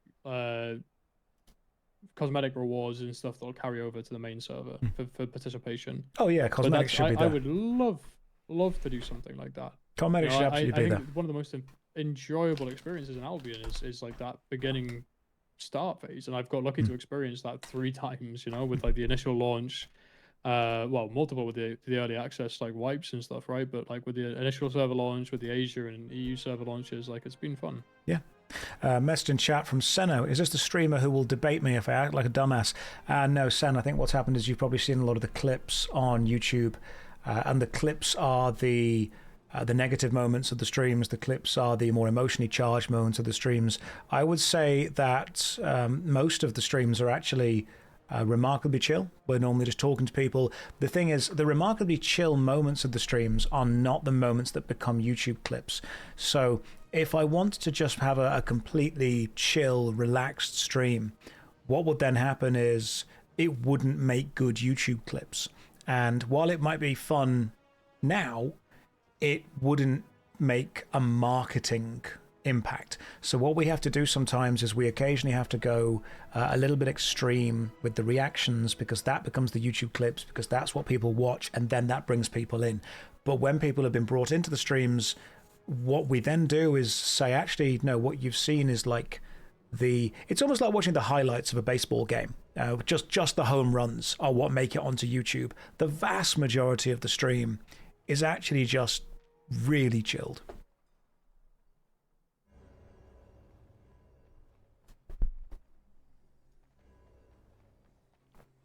But you put that really chilled stuff on YouTube, it doesn't make a clip. People don't react to that. People on YouTube have a limited amount of time and they need drama. So unfortunately, what we have to do is almost clip farm in order to remain relevant on YouTube. The danger of this, of course, is you get people who just say, oh, I've seen your YouTube, all you do is rage bait. All you do is argue. It's not all I do. I can also be a bit sarcastic sometimes,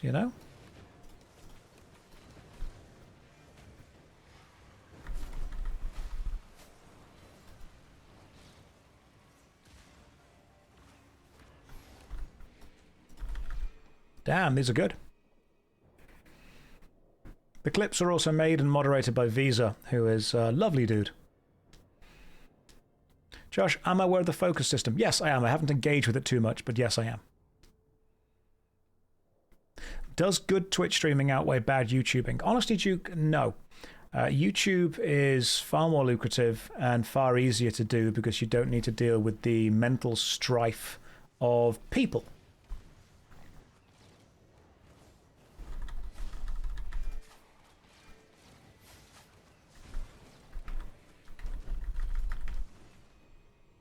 Don't forget to try activating your cleric role before hitting your meditate button.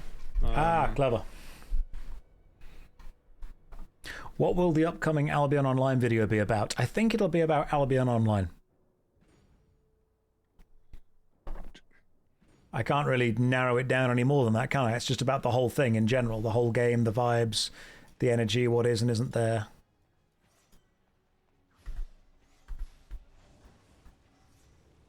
Why are you wearing swimming shorts instead of regular shorts? It's really warm. But why swimming shorts instead of regular shorts? I'm sweating a lot. Okay, so it's the... You've given up on the moisture, and you're just... Yeah, I need the wicking technology. What it is I look down and I see the Speedo symbol, and that inspires me to play better. Basically, he knows he's going to be sodden because of the temperature. So absolutely. This is might as well wear trunks designed to deal with it. At this point, I think we've legally become a hot tub stream. These guys are doing quite well. They have a lot of damage. Our problem, I think, as a team is we don't have like a tank or any discernible control, whereas they do. So we kind of end up in this situation where we're just heavily pressured all the time. That's fine. I don't mind a bit of pressure every now and again.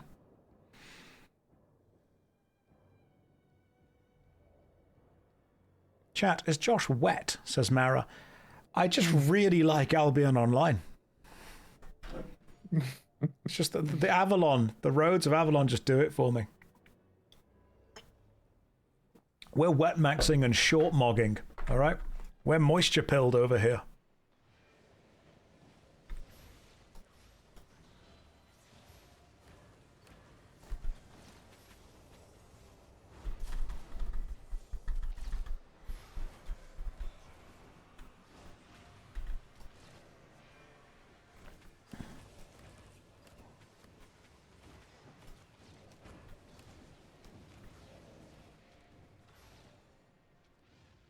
Alright, none of them expect this, do they? Yeah, nobody expects whatever the hell this is. Don't know what that is.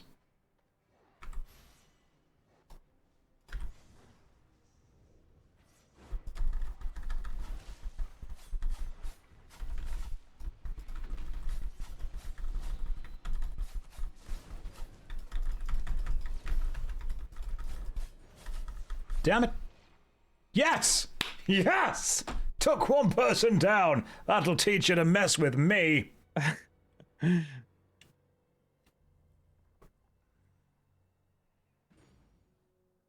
people are just dealing so much damage. This is so hard, dude. That'll teach you to mess with a moist man.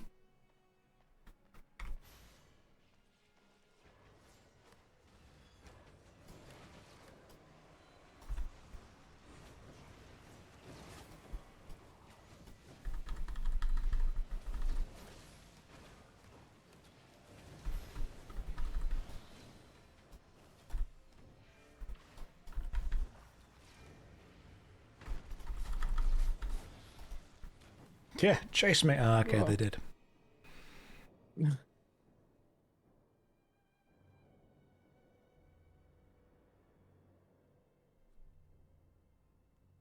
Cyber says, from a growth perspective, I'm guessing that a stream which some people love you and some hate you does better than most lukewarm.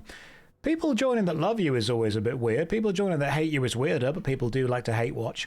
Ultimately, people want to feel that they are part of a community.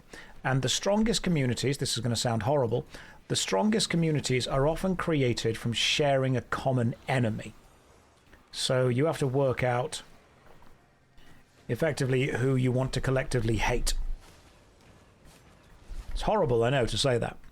but one of the most important things, as someone who runs a community, it's very important to have a shared enemy, because what then happens is whenever you start to lose control of the community, or whenever you feel that you are not living up to their expectations, you just fall back onto the, well, we only hate this. We all hate this. We can all rally against that.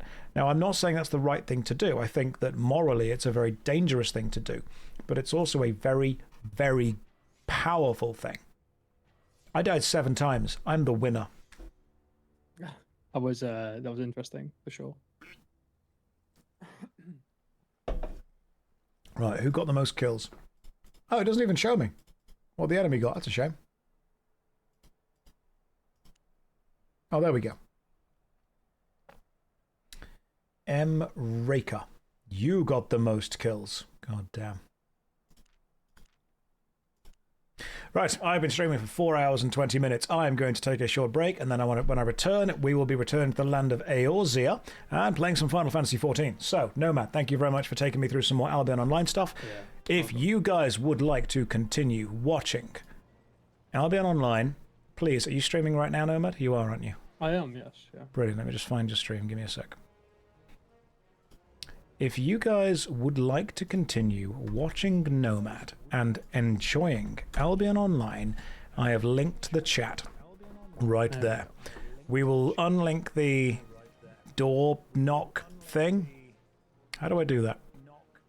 On the browser, I can just end it here. Thank you. I have no idea how it works.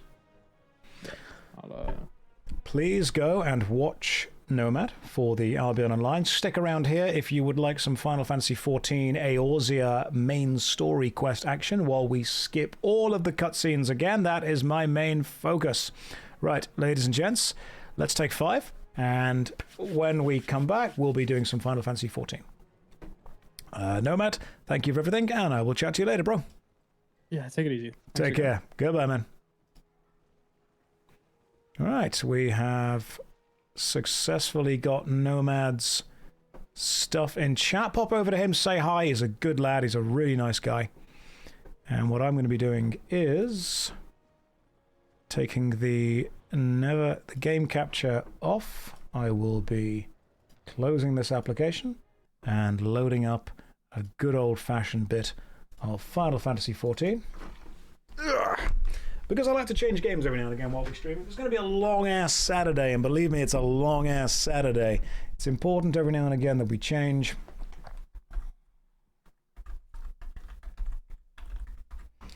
And while changing, we get this all going on. The cat ears are coming back out, don't you worry. The cat ears will absolutely be back out. Cat ears will be returning. I'm going to be real, guys. PvP is also really mentally draining. Like, it is difficult to play Albion. I even put this in my video. I struggle to play Albion Online for a long time. I struggle to stream it for a long time. Like, I can play it off stream, no problem at all, but streaming it is absolutely draining to me personally. So allow me to get the old changing around this and stick on for some Final Fantasy XIV, some FFXIV on Linné. We have done, we have changed. The server is currently congested, that's not a problem. And that is that thing right there. Beautiful. Absolutely beautiful stuff. We'll just wait for the old login. Yeah, Pla v Pla is intense, man. Pla v Pla is straight up intense. Right, let's just get rid of all this that we are no longer needing to be involved with. And now we can sit, we can relax. Oh, the sweat. The sweat is dripping down my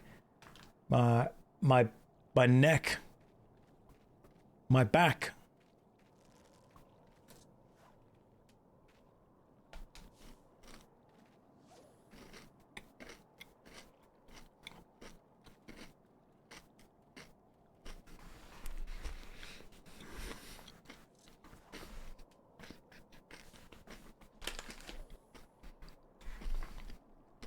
I'm not going to say it.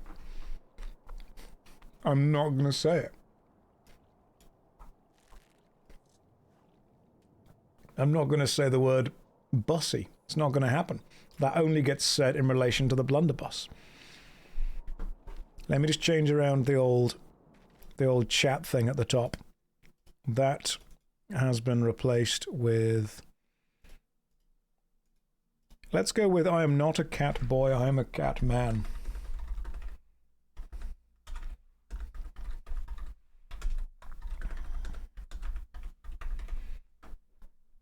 And then that is back. And then these return. Every now and again, Final Fantasy XIV seeps back into someone's life. It's very important when it does seep back into your life, you are prepared. And part of the preparation for FF14 is, unfortunately, getting ready for the real Catman hours. It's very important that the Catman ears go on the top.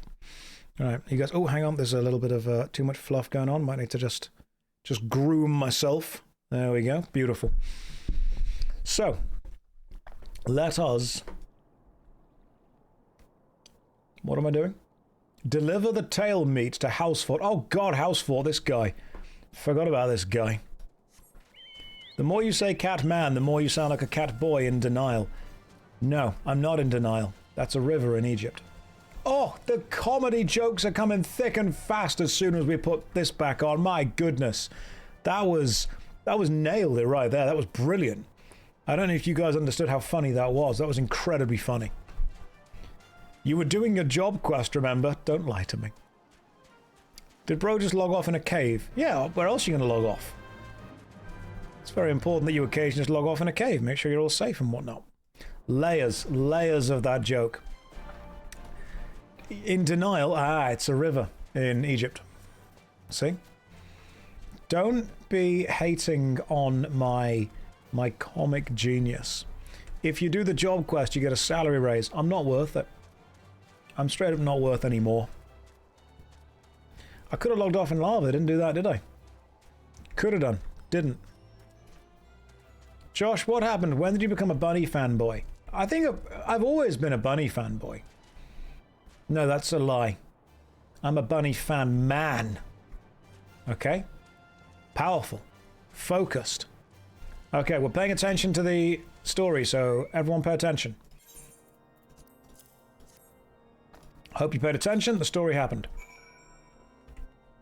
Offer the steak to the hungry officers. Yo, don't turn this down. That would be a mistake. Get it? Missed steak. Mistake. Some of you aren't appreciating the comedy of this stream. The viewer count has gone down. All right, cowards. We've lost cowards. That's what we've done. Fusquent has an interesting story. Don't lie to me.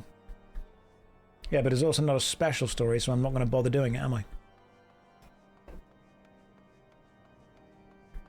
I'm only doing the important story bits, which are the ones with the flamboyant edging.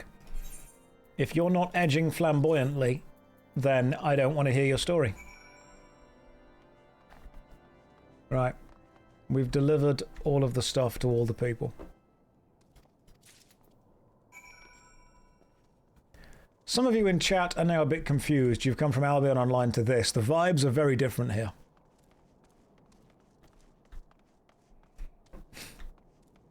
Offer a steak to Sonota. Sonota is out of this building this way. How does one edge flamboyantly? Just believe in yourself. Just believe in yourself and I'm sure you'll be able to. Also, go and purchase some gamer subs. Do it. Hang on. There you go. Go and buy some gamer subs right now. Prove your loyalty. This is a much more anime vibe. If you can't handle me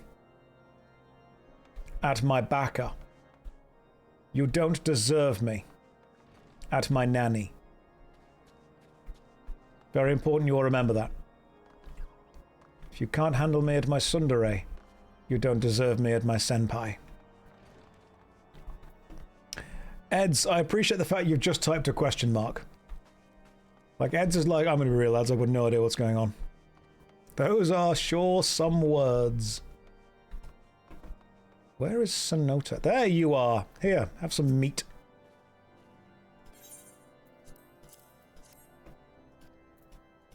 Remember, guys, A, B, C. Always be sundering. Your pronunciation is costing me. I am... My Japanese is spot on.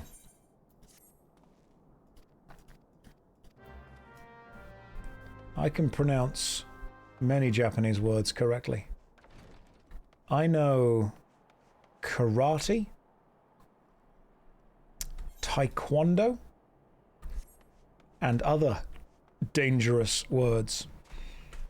You guys are coming out here and you're mocking me. You're not being very sugoi. Katana. Ah, there we go. Am I letting my inner weeaboo out? I think I might be. Taekwondo is Korean. I know, I was just testing you. First time watching and not just YouTube clips. Pleasantly surprised with no Twitch ads. Well, you've said that, now I can run an advert. Hang on. I'd forgotten that I could do that until you mentioned it specifically. This is entirely your fault.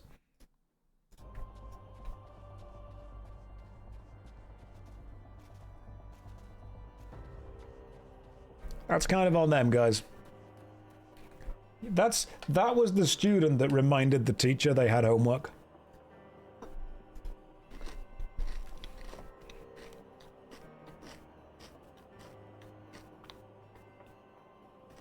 That was a chatter's fault entirely. We could have skipped all the homework.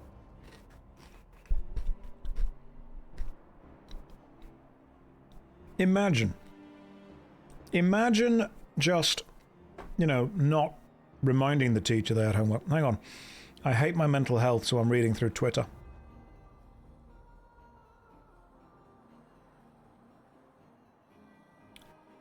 Oh god, hang on, that's a good point. That's a good point.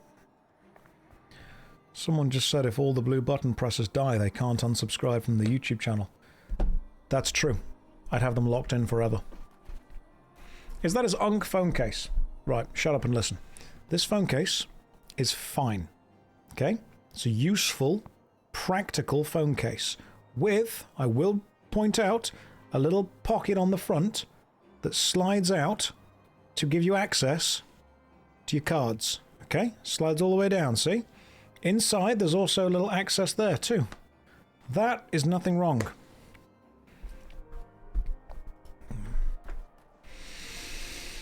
Show us your stylus. I don't use a stylus, alright? I use a pointer finger, as God intended. One finger, hunt and peck method. It's the best way to do it. Right. Observe as I play the game properly.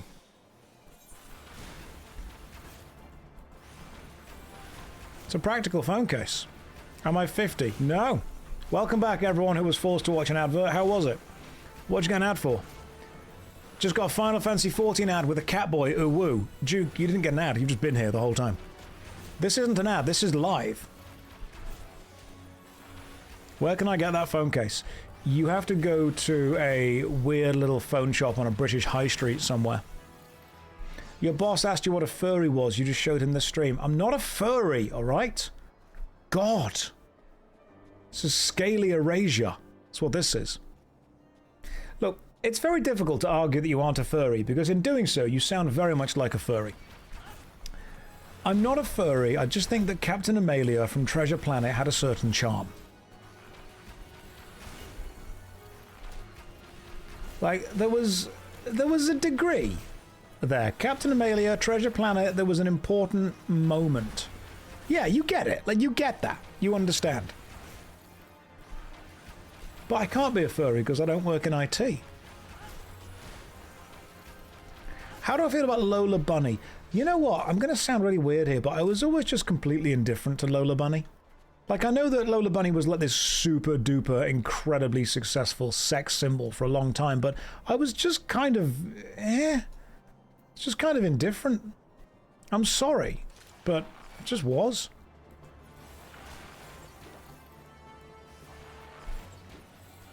My bad.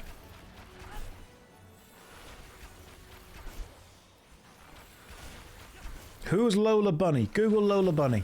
Jessica Rabbit at the same time. It was fine. I was just never particularly, that bothered. To me, it was always Thorn from the Hex Girls. Which explains where the Goth Girl thing comes from. So, Thorn from the Hex Girls, and then also... Where are we going? We're going that way. And then, yeah, Captain Amalia. Hex Girls were peak, let's be fair. Josh, do you like Goth Girls? Everyone does. You have to. It's the law. Shago, that was an important one. Yep, totally Spies, which if you go back and ever rewatch, you'll realize was just fetish. I'm kidding. I know Shago wasn't from Totally Spies. Shago was from, what was it? Monster Rancher.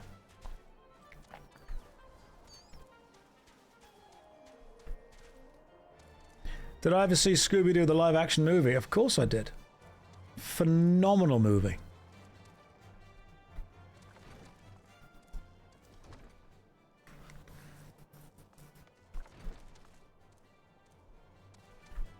Right, who are we talking to now? Deliver the cores to Sid. Hey, Sid, guess what? I've got these weird cores for you.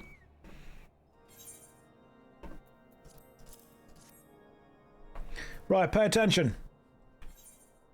I hope you paid attention.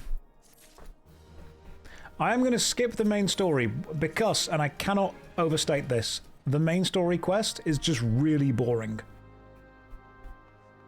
I'm sorry, but it is. Like this part of the main story is dull. There is no getting around it. It is boring. I've spent the last hour before this helping some little flying cabbages. Then I saw one of the cabbages get kicked in the face, which I'm going to be honest, absolute highlight. From then on, this is just delight. The Primals are around. La Habrea's meant to be doing something. What's Thancred up to? All these questions. Where's Gaius? The most important question we could all ask. But A Realm Reborn is like, ooh, it gets really good 100 hours in. Just start there then. The cabbage died from the kick. The story here is boring because I think what I've realized is this world doesn't feel in danger. This whole world, I mean, the graphics are lovely, but this area right now, I don't have any emotional or mental connection to it. I can't see it doing anything. It doesn't feel... I don't get any vibes from it. Gaius is probably doing something interesting he should be up to. So many people have told me this is the exact part of the game that made them buy the skip. And that to me makes me sad. Oh, I've got to speak with Alphino, speak with the French twink. Right, am I doing the voices? Because I can do the voices. Right, okay. Time to act. Oh, La France. In case you have yet to notice, my attire is ill-suited to this climate. I realized it soon after our arrival, but paid it no mind as I had hoped we might find the Enterprise far faster. We've wasted far too much time meddling in local affairs. Never mind, our journey is almost at an end. All that remains is to deal with the irksome Inquisitor. Sid tells me you have been making inquiries, yes? It should come as no surprise that he is held in high regard. Even so, I am beginning to suspect he has other reasons for hindering us now. Let us more closely review the testimonials you obtained, Josh. Perhaps they will provide insight into Inquisitor Guillaume's motivations. I don't choose the accents, that's just how he looks. He looks like a French twink, he's getting French twink. That's a rough French accent, that's fine. I don't respect the culture, it doesn't matter. Something troubles me about the Wounded Knight's account. He claims he felt chasing a figure in the darkness. Alphino, I'm just going to ignore everything you have to say. It sounded more German to you. It's just European. Just generic European. Right, search the area outside. Let's go. Where are we? That way.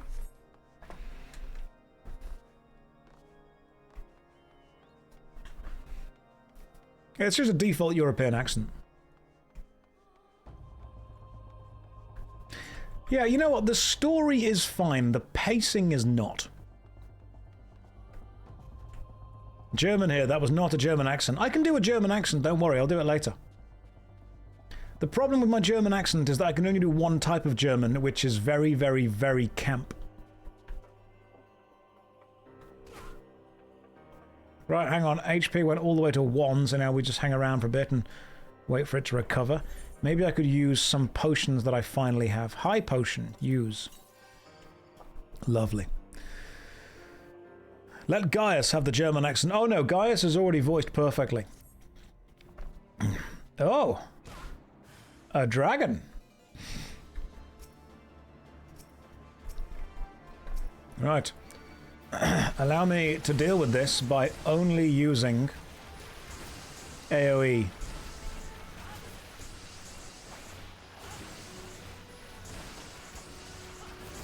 Oh my god, this might be the first time I actually die. Are we about to actually die? God damn. It might be about to happen finally. But what if I were to only use this one thing? Can I use a high potion? There we go. I used a potion! Oh my god! Mechanics in the game. You dropped in at a good moment. I nearly died. Well, it was difficult, but I used all my skills by pressing equals and quick knocked everything to death. Remember, ABC, always be quick knocking. You might need the potion for the last boss. It's an Inquisitor's corpse. What? Hang on. But if they're here, then who's the Inquisitor? Oh my goodness gracious me. What a twist. What a twisty twist. A shocking development indeed. That means the Inquisitor isn't the Inquisitor. They're the Outquisitor. The evil twin. But if you're here, then who's the Inquisitor? And prom's tomorrow. All of these problems and more will be solved. Right, listen to me, little French twink. We've got some problems. You found something, didn't you?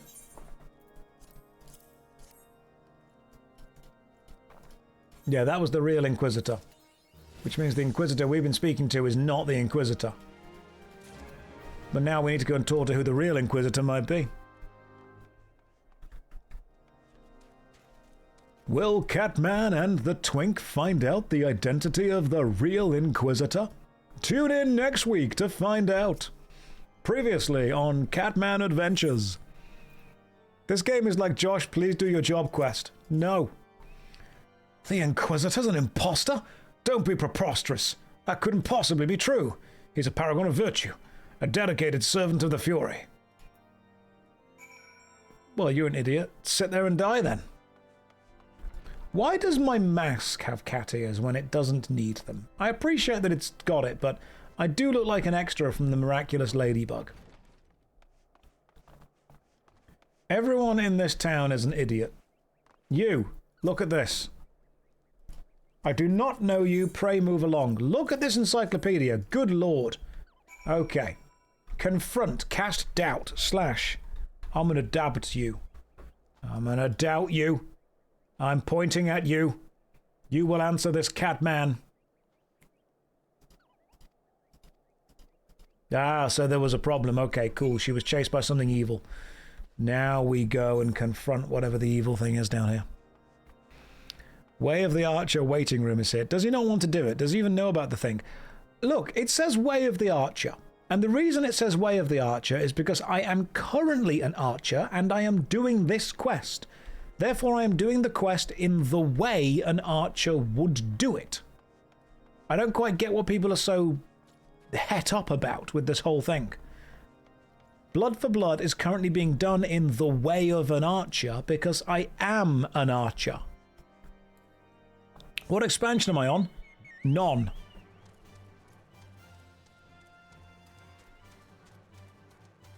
Cat boys do their job quests. Cat men don't. He's going to be the guy that goes into an alliance raid without the job crystal. You don't need the job crystal. Level 39 Rat King. That's cool. Is someone fighting the Rat King? Oh, they are. They're just invisible. Okay, someone invisible is fighting the Rat King right now. There's a bot. Oh, how do you make the bot invisible? The bot was invisible, though. Is it like playing... It's below the map underground, and it's spawning enemies there and fighting them there. They glitch underneath the map, and then they fight things above it. Oh, interesting. That's kind of cool. There you go. Live bot capturing. That's what you get.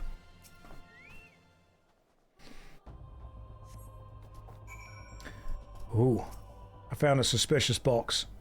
That is so suspicious. Present your findings to Drillmore. I will. Alright, Drillmore. Let me show you my box. Because you can't right-click support them. I see. Right-click report them, I mean. Not right-click support them. Listen. Where are you? Drillmore? I forgot what accent I gave you, but I'm sure it was a good one. He might be in the other building. Oh no, there you are. Drillmont. Look at this. I'm going to give you both these things and explain at some point, for God's sake. Thank you. Finally, you actually believe me the Inquisitor is a fake Inquisitor. He's an Outquisitor. And I can equip some better shoes because you rewarded me with some better shoes. I appreciate that. Alright, cool. Now I look fly, to be honest. Can't you target mob, target of target, right-click report? I could do, but we're no longer doing that. The heretic among us. Among? It said the phrase, guys. Among us. Speak with the knight. Half this quest is just a massive fetch quest. Is it intentional you play as an archer and not the bard? Bards don't use bows. Archers use bows. Bards use charm and charisma. Why are you an archer at level 50? You should be a bard. Bards aren't actually in the game until you get Stormblood. And I don't have Stormblood because I'm only a free player. I would like to be a bard because it sounds cool. You get like the whole harp thing. But certain classes and certain expansions lock certain classes behind them. So as much as I would like to, I am stuck as an archer for a while. Bard was released in ARR. Yeah, but you need to have Stormblood to use them. The free trial includes Shadowbringers now. Have fun. Yeah, but that's not Stormblood.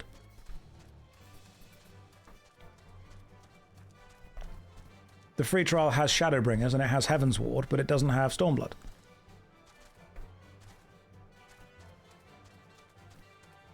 Like, if I could get the Bard, I would get the Bard.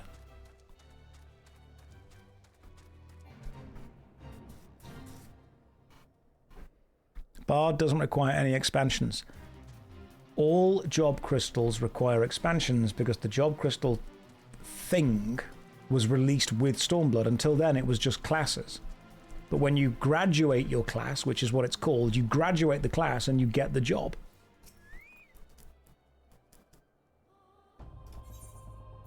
Right, now we confront the Inquisitor.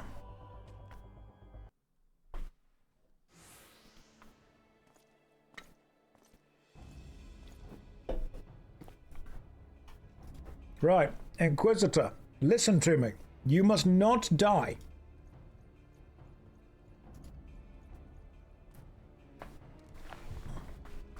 My Lord Drillmont, What is the meaning of this interruption? You are aware that I am, at present, conducting an interrogation, are you not? Silence, villain! I name thee heretic, murderer of Inquisitor Gwilvame and countless innocents. You're a traitor to Ishgard, to your own kith and kin. Your sins are beyond measure, beyond redemption. Lol. Ah, grave allegations indeed. But your logic is flawed. How can I betray that which I owe no allegiance? No, Lord Drillmont, my conscience is quite clear, I assure you. I wonder, can you say the same? Whose hands are black with the blood of those whose only sin was to question your nation's crazed crusade? You speak to me of Ishgardian innocence? All are complicit in these crimes, for all the lives by their archbishop's lies. But I know you will not hear me, deafened by dogma as you are. If you desire retribution, Lord Drillmont, then come. Let us see how Ishgardian steel fares against Travarian fang and claw. Watch out! He's got a book! He's going to make us read! Oh no! It's 3.5! We're never going to be able to finish a game. I'm going to use my area of effect attack because you are standing in the area of its effect. A, B, C. Always be quick knocking.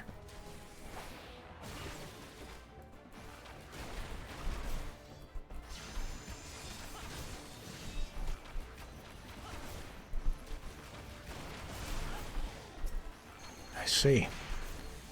Well, what if we could do area of effect attacks on everyone? Don't look. Don't look at the eye. You must turn your camera away from it. Genuinely. I guess the arrow was mightier than the book.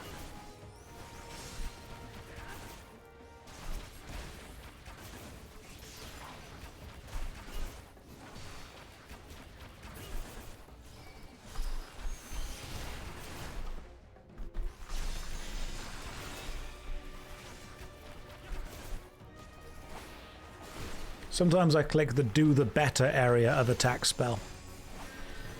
Because, you know, I'm not insane.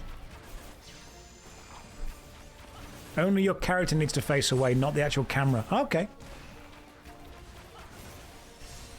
More arrows do more damage. So if I keep shooting quick knock, eventually I'll do more damage. Oh no, he's turned into a dragon. Oh, lads, we're in trouble here. Right, I'm going to fire one arrow now. What if I run around like this, though? Stand your ground, lads. 'Tis but an illusion. Alright. It's not actually a dragon.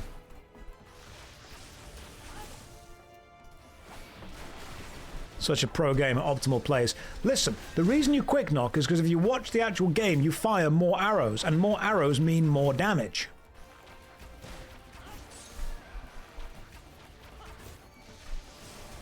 What if I were to walk away from you like this? You're not really a dragon, though. You're not actually a dragon, my friends. You're dragging this bow across your face. Because this bow is actually made of bofa wood. Yeah, that's right. You know what bofa wood makes? Ligma balls. Yeah, stupid dragon.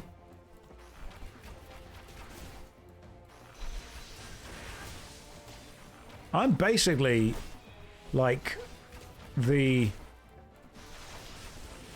Who's good at Final Fantasy?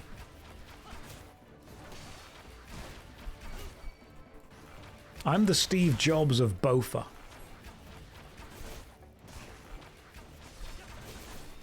Give me the special attack. God damn, you guys are like... There we go. It cannot be. It can be. Will I fight Phil McCracken? Only if I have Bend Over on my side.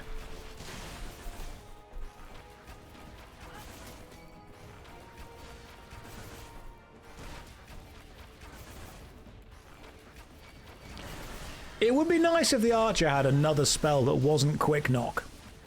But Quick Knock does seem to be just the best choice objectively for every single situation.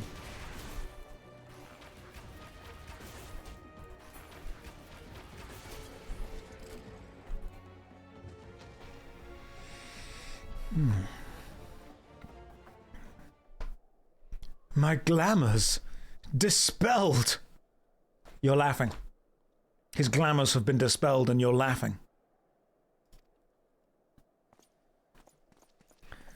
Your plan lies in ruins, heretic. Choose your words wisely. They'll be your last.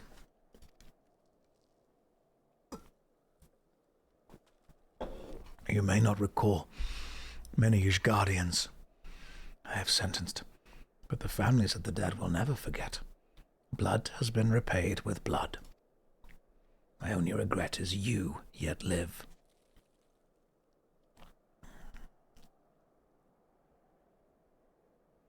But your end is nigh, foreigner. The dragons within the stone vigil will rend you asunder, and when you are dead, White Brim front shall fall.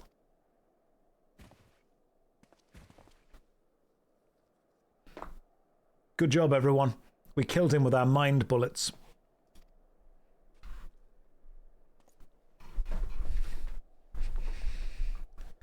I must apologize for involving you in this sordid business. You should have never been asked to intervene in Ishgardian affairs of state. Yeah.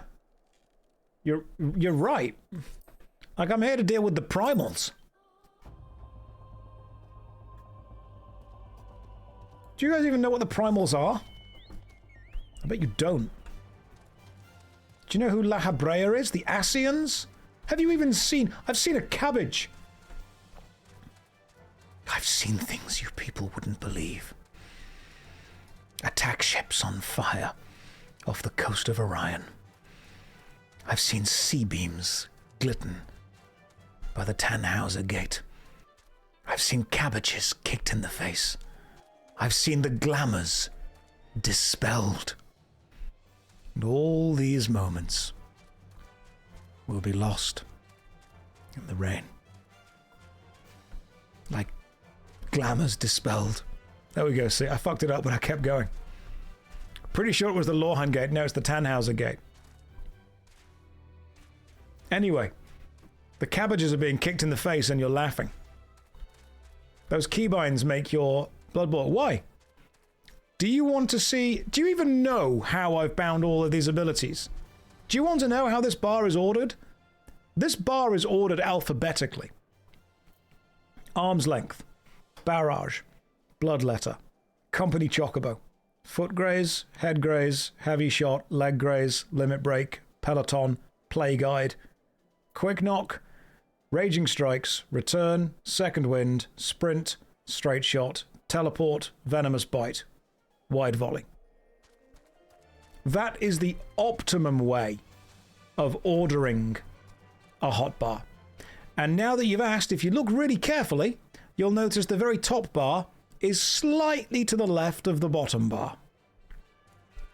So, if I were to put the cursor over it to give you the little box to check, you'll notice that the very top bar, just slightly, just a little bit shifted.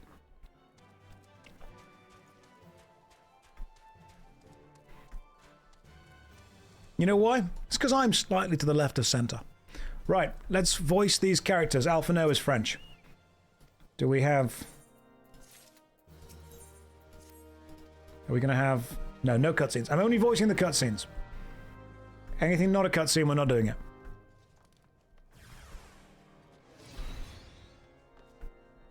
We're only voicing cutscenes.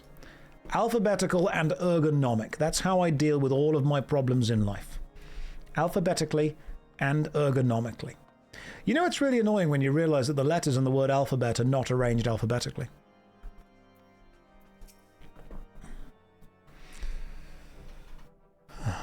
We owe you all a debt of gratitude. Had it not been for you, the heretic masquerading as Inquisitor Gualame would still be among us, free to prey upon the innocent. I see now. I was a fool to dismiss your claims out of hand, but you must understand, it seemed too much to hope the scions of the Seventh Dawn still lived, to say nothing of Master Garland. Never have I been happier to be proved wrong. Well, it is gratifying to know that someone has derived a measure of enjoyment from your error. Now, if you have no further obligations, we would appreciate if you would permit us to enter the stone vigil with our airship. Yes, of course. It's the least I can do, given all that you've done for us. But entering the outpost is the least of your concerns, I fear. You speak of the Dravarians that hold the ruin? In part, yes.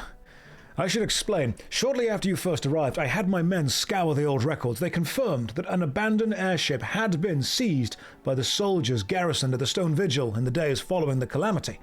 As far as we have been able to ascertain, it was still in their custody when the outpost was overrun by the dragons. Whether it was damaged or destroyed during the battle, I cannot say. Nor can I give you any assurances that it has not been removed in the intervening years. For far too long, the ruin has served as a Dravarian foothold in Coerthas, from which they have struck out at us with depressing regularity. Though we've pushed them back behind the walls, we have yet been unable to drive them out, and I cannot say when that situation will change. Or how it will change. Forgive me, Lord Drillmore, but there is no guarantee that you will prevail. In any event, we have not time to wait. We will secure our property without Ishgardian aid. I see. Well, that may be for the best. I will inform Sir Nathalion of your impending visit. May Helone guide you, scions.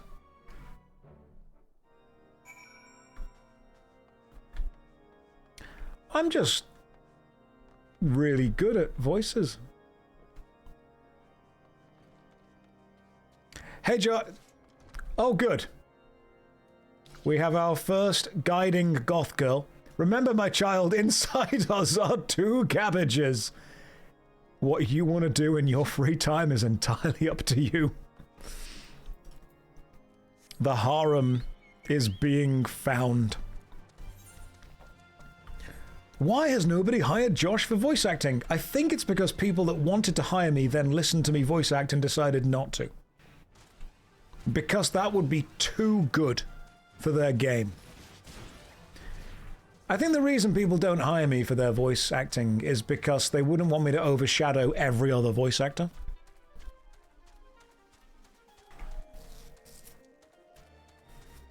I'm pretty sure that's what it is. The world's not ready. I don't think that they can handle the Neutron style. Nathalion should be from Yorkshire. Hail, Josh, Lord Drillmont appraise me of situation. You may enter Stone Vigil whenever you will. Thank you. Appreciate that.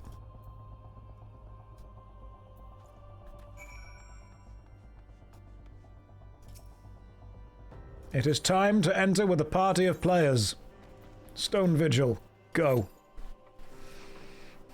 I hope they like Quick Knock.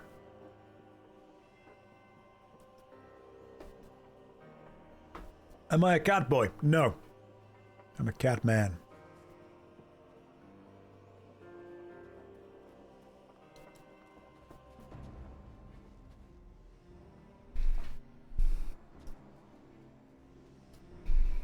Oh, good. We have manifested a jester. Yes, hello, jester. And we have manifested 1 muscled goth mummy. Yes, hello to you too. I would like to know more about your religion, please and thank you. Inquisitor Whitemane, you've made it out of Azeroth. Well done.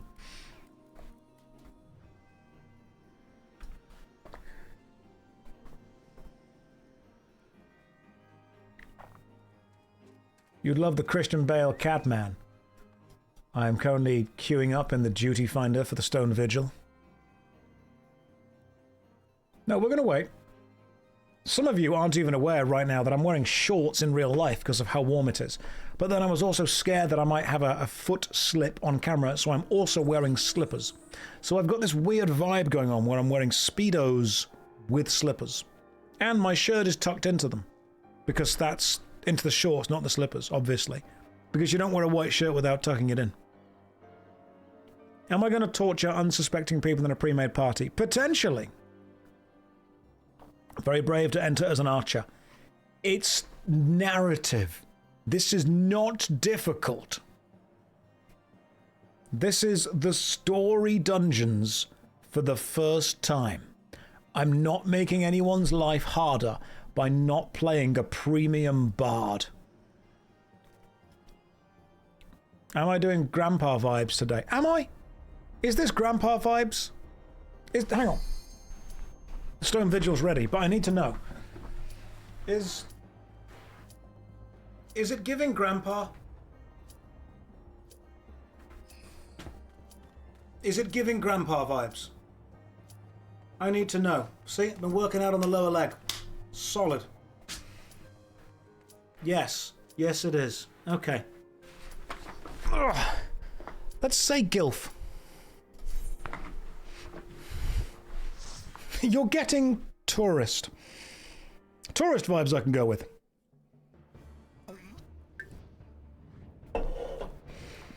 Josh, please, my wife is watching. How do I explain this to her?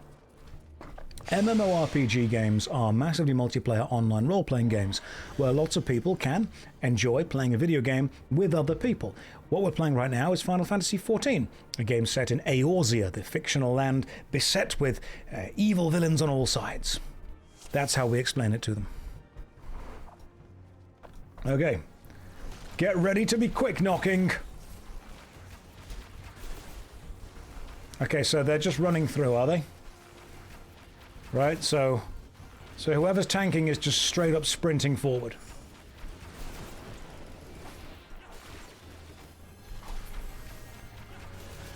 I'm trying to follow who's tanking, and I'm doing AoE stuff, and they're not, so...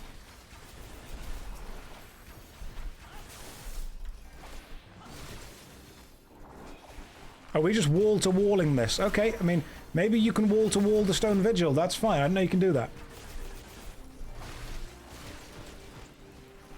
If I stop attacking the enemies, do they stop following us? Because that feels like something I should probably be doing then.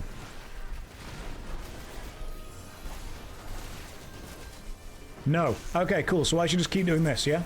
Well, I'm nearly dead.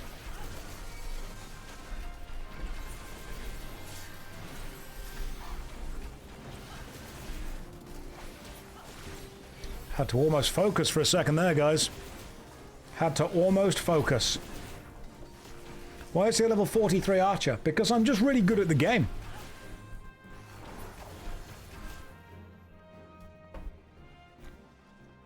Right, time to take on the first boss. Let's go.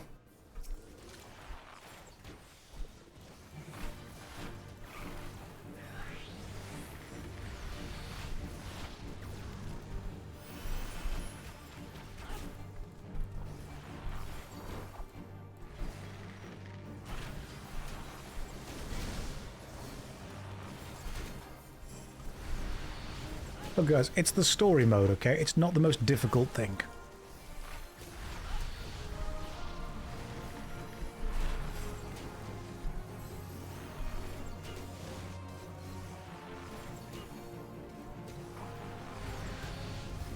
This isn't really about difficulty. I'm going to shoot this dragon in the balls.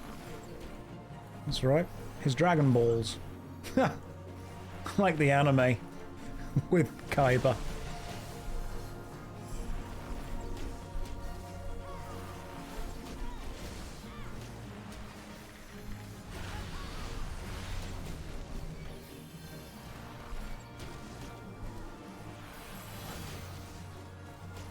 Healer's doing a good job, I'd say. Excellent, there we go. Easy peasy. A gun. I'm good.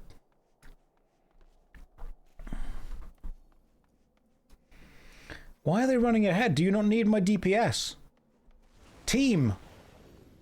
Team, do you not need my deeps? I'm bringing the Adele. I'm rolling in the deeps. Do you not... Am I not doing enough damage for you?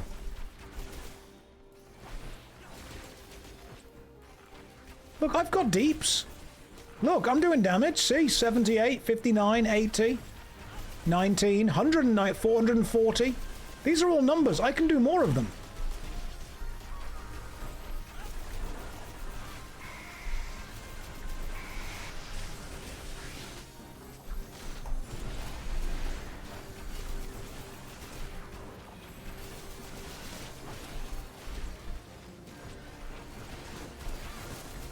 Where is the tank? Oh, the tank's there. Okay.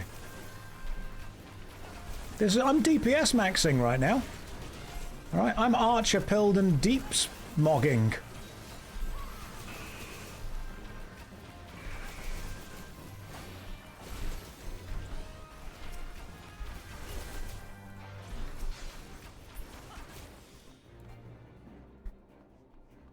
I'm number maxing. As long as he doesn't keep doing it after 50. Why not? What's wrong with that?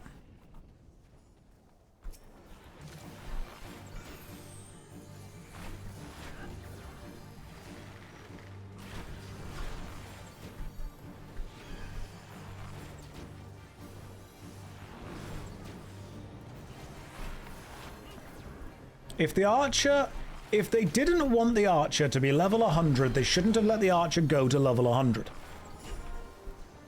Getting to the point where you're actually griefing. I think people misunderstand what griefing is.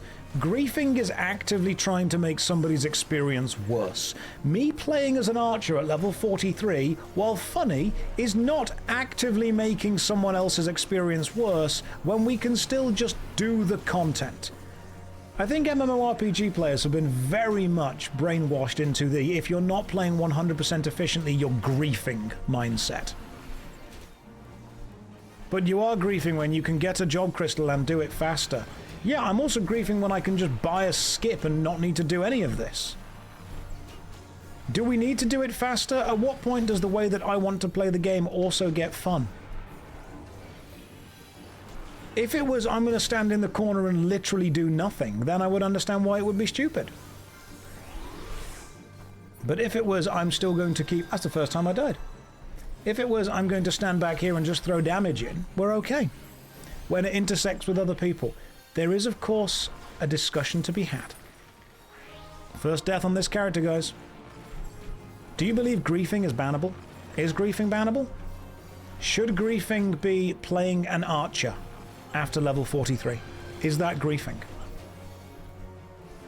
Some people would say yes, some people would say it absolutely is. It is in Final Fantasy. Oh, do you mean the way that I'm playing right now is griefing? Because if it is, let me know.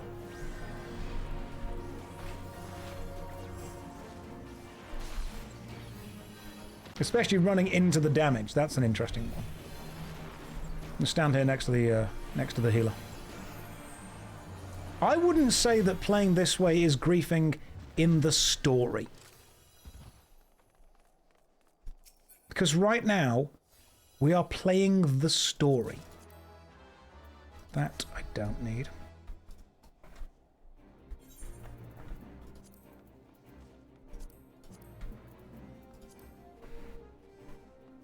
If brought to the attentions of GMs, you might be judged guilty. Are you being serious?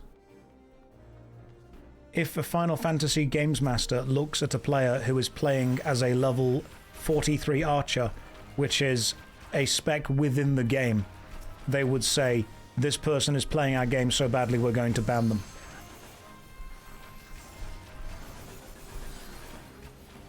It's an interesting idea.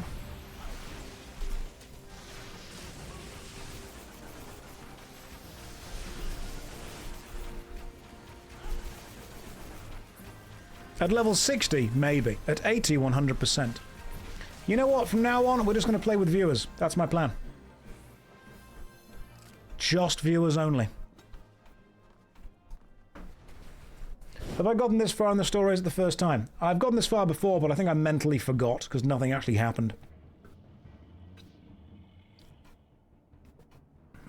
Oh, good. We found the Enterprise. Oh, no. It's next to a dragon. Yes, just beyond that enormous sleeping dragon.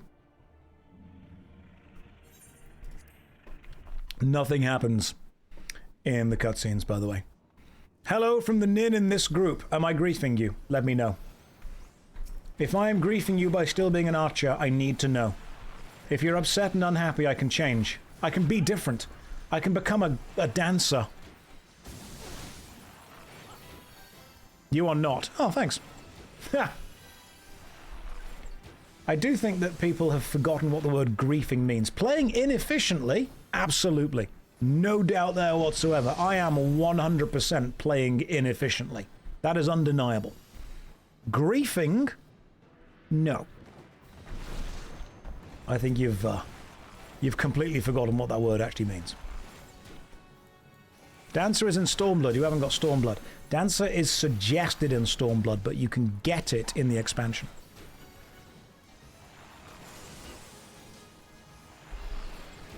They're mad about you not following standard protocol. Absolutely, that's what it is. They're 100% mad about that. People are like, you are not playing the game the way that we have been taught to play the game, therefore you're playing the game wrong.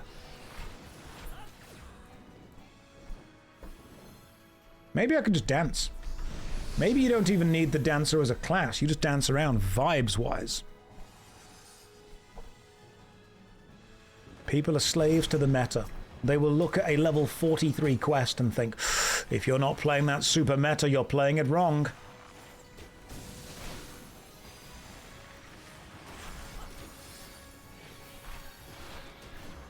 Should I limit break? I feel that I should. Should I open the play guide right now and learn how to play? That might be useful. But what if just what you're actually doing is playing the game wrong? BTD, do you ever come into this chat and say anything positive? I can't think I've ever remembered a time when you did.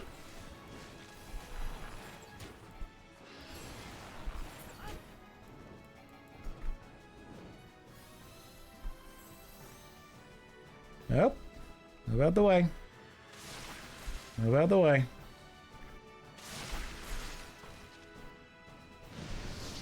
Oh no. Mechanics. Hi Josh, got about 5,000 hours in the game. You're not griefing, don't listen to these people. You're doing great. Oh, thank you, man. I appreciate that. They're suggesting you get your soul crystal. Oh, I know exactly what it does. I was a paladin for a long time. I know exactly what they do. I'm just intentionally being obtuse.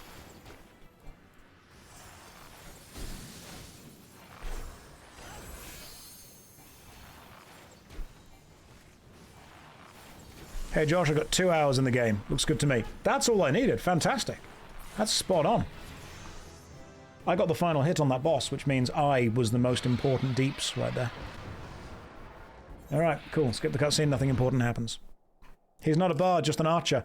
Difficult to tell, isn't it?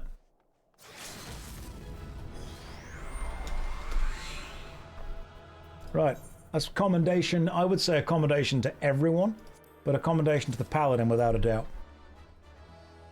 And I got an item. Hooray. OMG Josh from Format, that is indeed me.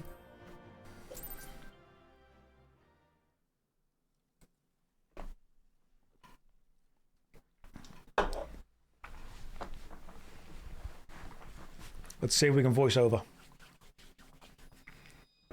Oh, it's a little crystal. We keep finding those all over the place. They're like pogs.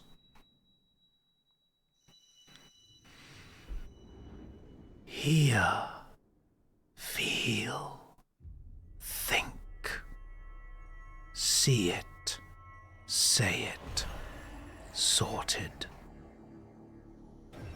Live, laugh, love, untap, upkeep, draw, bop it, twist it. Pull it. Josh, are you alright? Speak to me.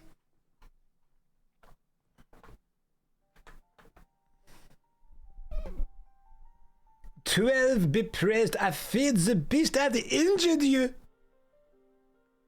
I see now why the others rated you so highly.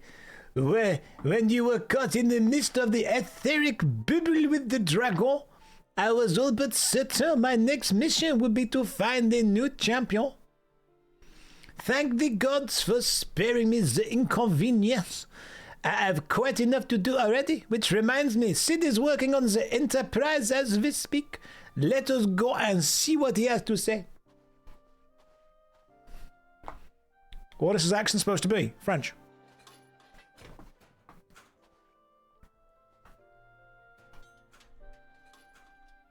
What say you, Sid? Will she fly? Yes, though it will not be a pleasant ride.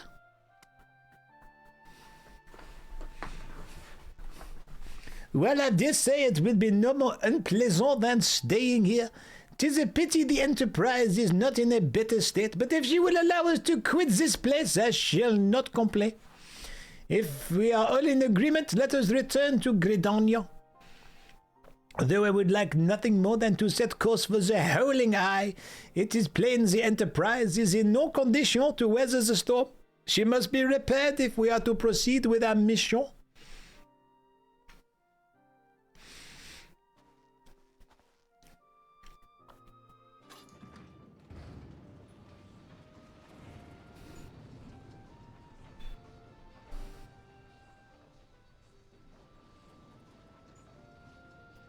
This is all so familiar.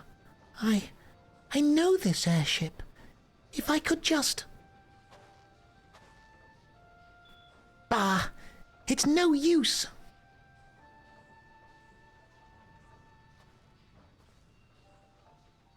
Let's go!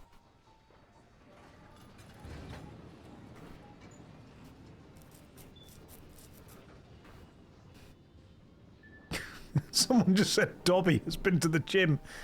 Master has given Dobby a steroid. Dobby is a hench elf.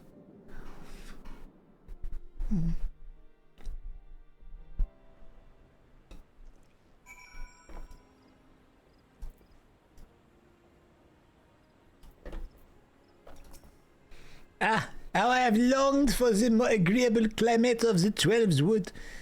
Yet I will not deny the Holy See had its charms. Endless detours aside, Irish guardian joint proved quite an adventure. Alas, our work is far from done.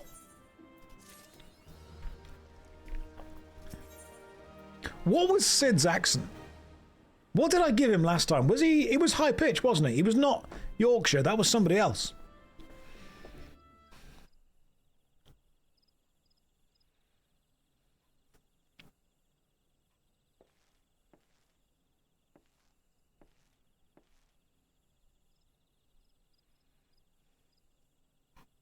Just high pitch. It was just high pitch. The accent was bad. That doesn't narrow it down. It calms me to look at her. It's though I've been reunited with a part of me I never knew was missing. Oddly surprising. You did design and build her.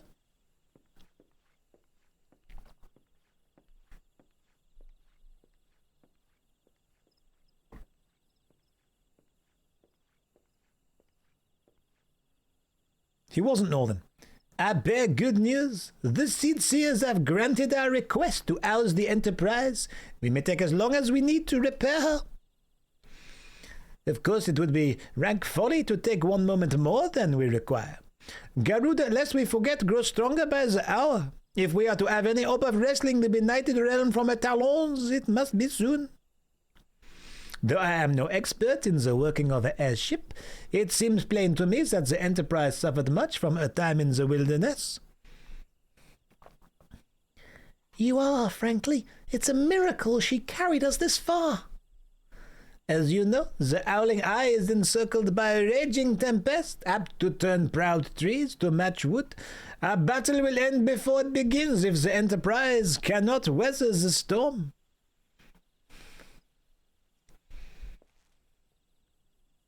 Given time, I believe I can fully repair her.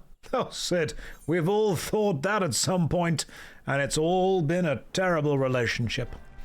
I'm going to skip because nothing important happens in cutscenes in this game. Speak with Lambertane in Camp Drybone. That's really far away. Thankfully, you can just, teleport there.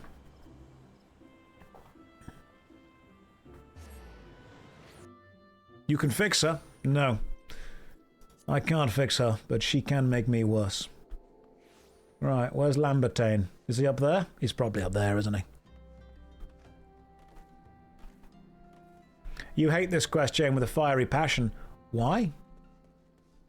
I mean, I'm not saying that I disagree, I'm just saying why. What about this quest chain makes you hate it? Skipping cutscenes is the real griefing. Nothing happens in A Realm Reborn. Right, here's what happens in A Realm Reborn. See, hear, think, feel. Untap, upkeep, draw, live, laugh, love, see it, say it, sorted. Ooh, there's the big bad evil empire. There's the Garleans. There's Gaius. Is this going to be interesting? No. 50 hours of fetch quests. Cabbage gets kicked in face. Garlean. Dragons. Cid. French. Snow bit that nobody cares about. Heaven's Ward.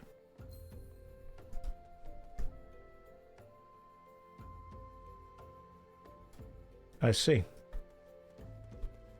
I see that I'm being watched. There is... The council are judging me. Don't back away, I can see you. The cabbage kick so far was the highlight. This should just be called Final Fantasy 14, the one where the cabbage gets kicked in the face. Right, where's Lambert? He's below me. Hang on, he's going to be this way, isn't he?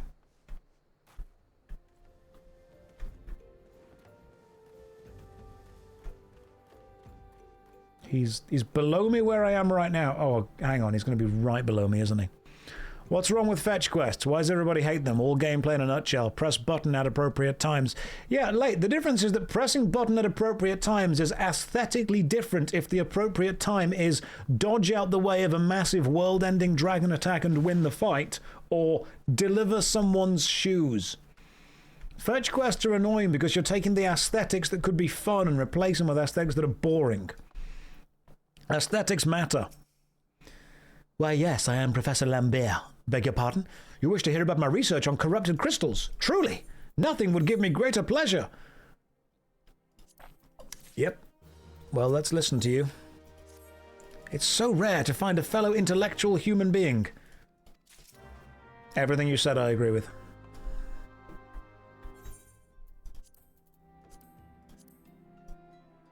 Excellent.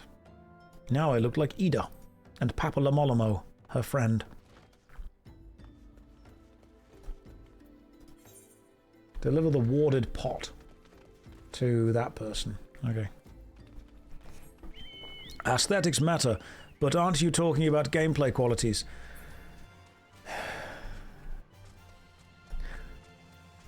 Okay, you know what, let's just break it down to its components. All video games are just staring at a flat black mirror while pixels flash up in various colors in front of you. And sometimes you press buttons on a controller which change what those pixels do or don't show, and sometimes those pixels represent whether you have or have not pressed the buttons correctly. Sometimes the pixels make you feel good things and dopamine is released. And if it isn't, you should press them differently. And if you look and go, why is the dopamine being released at this series of pixels when the dopamine is not being released at this series of pixels? It's because different people like different series of pixels to be shown to them while the buttons are pressed.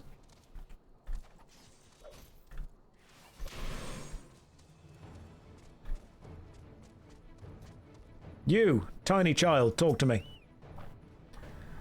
How many times must I be made to explain myself? I am not contemplating suicide, you imbecile. I have chosen this precise position to perform scientific measurements. Alright, here's a pot. What have we? Containment vessel. This is handiwork of Professor Lamentent. You thieving knave. Oh, you say the man himself lent it to you. Then you must have sought me out per his instructions.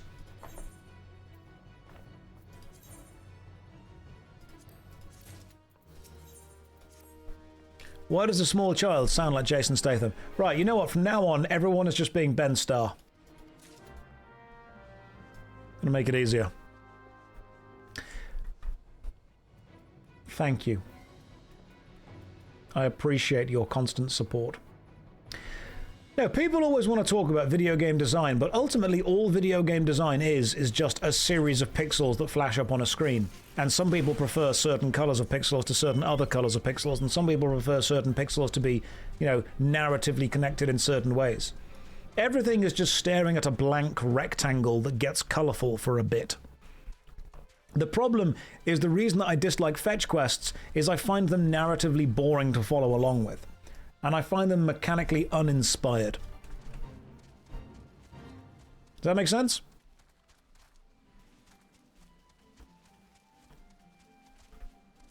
Okay, Reddit philosopher.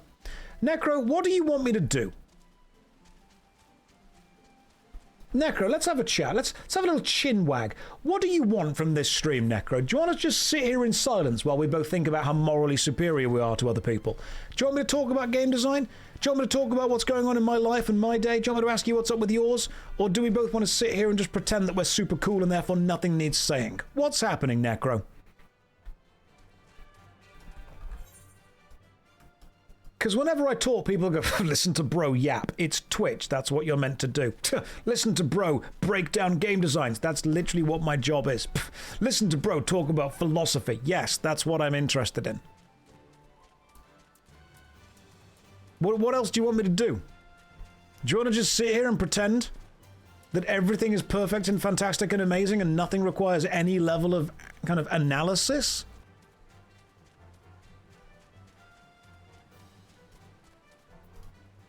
Right, use them all to fracture the corrupted cluster. Which is... Where are we looking? Down there? Hang on. It's down below us. Okay. God damn it, we can't just drop down.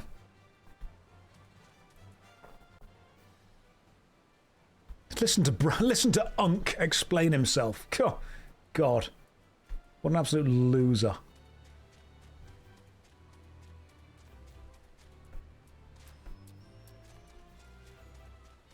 I've never been around here before, so I'm paying attention. Every time you enter the stream, I'm arguing with someone. I was having a great time until people turned up, which is generally how I feel about parties. I think what it is... Oh, thank you for beckoning me this way. I appreciate it, goth girls. I think what it is I tend to have a really good time in video games until people come along and say that I'm playing them wrong and that... hang on. I have to use something on this, don't I?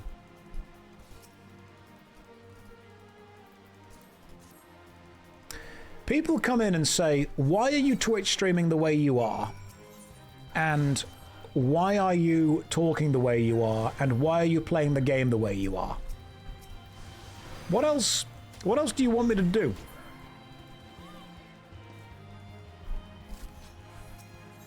What else would make you happy?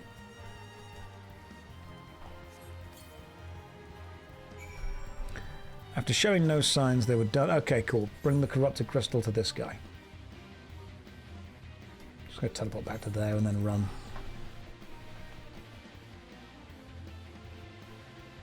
Is it me, or did you have a higher view count during the week? Yeah, lots of people are unemployed.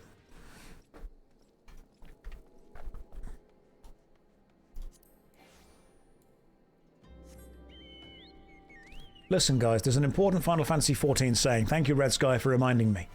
You don't pay my sub, which means I get to play the way I want.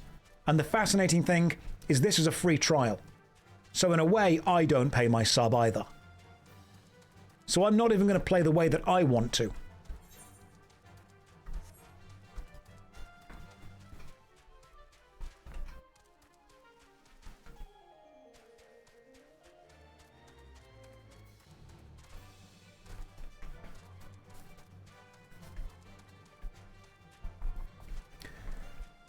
MMORPG players are often somewhat socially unaware and will join a stream and straight away say, why is bro yapping? What is bro on about? Why are you playing in this way? Why aren't you doing that? Why are you analyzing the game? Why are you critiquing things?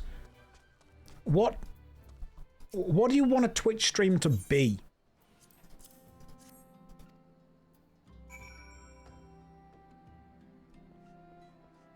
Why is that a problem? Because I have to deal with these people all day, every day, and it's remarkably draining. Floozy, imagine you were being followed around by 1,000 people who constantly questioned everything you did and then ask you, hey, when are you doing something different? At some point you're going to be like, hey, could you chill? You're rage baiting and then get mad when someone bites. Tef, I'm not rage baiting, alright? That's an amateur way of getting attention on stream. And I'm not an amateur streamer, I'm a master streamer. So in a way, I am baiting with that level of skill. Right, you want the corrupted crystal back? I'll just teleport back to you.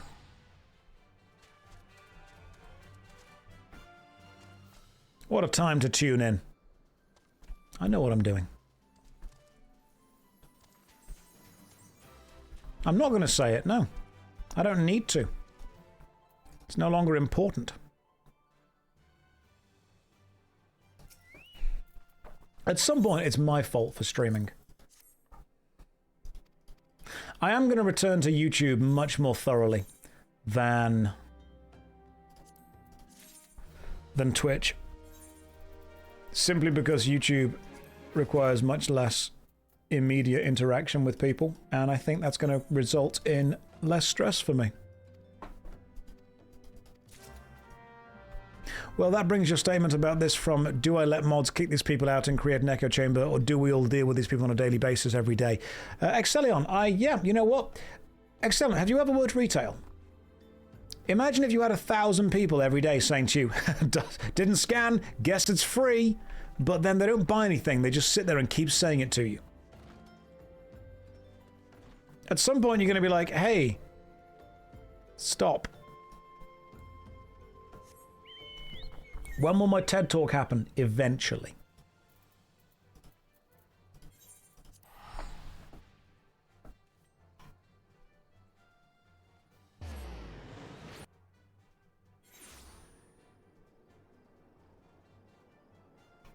Is there some kind of event with me wearing cat ears and playing 14? Yeah. It's for you. Just for you, actually. Welcome in, Hortel. Highwind, get involved. Finally, you're here. God, I've been streaming for weeks. Come and get involved. This is all for you. How have you been? Welcome in. This is the event. You're here. You're the main guest. God, we've been waiting for you. Finally. Right, I did say the next NPC was voiced by Ben Starr, which happens to be Sienna. The Shadow. Ben Starr. Corrupted crystals. So I've no interest in being the butt of your jokes. So if you've no other reason for addressing me, kindly leave me be. Well, I'll be damned. Professor Laminten did send you. Beg your pardon. It seems we got off on the wrong foot. I'm Sienna, greatest of all the Professor's pupils, which is doubtless why he bid you seek me out. Indeed, I am an accomplished scholar with an extensive background in... Oh, gods. Just listen to me prattle on and on. I must have given this introduction a dozen times by now. All right, Sienna, you are now Ben Starr. As I told the Professor in my many missives, I believe that the area surrounding Pharaoh Sirius is replete with corrupted crystals of exceptional strength. Unfortunately, I've yet to test my hypothesis, and as all access to the Isles of Umbra is prohibited at present, for reasons unknown to me, you see, my attempt to acquire this information is often met with annoyance and disdain. It's rather puzzling, since I always take my time to explain my motivations in great detail to the subjects of my questioning.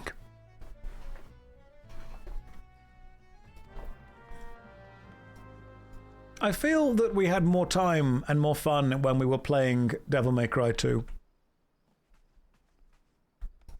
You, Quaneb. Excellent. I'm glad I spoke to you.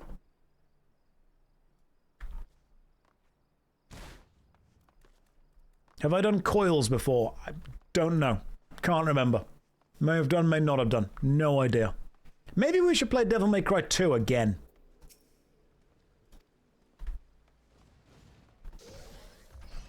Those were the days, my friend, we thought would never end. Play Devil May Cry 3? It's insane, but it just might work.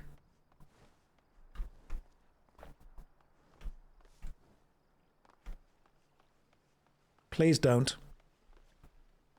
Hang on, can you... There we go. You, child. Right, we've questioned all the yellow jackets. I hope you're all paying attention. Chloe says you kind of look like Henry Cavill. Thanks. If you order Henry Cavill from Temu, I turn up.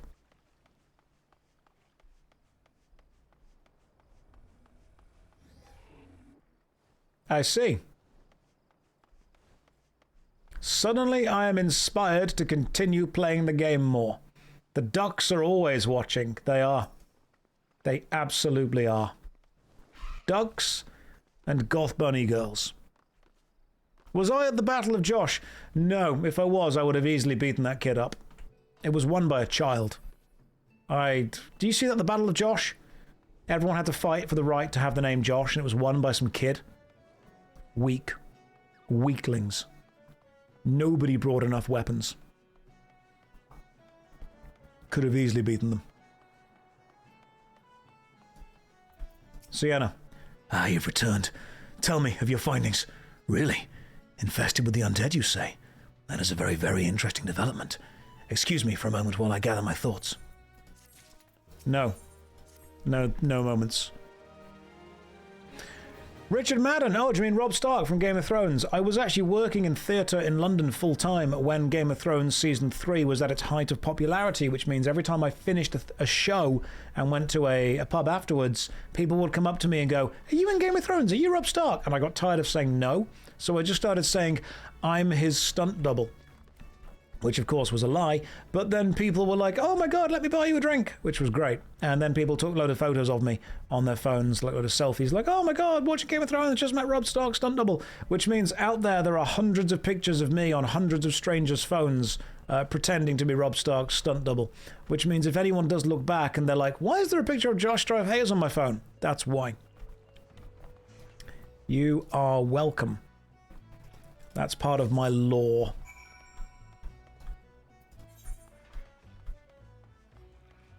Did his stunt double ever confront you? They did, and then I just threw them off a building, which amazingly they knew exactly how to deal with, because, you know, that's their entire job. Oh, good. The axolotl's back. Is this story real? Yes. I genuinely was working in theatre at the time, and I genuinely looked exactly like Rob Stark from Game of Thrones at the time. Yeah, that does make me stunt double by the right of conquest.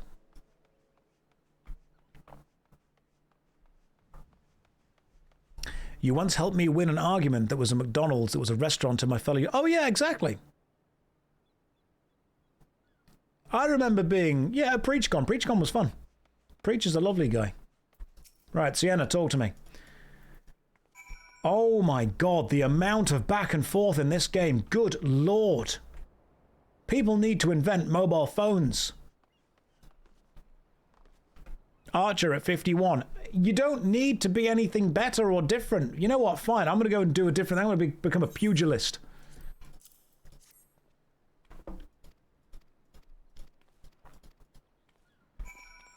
Show the parchment to the person up here. Good lord, this is dull. We have mobile phones in the game.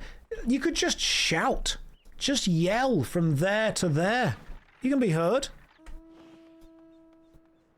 Why do they let you level Archer to 51 if it's such a bannable offense to do it? When you get to level, I think it's 30 or 40, you can get a job stone, which basically evolves the basic class into a better version of itself that bring different things. But I'm pretty sure that Archer is still fine.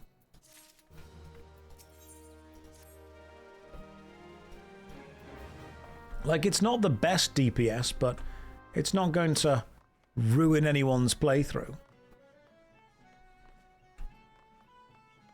Archer is actually the meta. Thank you. There we go. Please never get the job stone. Done.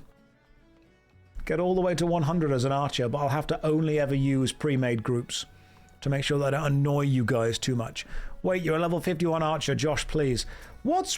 If the archer wasn't meant to go to 51, why does it go to 51?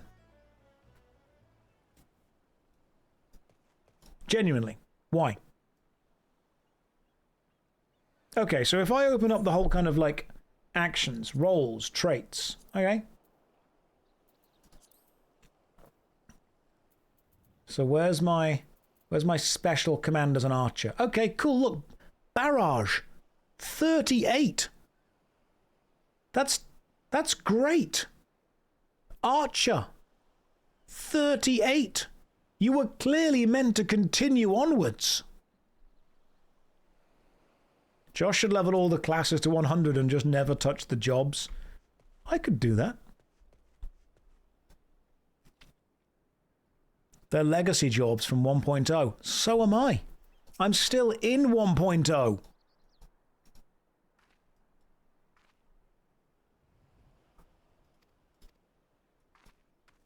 Like when we get to Heaven's Ward, which is the 3rd expansion, then I'll be able to maybe look at a different thing.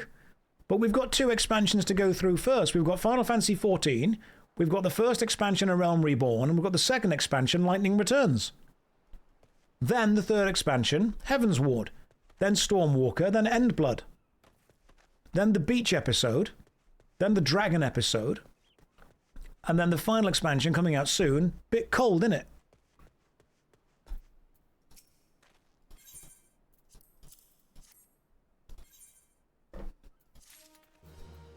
I could have skipped all of this and missed nothing. You can't play Lightning Returns until you beat 13. Do you mean Final Fantasy the boys go on a road trip and also there's cup ramen?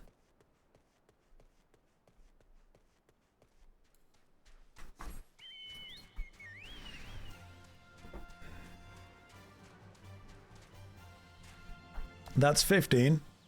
No, Final Fantasy 15 is the one with Tidus. Tidus and Walker have to go and beat Aerith.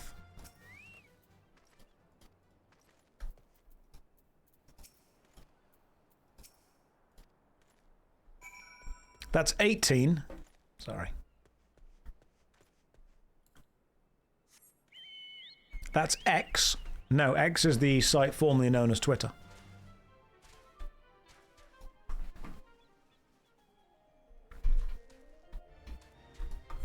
If there's more of them, why is it called Final Fantasy?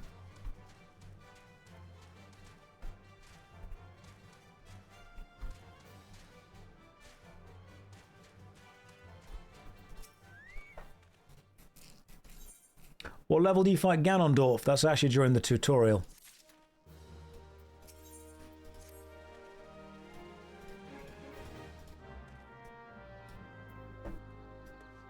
That's when Mike gets kidnapped by Duragon, and you have to go and bounce to make sure you get her back.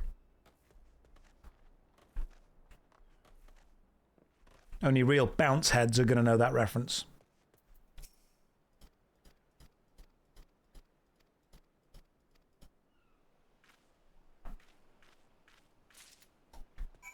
This is peak MMO questing. Backward, forward, backward, forward, backward, forward. Good lord. Maybe we should go back to Albion Online. We're like 20 minutes away from Garuda. Don't give up, chat. Who's Garuda? Are you thinking of Garlond, Sid's last name? Heir to the Garlean Empire.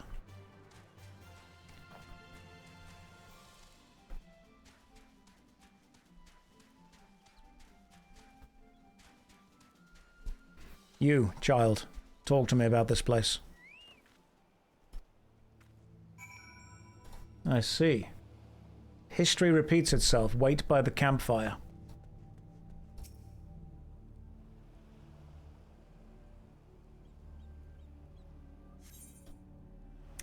Duty calls. Commence battle for history repeating. Is that where Garuda is? Or is Garuda the next thing?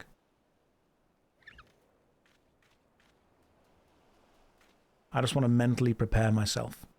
No, this is another hot lady. Okay, cool. I am ready.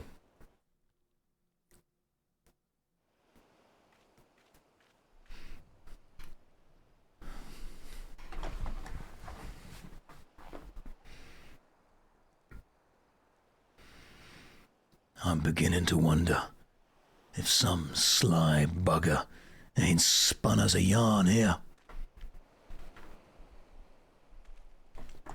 You ever seen a cabbage bit kicked in face?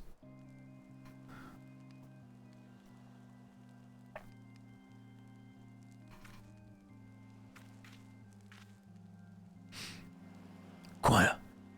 Did you hear that? 'Tis her.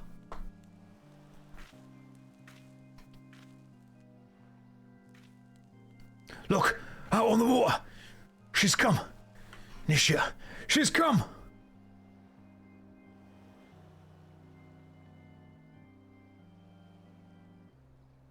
I would like to hear more about your religion, please and thank you. Quick, lad. Shove them plugs in your ears. Get ready for a fight. Soon as she realises you're deaf to her ditties, she'll call on thralls. And we'll be up to our neck in corpses before you know it. Mimdoa, I'm not distracted by her ditties. But something else that sounds remarkably similar.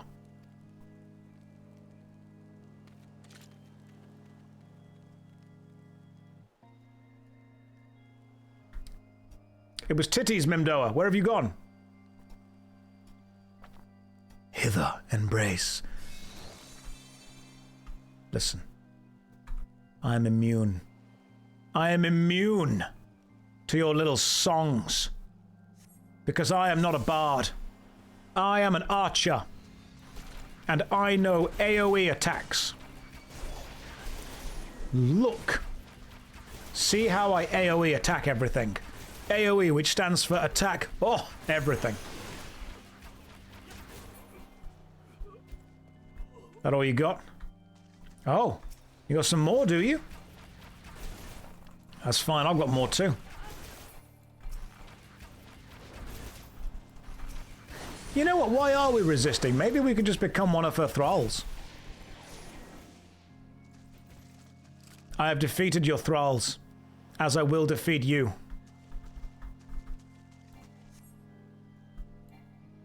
Why? Because I am good at listening.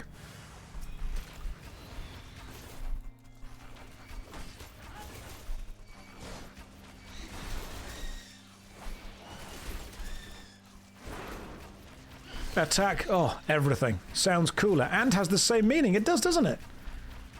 See, what I'm sometimes doing is using the better version of my attack, which is the wide volley.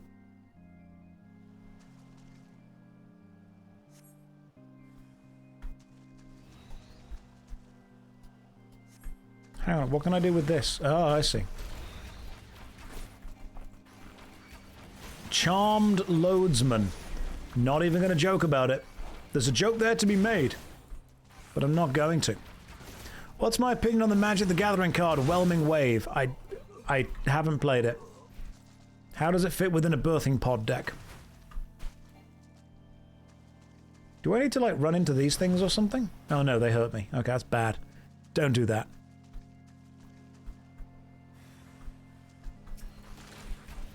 Right. Now it's time to kill this guy. And you might be thinking, Josh, why are you using AoE attacks on one dude? Because he is part of the area. And therefore, by using special attacks on him, I simply do more damage.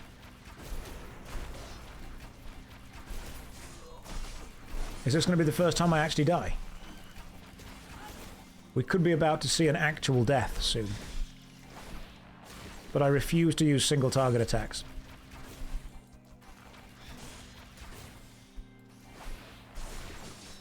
He does fill up quite a lot of the area, therefore any hits do more damage.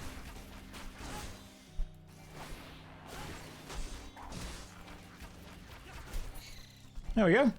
Done. What else you got?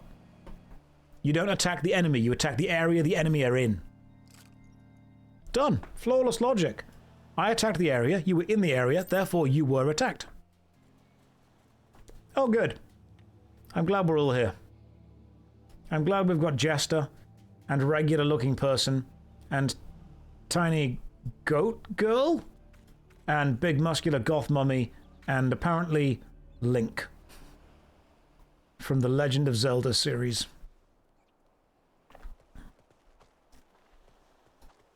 Right, Memdoa, I killed her. Thank you for applauding me, I appreciate that. Look, it's a goat. Hang on, look. Oh, you've got a book. Like, normal. We've got all the genders here.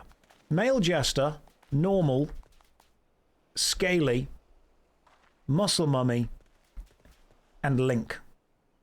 Also, duck. Everyone's represented. She's not a dragon, she's a demon. Mate, I was about to say in bed, but I didn't say that because that would have been disrespectful. It's a cat girl with a skin condition. Auras are goats, period. Are they goats? I think we should appreciate the ducks more. The ducks are the important people here. Hey, guess what? I killed a magical woman. Show you the cloven hooves. Right now I'm wearing slippers. That's what you would get. You would get if I let you. Go to the corrupted crystal cave. Oh, back in Aleport. Okay, let's go. Was that Garuda? Was that the woman that you were all impressed by?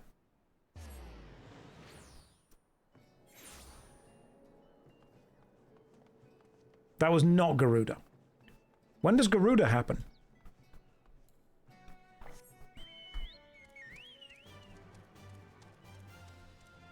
Where's Ashtola? Where's Gaius at this point?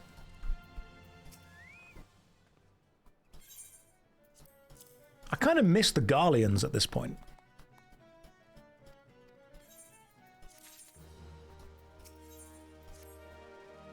I could get on board with Gaius and the Garlean Empire. Where's Goddo? He's coming tomorrow. Where's Arthas in all of this? Because I'm going to be real, I could...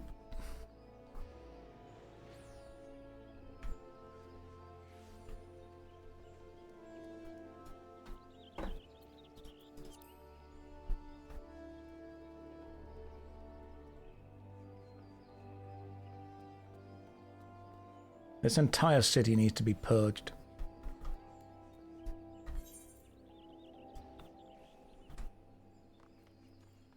Just two guys hanging out. That's fine. There's an almost kiss emote. Final Fantasy XIV fans will find a way to make it. Josh, leave the gay people alone. Difficult when I'm playing Final Fantasy XIV.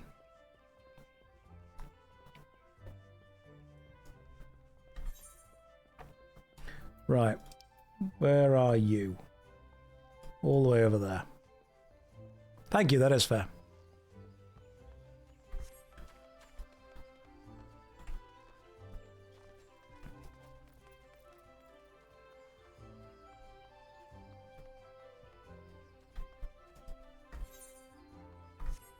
Josh walks into a gay bar and is surprised. No, listen, I mean, I was doing a show in Manchester about a year ago. And if anyone's from Manchester in the UK, I didn't realise the reputation that Canal Street has. And I should have probably known when I finished my show and a couple of friends said, hey, you should come to this bar on Canal Street. I'm like, yeah, sure, I'll go, why not? And then I got inside and it was a gay bar. And you know what? Amazing night. They had a drag performer. It was fantastic.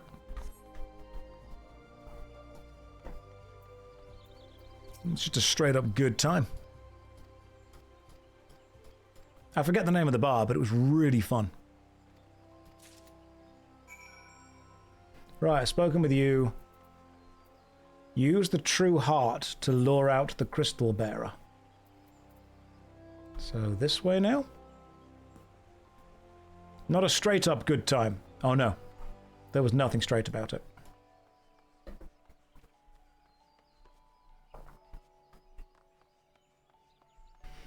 Now we go this way. I think. Yeah, it's just a fun experience. And everyone's better at dancing. Just so much better.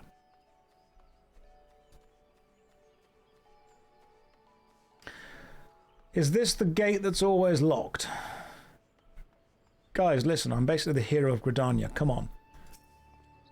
God, I hate you. Okay, so I need to get to there, which means there and then south? That works. Is this my first time playing? No, I've played before, but I feel that I've mentally blocked it out in order to protect myself. So are you saying you will be a better dancer if you go to a gay bar? Yes. You learn through osmosis.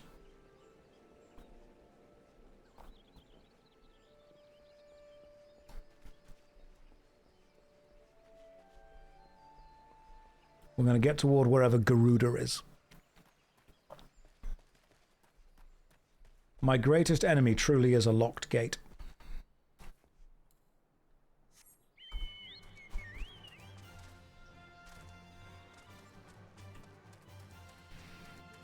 Now we want to go to the central shroud, which gets us to there. The curious case of Giggity. That's what this quest is called, the curious case of Giggity.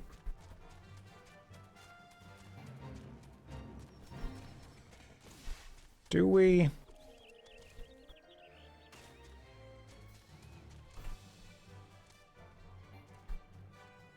All right. We're down in the Spriggan Den. There's the destination. Oh good, Link's joined us. It actually is called that, genuinely. You can see it on the screen right now. It's a big hole. It is a big hole. I mean, you're a child. Anything's a big hole to you. Like a small puddle would be a lake. You. Use the true heart. Lure out the crystal bearer. Crystal bearer be lured. There you are. And now I will actually use single target attacks.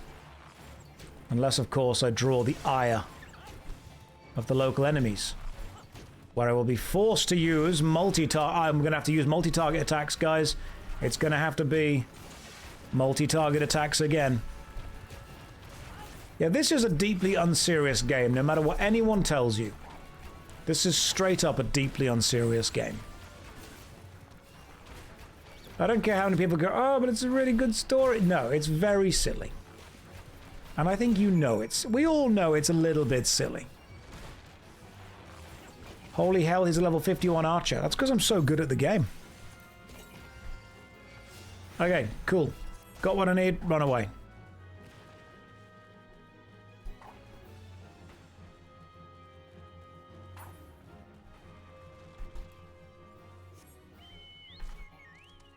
That was brilliant.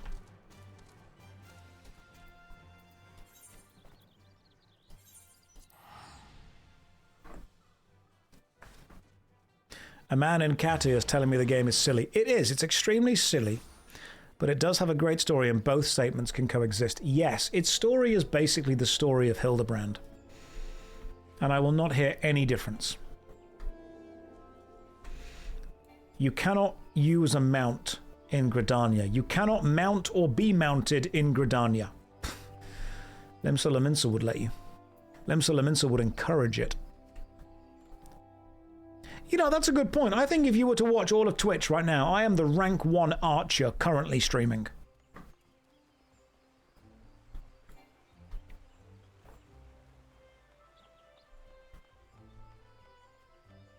Maybe I'm a cat, and it's about the fact that cats love arching their back. Therefore, I must also be an archer.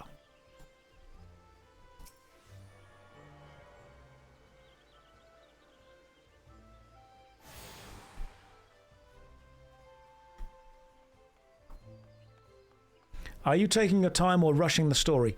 Both. I'm somehow incredibly relaxed, but also skipping everything.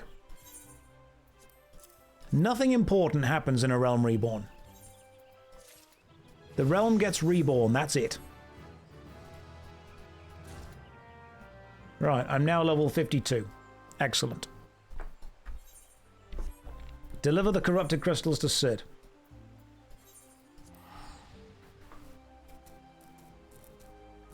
Now you meet Garuda. Do I meet Garuda now?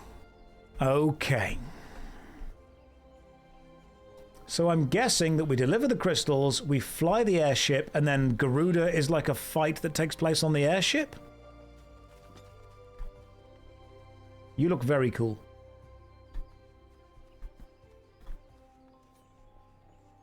Yeah. Okay, let's go find Sid. Let's go do the Garuda fight. Sid, I assume, will be down here. This way. Right, you let me through to my vessel. Then we go and speak to Sid. Right, who's excited?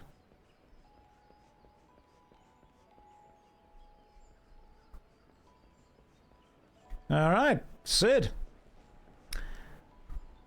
Are we all ready? Garuda has a banger OST, so she's got huge tracts of land and a good soundtrack.